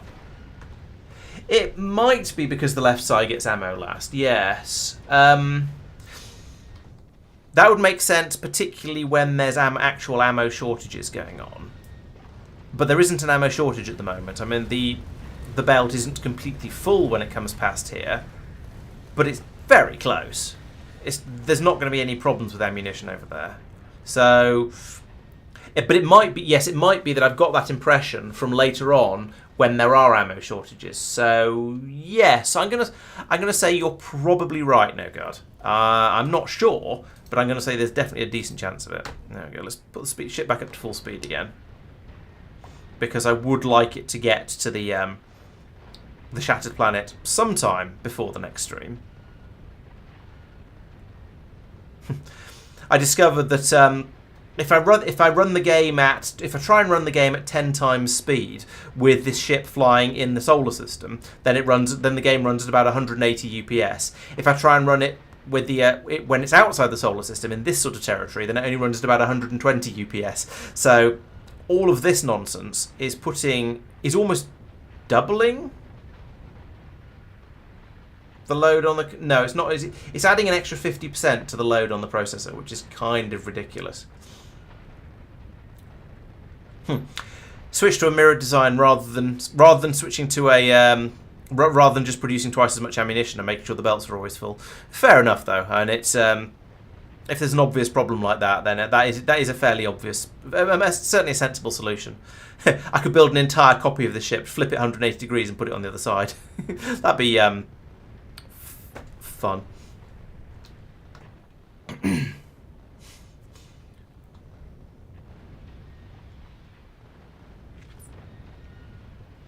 Right, the big problem I have... So I grumbled a little bit about Satisfactory earlier. I think it's probably only fair for me to grumble a little bit about Factorio as well. One of the few, if perhaps the only thing I've not been impressed by in Space Age is this whole spaceship thing. And now it's because you can't work things out. You can't test it without spending a long time waiting for it to fly out into the back end of Beyond. So you end up doing essentially what I've been doing for the last month or so, where I've built a spaceship and I've set it to fly out into the wild black yonder, see what happens, and then after maybe 5 hours of flight, it turns out it's not capable of dealing with the level of density of rocks out there. So I go, okay, I make some changes to the design, but then I have to do another 5-hour flight before I can find out if it's worked again. You might be right. You might be right about damage output. It's been... So far, the ship has not failed unless... Sorry, the ship has only failed, recently at least, in the last couple of iterations, because it's run out of ammunition or because it's run out of fuel. So I've been very much concentrating on making ammunition faster. So I've got more copper streaming out here now as fast as I possibly can. Making more ammunition. The bullet ammunition doesn't seem to be under quite as much strain as it has been previously. What's going on here? Why are you struggling? Okay, there's not enough iron coming through. That has been a problem in the past, I will admit. Okay, we've got plenty of molten iron, so I think that means I need to try and speed these guys up a little bit. What have we got in here at the moment? We've got a 75 and a 65%ers on that one. That's the same. They've both got 75s and 65s in them. What have I got? Have I got anything better? That's a 65. That's an 80. Okay, let's do that and that. I don't have any more, do I? No. So there we go. That's going to add a bit more oomph onto that. That's going to make those run a little bit faster. We're going to get a bit more iron ore out. A bit more iron plate out. I can't make that go any faster without putting in an additional furnace. Or putting in an additional beacon, but I'm not sure where I put it. Okay. I am not enormously surprised that the iron was the next thing to be a problem. However, I wish I'd designed it in a way such that I can improve it. Actually, maybe I could put in a... I'll put that there.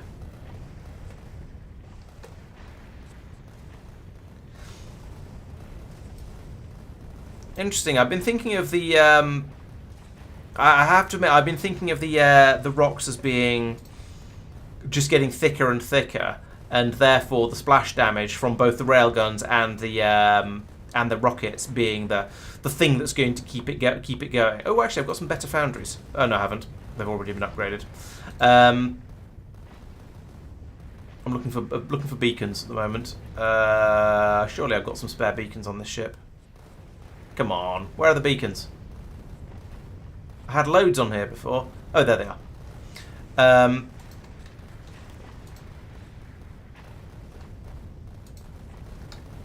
There we go. So that's going to add a chunk more onto there as well. So this guy's going at 49 times speed, and this one's going at 54 speed. I'm not sure what they're doing before, but that is certainly going to be more. What was I saying? Damage. Yeah. So I was thinking there is a lot of splash damage going on up here. And the rockets are capable of two-shotting the large rocks, and the railguns are capable of one-shotting absolutely everything they go through. And when I've got decent amounts of railgun ammunition, which I have basically all the time at the moment, the railguns are also targeting the big rocks as well as the huge rocks. So they're also providing quite a lot of fire support to reduce the number of rockets that we get through. Oh, I see. Yes, yes, I had noticed that. However, the sheer quantity of resources coming in makes me hope that I'll be okay. And I've got the big stirrer system down here that is currently turning iron into... Which one are we short of? No, that one. We're currently short of calcite. Oxide chunks, or we were. So we're making more of those. But yeah, I've got this thing in here that is able to change one type of rock into another. I can chuck a load of speed modules in these as and when they're required. Maybe even put a beacon in them somewhere. I'm not sure where I put the beacon, but I could. So as long as there's some resources coming in, I'll probably be okay. And also, as part of the attempt to improve that, I'm also doing the asteroid productivity research. Kind of. You can see the research speed has been a bit all over the place. Probably because this requires the agro science packs, so it struggles a little bit. But it's churning through, so that again will help a little bit. I wonder what I'm on with that now. Where is it? Where's the bonuses? That one. Asteroid productivity. Oh, here we go. 150% asteroid productivity bonuses. So, should be getting a decent amount of output from those. Like 2.5 times the normal amount. I've got reasonable damage bonuses, I think. He's just looking for the ones he actually cares about. Where's explosives? Where is explosives? There it is. Plus 680% damage. That's not bad. It'd be nice to perhaps do even more of them, but they're getting really, really expensive now. These ones are possibly worth doing as well, but I think it's probably all right. I have to admit, I'm not sure if this ship will be able to make it back. Again, the limiting factor seems to be fuel, but well. I'll tweak it, see how it goes. See if I can make it. See if I can make it back with, or see if I can make it there. See if I can make it further than the last one. The last one made it to 1.8 gigameters before the shortage of copper became a serious problem for it, and it just couldn't make the bullet ammunition fast enough. Okay, we've run out of something. Yeah, okay, we're running low on bullet ammunition. This time it's because there isn't enough iron coming through to keep this machine happy. We are making the bullet ammunition constantly, as fast as is reasonably possible. Unfortunately, we need it as fast as is unreasonably possible. So, yeah, the ship has dropped down to 2 engines. It's going a bit slower. We probably hope. Oh no, it's gone back up to full speed now. So that means the bullet production caught up again. It got up to the 5,000. It's now dipped down a little bit again. But you can see it's hanging on, at least where we are at the moment at the 3/4 of a gigameter. It's hanging on. It's oscillating back and forth between all engines and 2 engines, and just depending on how much bullet ammunition it's made. Hopefully this will have helped a little bit. Let's have a look at the productivity graph. In fact, it's got rockets. It's this one I actually care about. It's a bit wobbly, but it's gone from being about order of 800 a minute. A couple of spikes over here. I don't know. We'll see. Maybe that was when it slowed down, and there was that's when it slowed down, and suddenly there was more iron available because we weren't using as many rockets. So yeah, that downtick there on the rocket production, it mirrors the uptick there on the bullet production. But maybe it'll go a little bit higher than it did last time. We'll wait and see. Railgun ammo is fairly steady. Although again it dipped here, so these are the points. Yeah, these are definitely the points where the engine's cut out, and it drops down a little bit because the rockets drop off massively. The railguns a little bit because we don't need as much ammunition because we're not going as fast. Probably see the same sort of thing on this side as well. Yeah, it's the same basic shape, although more of a drop off in the bullet ammunition usage, whereas we actually got the uptick in the production because there was more iron available. Yes, sending all the science to Norvis because these labs, the advanced labs, you can only use on Norvis. They only work on Norvis, but they use half as much science as everything else. They use half as much science as a basic lab, so it's twice as effective. You get twice as much science for your science if you do all of your science on Norvis.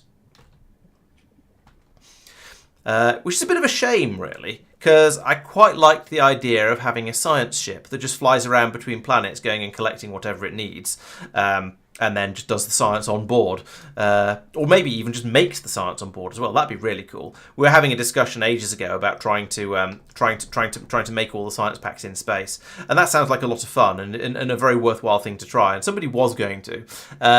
The problem we ran into, or the problem the theory ran into, was getting the stone up there, which would be a little bit annoying. I mean, you'd have to launch it up with rockets, but all of the basic science packs, you can make everything you need in space from space resources, except for the stone for the purple sciences. Right, we seem to have a problem with white science, which is a bit stupid. Have we had the traditional... Yes, we've had this traditional problem again.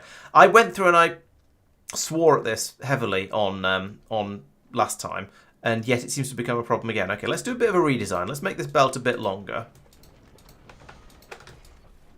And see if that sorts the problem out. Same here?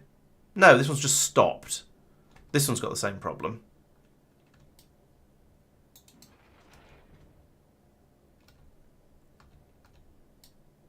Put you there. Put you there.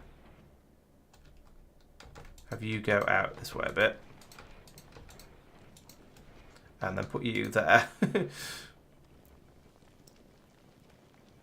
Okay, that's going to be a bit better. Over here, we could probably have the same problem. So let's extend that out a bit and then bring it back in again. And that means we need to move you. Wait, copy, paste. That means we need to move you down. No, we don't. We just need to move you down one like that.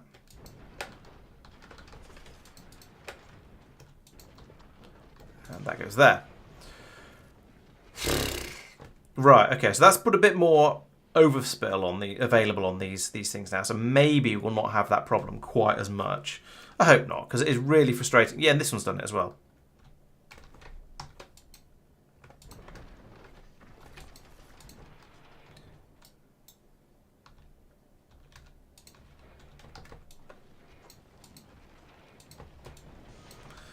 There we go. These ones are fine and have never broken as far as I'm aware, which makes me think that maybe the answer is to just have slightly longer belts so you can have a little bit more of a buffer on them. We'll see if it works.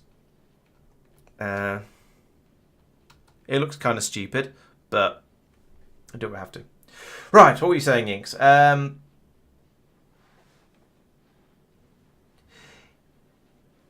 Yeah, maybe I should be. Yeah, I probably should be approaching my ship design in a slightly more quantitative rather than qualitative way. Rather than saying yes, I need more copper or yes, I need more iron. It probably would be smart to say, okay, I need more of.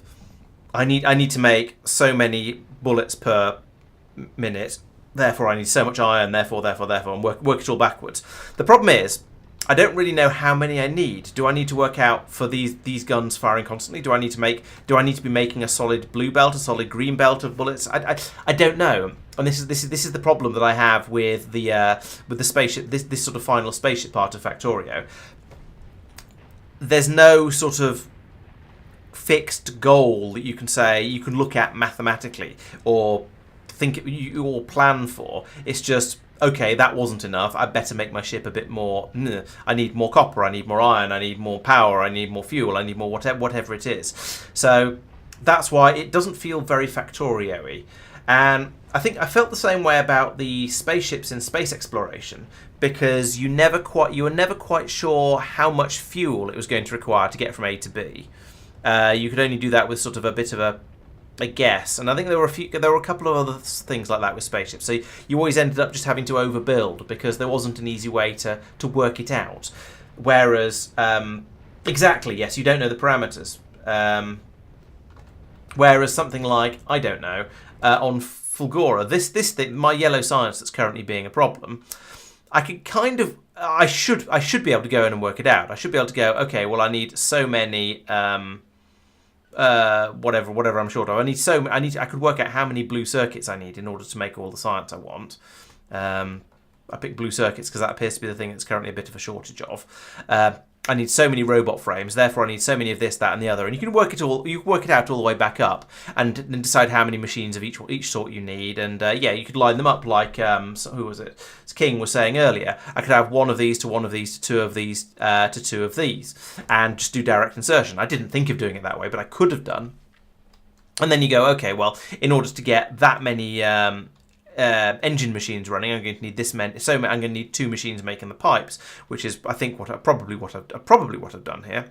And therefore, in order to get enough lube, I'm going to need so many machines making the lube. I'm going to need so many machines making green circuits, and you can work it all out backwards and just build up and up and up. And eventually, you get that you sort of get to the point where you consider some things to be general resources that you always want to have plenty of. So over on Norvis, for example, I overbuilt my red and green circuit production with the intention of always having plenty of them, and if I have a shortage of them, then I'll put more production in, or maybe another one of these facilities if necessary, if expanding this one isn't realistic.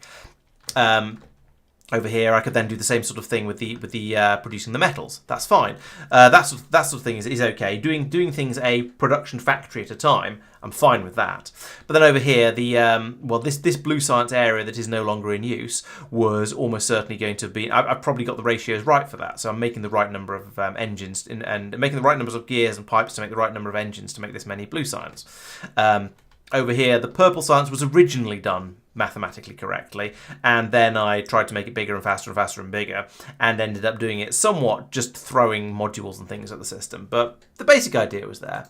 And over on Vulcanus, these are all set up to the right ratio. So yeah, all these things you can approach from a mathematical ratio point of view. You can get everything balanced correctly, producing everything at the right speed. I could go along here and I could chuck in some speed modules in these if I wanted to. That's why the beacons are in place to allow this to all be sped up. If I needed to. I haven't needed it to. This is enough red science. But if I wanted to, I could. And so that's the thing. You can do all the maths and work out how fast you want to be producing your science packs, get it all running nicely. But the spaceships, the objective is sufficiently badly defined or vaguely defined that you can't do that. And in some cases, it's not so bad. I mean, with Gleba, for example, has the same sort of thing.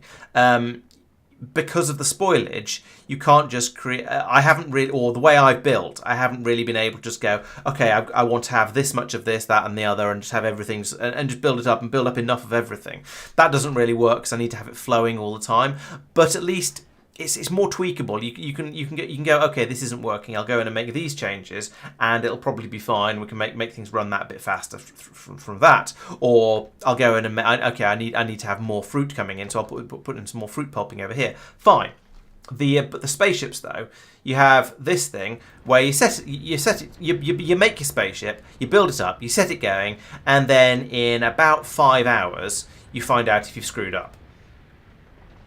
Maybe you find out sooner if you screwed up badly, but if you've got it fairly good, then it takes about 5 hours to get to the point where it all goes badly wrong, and then you go, oh, okay, I'll go back to the drawing board, I'll make a bit of a tweak and fix that problem, and then 5 hours later you find out again. So yeah, it's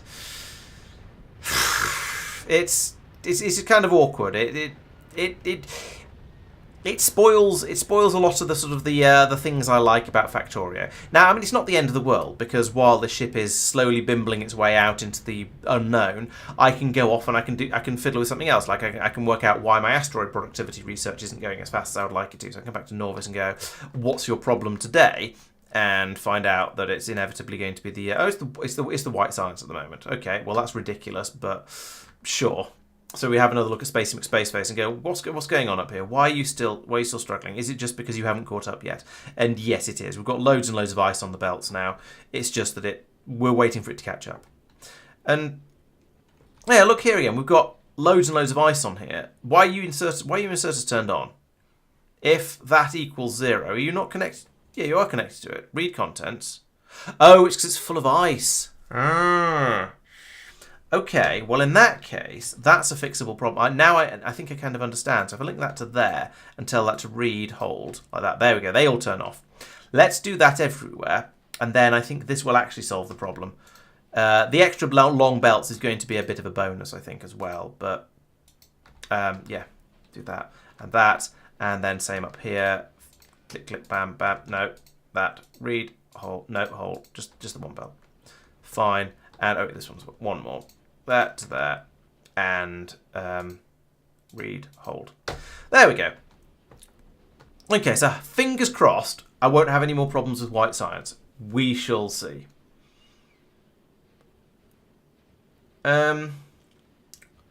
Yeah, you could be right. You could be right, Inks. The ships are fairly slow. I mean, because they're using less ammo. Maybe, yeah, you might be right. Maybe the answer is to make this ship 3 times as long with so 3 times as much of, basically 3 times as much of all this stuff in the middle of it. I'm not going to say make copy paste it 3 times over, although to be honest that is the attempting way to just make it bigger and faster, or bigger and more productive rather. But yeah, that's a possibility actually. I could just simply triple the length of the ship and have 3 times as much production of ammunition and everything, and then have a lot more engines across the back and just reckon that it's probably going to be enough. I think I would need more guns across the front though. I know I've said I don't think the damage output is a problem, but I think if the ship was going a lot faster it would be a problem. Maybe that's when you start to have more rows of more layers of defences. So you have a solid row of oh no, you need the grabbers as well, but actually you don't need that many grabbers. So yeah, a solid row of railguns across the front, and then everything with all of your weapons legendary quality, you could then have a solid row of lasers, a solid row of gun turrets, then your belt, ammo belt, then a solid row of rocket turrets behind it, and you can with the extra range from legendary, you could have far more layers of defense depth. So that could work, and that'd be a reason to have legendary turrets of the various types. So yes, I can see that certainly being a possibility, and could probably work, because maybe 2 rows of rocket turrets like I've got here. That would possibly be even better. Yeah, this ship, I mean, it's doing 65 at the moment on the 2 engines, so presumably it'll do about 150, 160 when all the engines are buzzing. The problem is it's just not making the bullet ammo fast enough at the moment, because see previous comments about iron starvation. Oh, and the copper's going through it flat out now as well. Huh. So presumably I've got more iron coming through, and that means the copper's getting used up faster, I guess. That's interesting. It's not surprising, and it's not that interesting if you actually think about how the game works. But, oh yeah, yes. Look, the iron speed has caught up. The belt down here is now actually solid, and that means that down here we have enough yellow ammo. And so yeah, it is again. The copper is now starting to be the problem once more. So I mean, I could put in another beacon in the middle of here. I could actually give you a speed module rather than that efficiency module you seem to be cuddling. The molten copper is kind of keeping up. We've got just about enough coming through. Let's whack in another speed module. So I've got that one. You can have this, like that. The copper is barely hanging on. But if we look in these, we've got, yeah, the copper. Okay, the molten copper production is now the limiting factor. So any other beacons I put in, I'd want them to get this. Move that up to like that, and move that up 1. So I can put in another one there, and not get any speed modules in it because I've run out. But I can get a couple of those and put them in it, because I've got some more of these. Right, so now the problem is now very much down to the input rate of the copper coming in here. So that means I can now put in more of, which one was it? Yeah, more of these perhaps across the top of here. Like, they don't reach. Bother. Okay, well I can get half of them like that. So that'll speed these guys up a bit. So over here we've got these ones running at 5.66. We've got these ones running at 4.25. What? Oh, they're under this one. So these guys are running at 2.3. These ones are running at 4.25. So I've almost doubled the speed of the first half. So that's significantly better. And yeah, we're now starting to accumulate a bit of molten copper in here. So does that mean that we're still not filling up these machines quite as quickly as I'd like? But I have increased the rate of copper production. So we've got a fairly full belt going on down here. And I mean, as before, we're still able to. The amount of ammunition is creeping upwards. So when the ship's running at slow speed, it can keep up. When it's running at high speed, it can't. It is the copper that's the problem, though. So I'm not going to stick speed modules in these machines because it wouldn't help. the copper is still the limiting factor. I feel like I want to. It doesn't matter. I was going to say I want to output priority left, so it all goes down this pipe first. But to be honest, it doesn't matter. All of the copper is getting turned into bullets, except for the little bit that's getting turned into cables to make railgun ammo. So it actually doesn't matter which way it goes. I don't care whether these machines up here are running and these ones at the bottom are stopped, or vice versa. So I'll leave that. True, Solar System Edge is the actual end of the game. You're right. Shattered Planet is. I did hear it said somewhere, and this was I read it on Reddit, so you know, pinch of salt and all that. But there's a suggestion that the Shattered Planet wasn't really supposed to be a goal. It's just with the way they wrote the game, they had to put in a distance for it. So they put in 4 million kilometers, thinking, nobody'd be daft enough to go that far.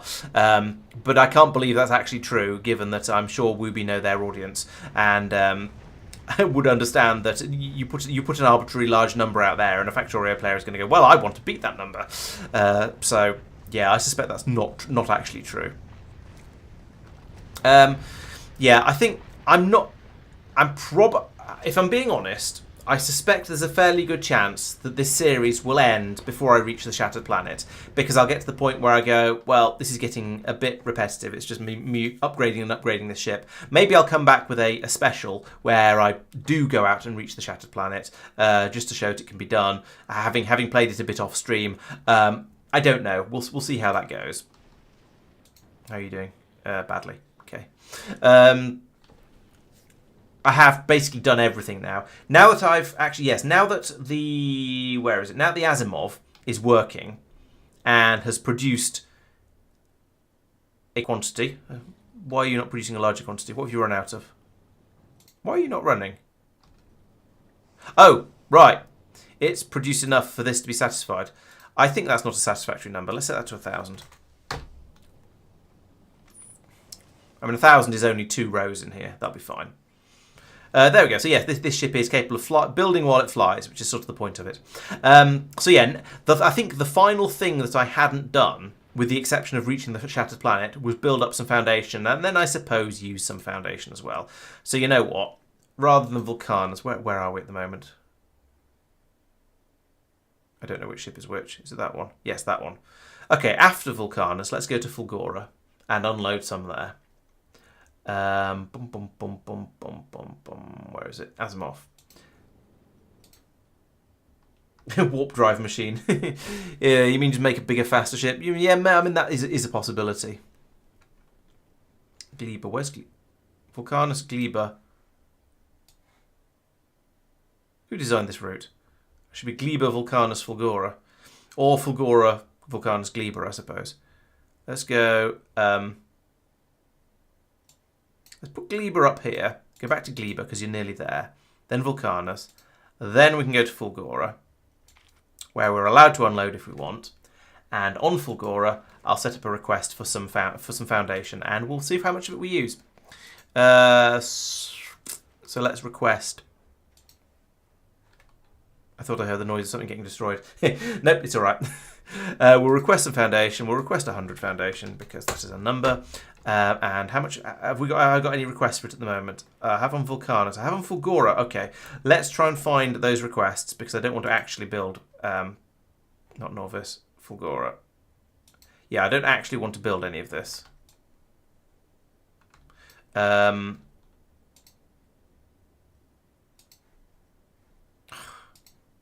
these broken things. Right. No. You. Special cases. I want you to get rid of entity ghosts. I want you to get rid of tile ghosts. I've already got that one, but it's one of those that I can't click on, and I'm still not quite sure what causes that to happen. So yes, don't do that. Don't do that. Don't do that. Don't do that. Any more funny little suspicious things around the edge? No. There's that little... Oh, there isn't even that little bit there, so I didn't actually need any more. Okay, so I've got rid of all the places where I put down foundation through carelessness. That's good. Are we still requesting any on this planet? No, that's got rid of all of it. Excellent. Oh, true. I haven't built a tree farm. Yes, all right. Let's have a quick look at how to build a tree farm. It's using. I know it uses one of these guys. Cough, splutter, death. Right. Oh, it's quite easy. I can actually build it on Norvis and produce it and make it and run it there. I think.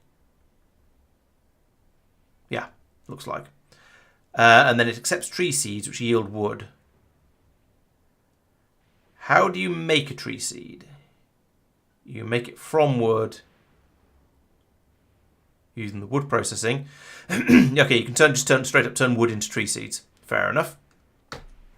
All right, let's make a forest or a tree farm, at least a tree farm. So this area over here looks suitable. What goes into one of those things? Let me refresh my memory. Can I build it in the abomination? No, because it requires spoilage and landfill, and I'm not going to abominate my abomination with those. Okay, so I've forgotten what it needed again already. Steel and green. That should be in all kinds of places nearby, near each other. Like here, for example.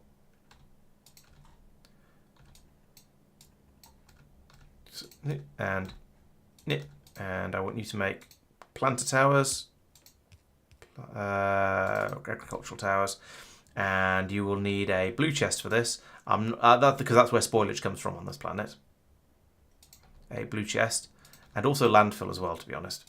So I would like to have some spoilage and some landfill. Landfill will be back over here. Landfill.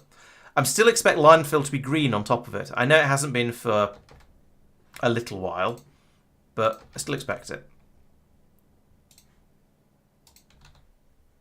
Where I need a roboport, I shall do that in a moment. Roboport comes up here to about. I'll just put it there. Then it's inside the power coverage of that thing. Right. So there we go. Now we can get that out to here, and I don't want to build an infinite number of them, so we'll tell that to stop when we have some. What am I building at the moment? Oh, yeah, plantation towers, agricultural towers. Enable when that's less than 10. 10 is probably plenty. Okay, and also I'll need another copy of this where we make seeds. Seeds must be in here, surely. Where is making seeds? Okay, I thought it was made in an assembly machine. Clearly not. Those sort of seeds. Yields forward, grows on... Oh, wait, grows on grass. Grows into tree, yes. Planted by... Alternative recipes, wood processing. Made in assembly machine 3, yeah.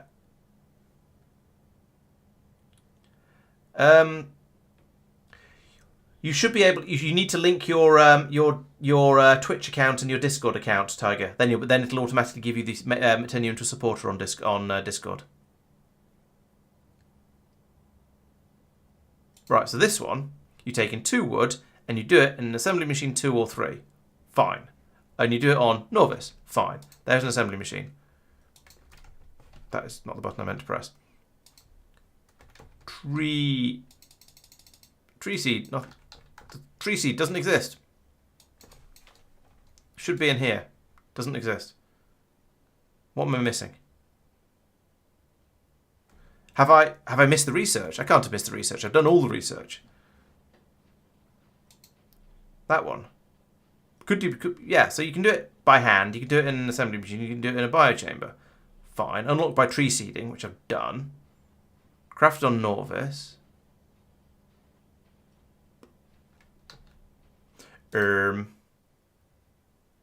Oh, there it is. It's called wood processing. Fine. I did Control F regular. That was the problem. I was looking for tree seed, not wood processing. That was the problem I was having. Right. Now, we go over here somewhere and we go, let's have some fun.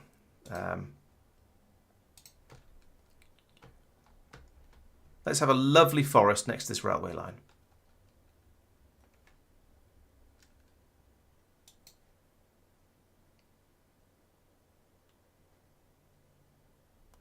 And the thing is, these are going to require power, but the thing is, once I've grown the trees, they don't need anything else there. I could probably move these things.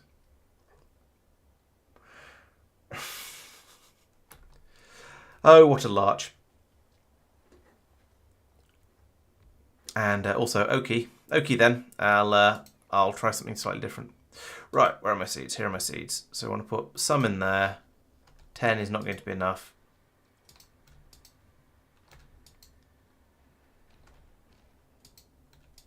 Silly system. Boop, boop. Right. In fact, what I want to do is copy that, put it somewhere unbuildable like that, then open it up and put in 20 seeds like that, and then copy it like that. I can just paste these in like this. Why are you just sitting there like a lemon? Your output's full. Perhaps? No, why are you not planting trees? You're supposed to plant the trees. Plant the trees. Oh, the seeds haven't arrived yet. Okay, fine. Let you off then. I suppose seeds are required for making more trees. In fact, you know what I should be doing? Down here, I should put in an assembly machine like this. And an inserter like that. And in fact, if I offset that by 1, I could do that, and then put in a red chest here, and this will just do my seed production for me. There we go, that one. See, I learn gradually. Very good, Foldley. I applaud your terrible jokes. They're yes, I'm slightly impressed. Oh, it's out of range. Sucks.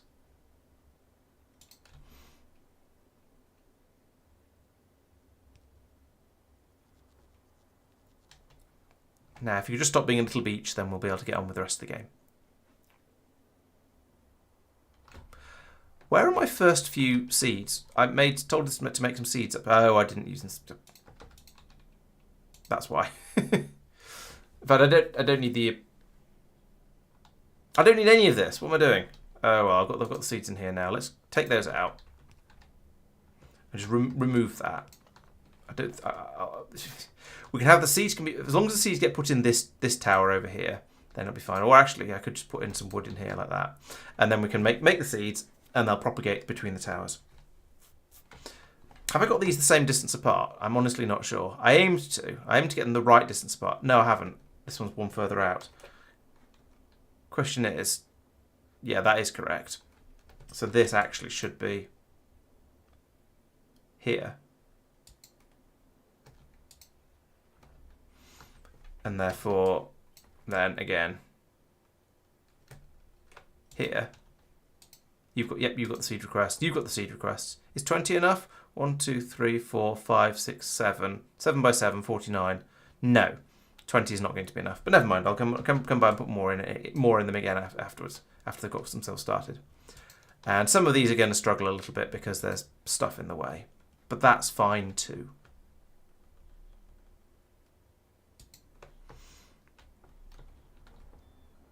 There we go. A little bit of reforestation, just what we need.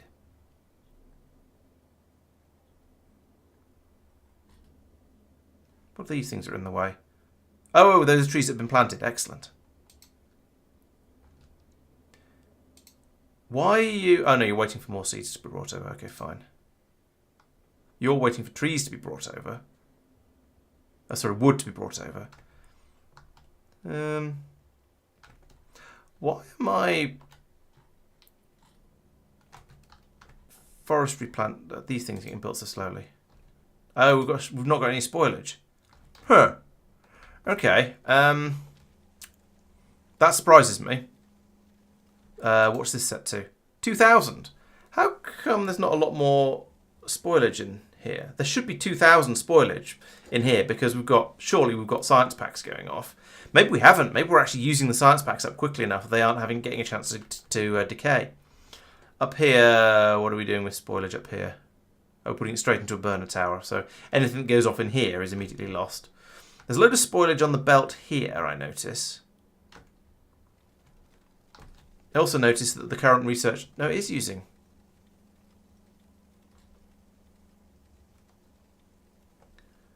Why you are... Oh, we're short of a different science pack, aren't we? Probably yellow science. Yeah, we're short of yellow science. That's why it's not working. So yeah, we're not straight up not using up the science, but it does mean it's getting a chance to go off on the belt, I suppose, which is sort of what we want if we want spoilage. It's going to be 26 minutes till that decays because it's doing the system works. The system actually works fairly well, at least when the science can keep up. Right, let's go back to Fulgora. Not this part of Fulgora, this part of Fulgora, and go. I think that this part of the system down here is the problem. I think we shouldn't take the blue circuits any further down than this. I would like to keep them for just launching rockets from Fulgora. Although that said, the blue circuits do appear to... What's going on? What's this? Oh, okay, that's just going down to for making modules. Fine. And only for overflow. There's blue circuits coming through here, and they're being snaffled up to be turned into science packs. Fine. There are blue circuits not being made over here because they don't have any green circuits, because those are going into science production.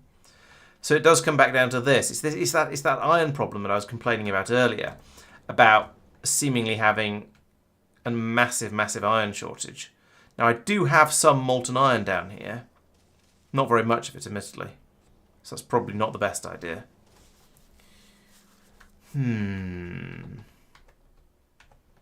I could use the foundation to bring a belt of cogs from up here where we've got thousands of them. I don't know how long it'd last for, but it's a possibility. I don't know. It feels like a very strange problem to have. To suddenly have... Because iron has been such a common a thing I've not had any problems with. What's the word I'm looking for? Such an abundant resource on this planet for the whole time that I've been playing, that to have this suddenly go, nope, your problem is that you don't have enough iron to make green circuits, feels very, very strange. And I'm not sure what I want to do about that at this point. Apart from perhaps stop playing because it's midnight. Yeah, let's call the stream here, because I'm at a bit of a point where I'm starting to just do sort of silly little fiddly things with all kind of with various stuff. So the over the edge has now got to about 1 gigameter out, and it's still going okay. The shooty splody is doing more or less what I would expect it to do. The ammunition is still... The bullets are struggling a little bit. It seems to be back over to iron that's the problem now. So it suggests that the iron and the copper are kind of balanced at being problematic for each other with each other. So we'll I'll just I guess the correct answer is to increase production of both until we get to a point where we've got enough of both. Oh, this tank's empty. Oh, right. Well, that's an easy one to fix because I've got these shiny foundries that I haven't been using, so I've put them in there. I've been sort of saving them for when I actually needed them, and this is where I actually need them because I've run out of molten iron. So there we go. Now we actually have some molten iron available. We can start producing the iron plates a bit more quickly. It's not started to back up yet, but I have some levels of confidence it will. So yeah, that's sorted that out. So back over to so we'll leave that. I'll leave that flying and report back on Monday probably, and see how things have been getting on with it. In the meantime, I'm also trying to do a little bit of gardening over here. We've got some. We've got a tree growing, so that's a start, I suppose. We've still not got any more of these seeds come in. We've still not had any wood brought over either, which is a bit weird. I didn't realise wood was going to be a difficult, contentious thing to struggle to bring over. I assumed I would just have boxes and boxes of it from no good reason, just from ripping trees down, but apparently not. So apparently to make some trees, I need to rip some trees down. Although that said, I could just wait for this one to grow, which will be in about, 63%. Bring it over here. Over here. Over here, this machine. This one. Shh. Wait. Over here. Fine. So in an attempt to build more trees, I've built less trees. Well done, Laurence. Good job. Let's put another one in over here to repair that. To repair the damage I just caused. Right. Okay. So we've got a little bit of. We've got another agricultural tower in over there. So there's a few of them. They're just waiting for the seeds, which will be made by this one.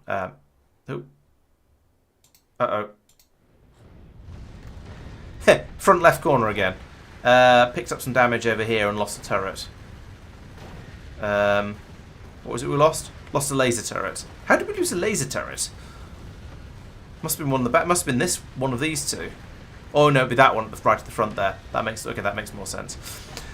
What I should probably have done is put a wall around the outside of here, or at least around this bit, because you can't have it in front of the rail guns because they'll shoot it. But I could have it in front of the other guns on the edge to sort of to keep that bit safe. But these guns should be more than capable of shredding any number of rocks that come in here. Actually, looking at it, these machine guns are almost constantly firing. So yeah, maybe not then. And the lasers are constantly firing as well. Perhaps that suggests I do need more laser weapon damage, even if it's another 256,000 for that one. It's also yellow, so it's limited.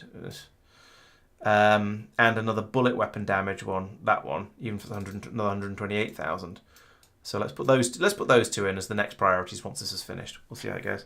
What's the purpose of growing trees? Because I can, really. It's one of those things that there's not really a great deal of point to it. It'll cut down on the pollution, and it's a thing I haven't done yet. So the main reason I'm doing it is because I haven't done it yet. So why not? Why not do it a little bit just for fun, to get things going, and just to plant some trees and to have the entertainment and novelty value of growing some trees. There isn't actually a good reason to do it apart from absorbing a bit of pollution, which, well, my base is probably a bit beyond that at this stage. But yeah, it's for fun, basically. Yeah, any wood I've got should have gone into the logistics system. It should be in the mounds of yellow chests like these ones. But maybe I suspect I probably pulled it out and burned it in my steam power rigs, not wherever they were, wherever they used to be. Things like this one down here. Probably burned it all for electricity at some point just to get rid of it, because otherwise you have too much wood and you don't know what to do with it. At least that's what usually happens in Factorio. Growing trees for grenade practice. Yeah, that's a good reason too.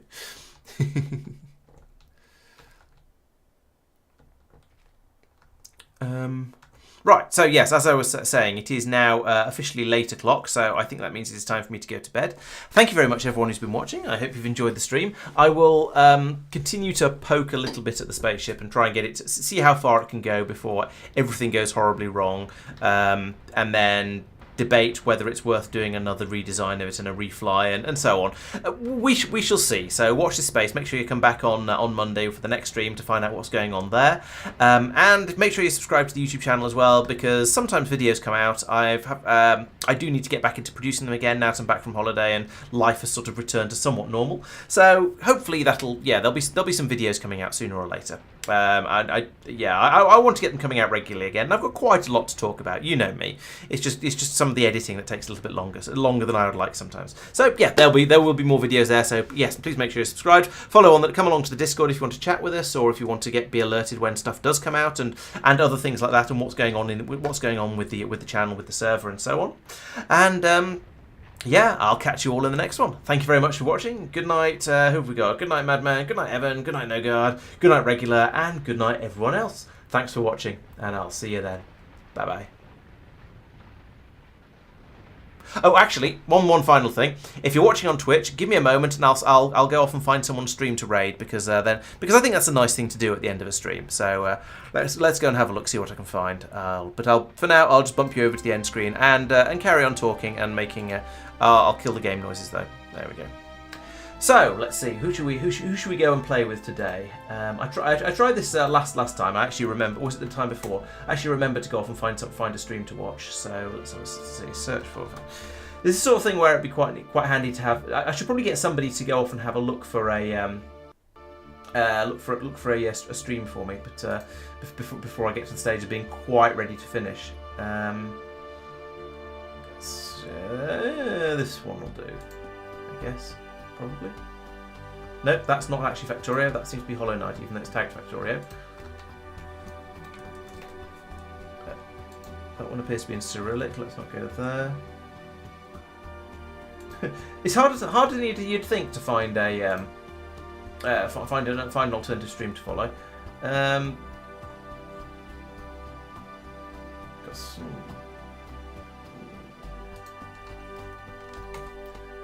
Why is this difficult?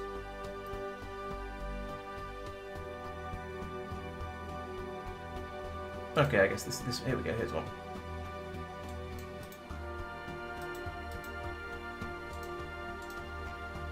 Alright, so let's go. Right, let's go and do a raid. Let's go and raid.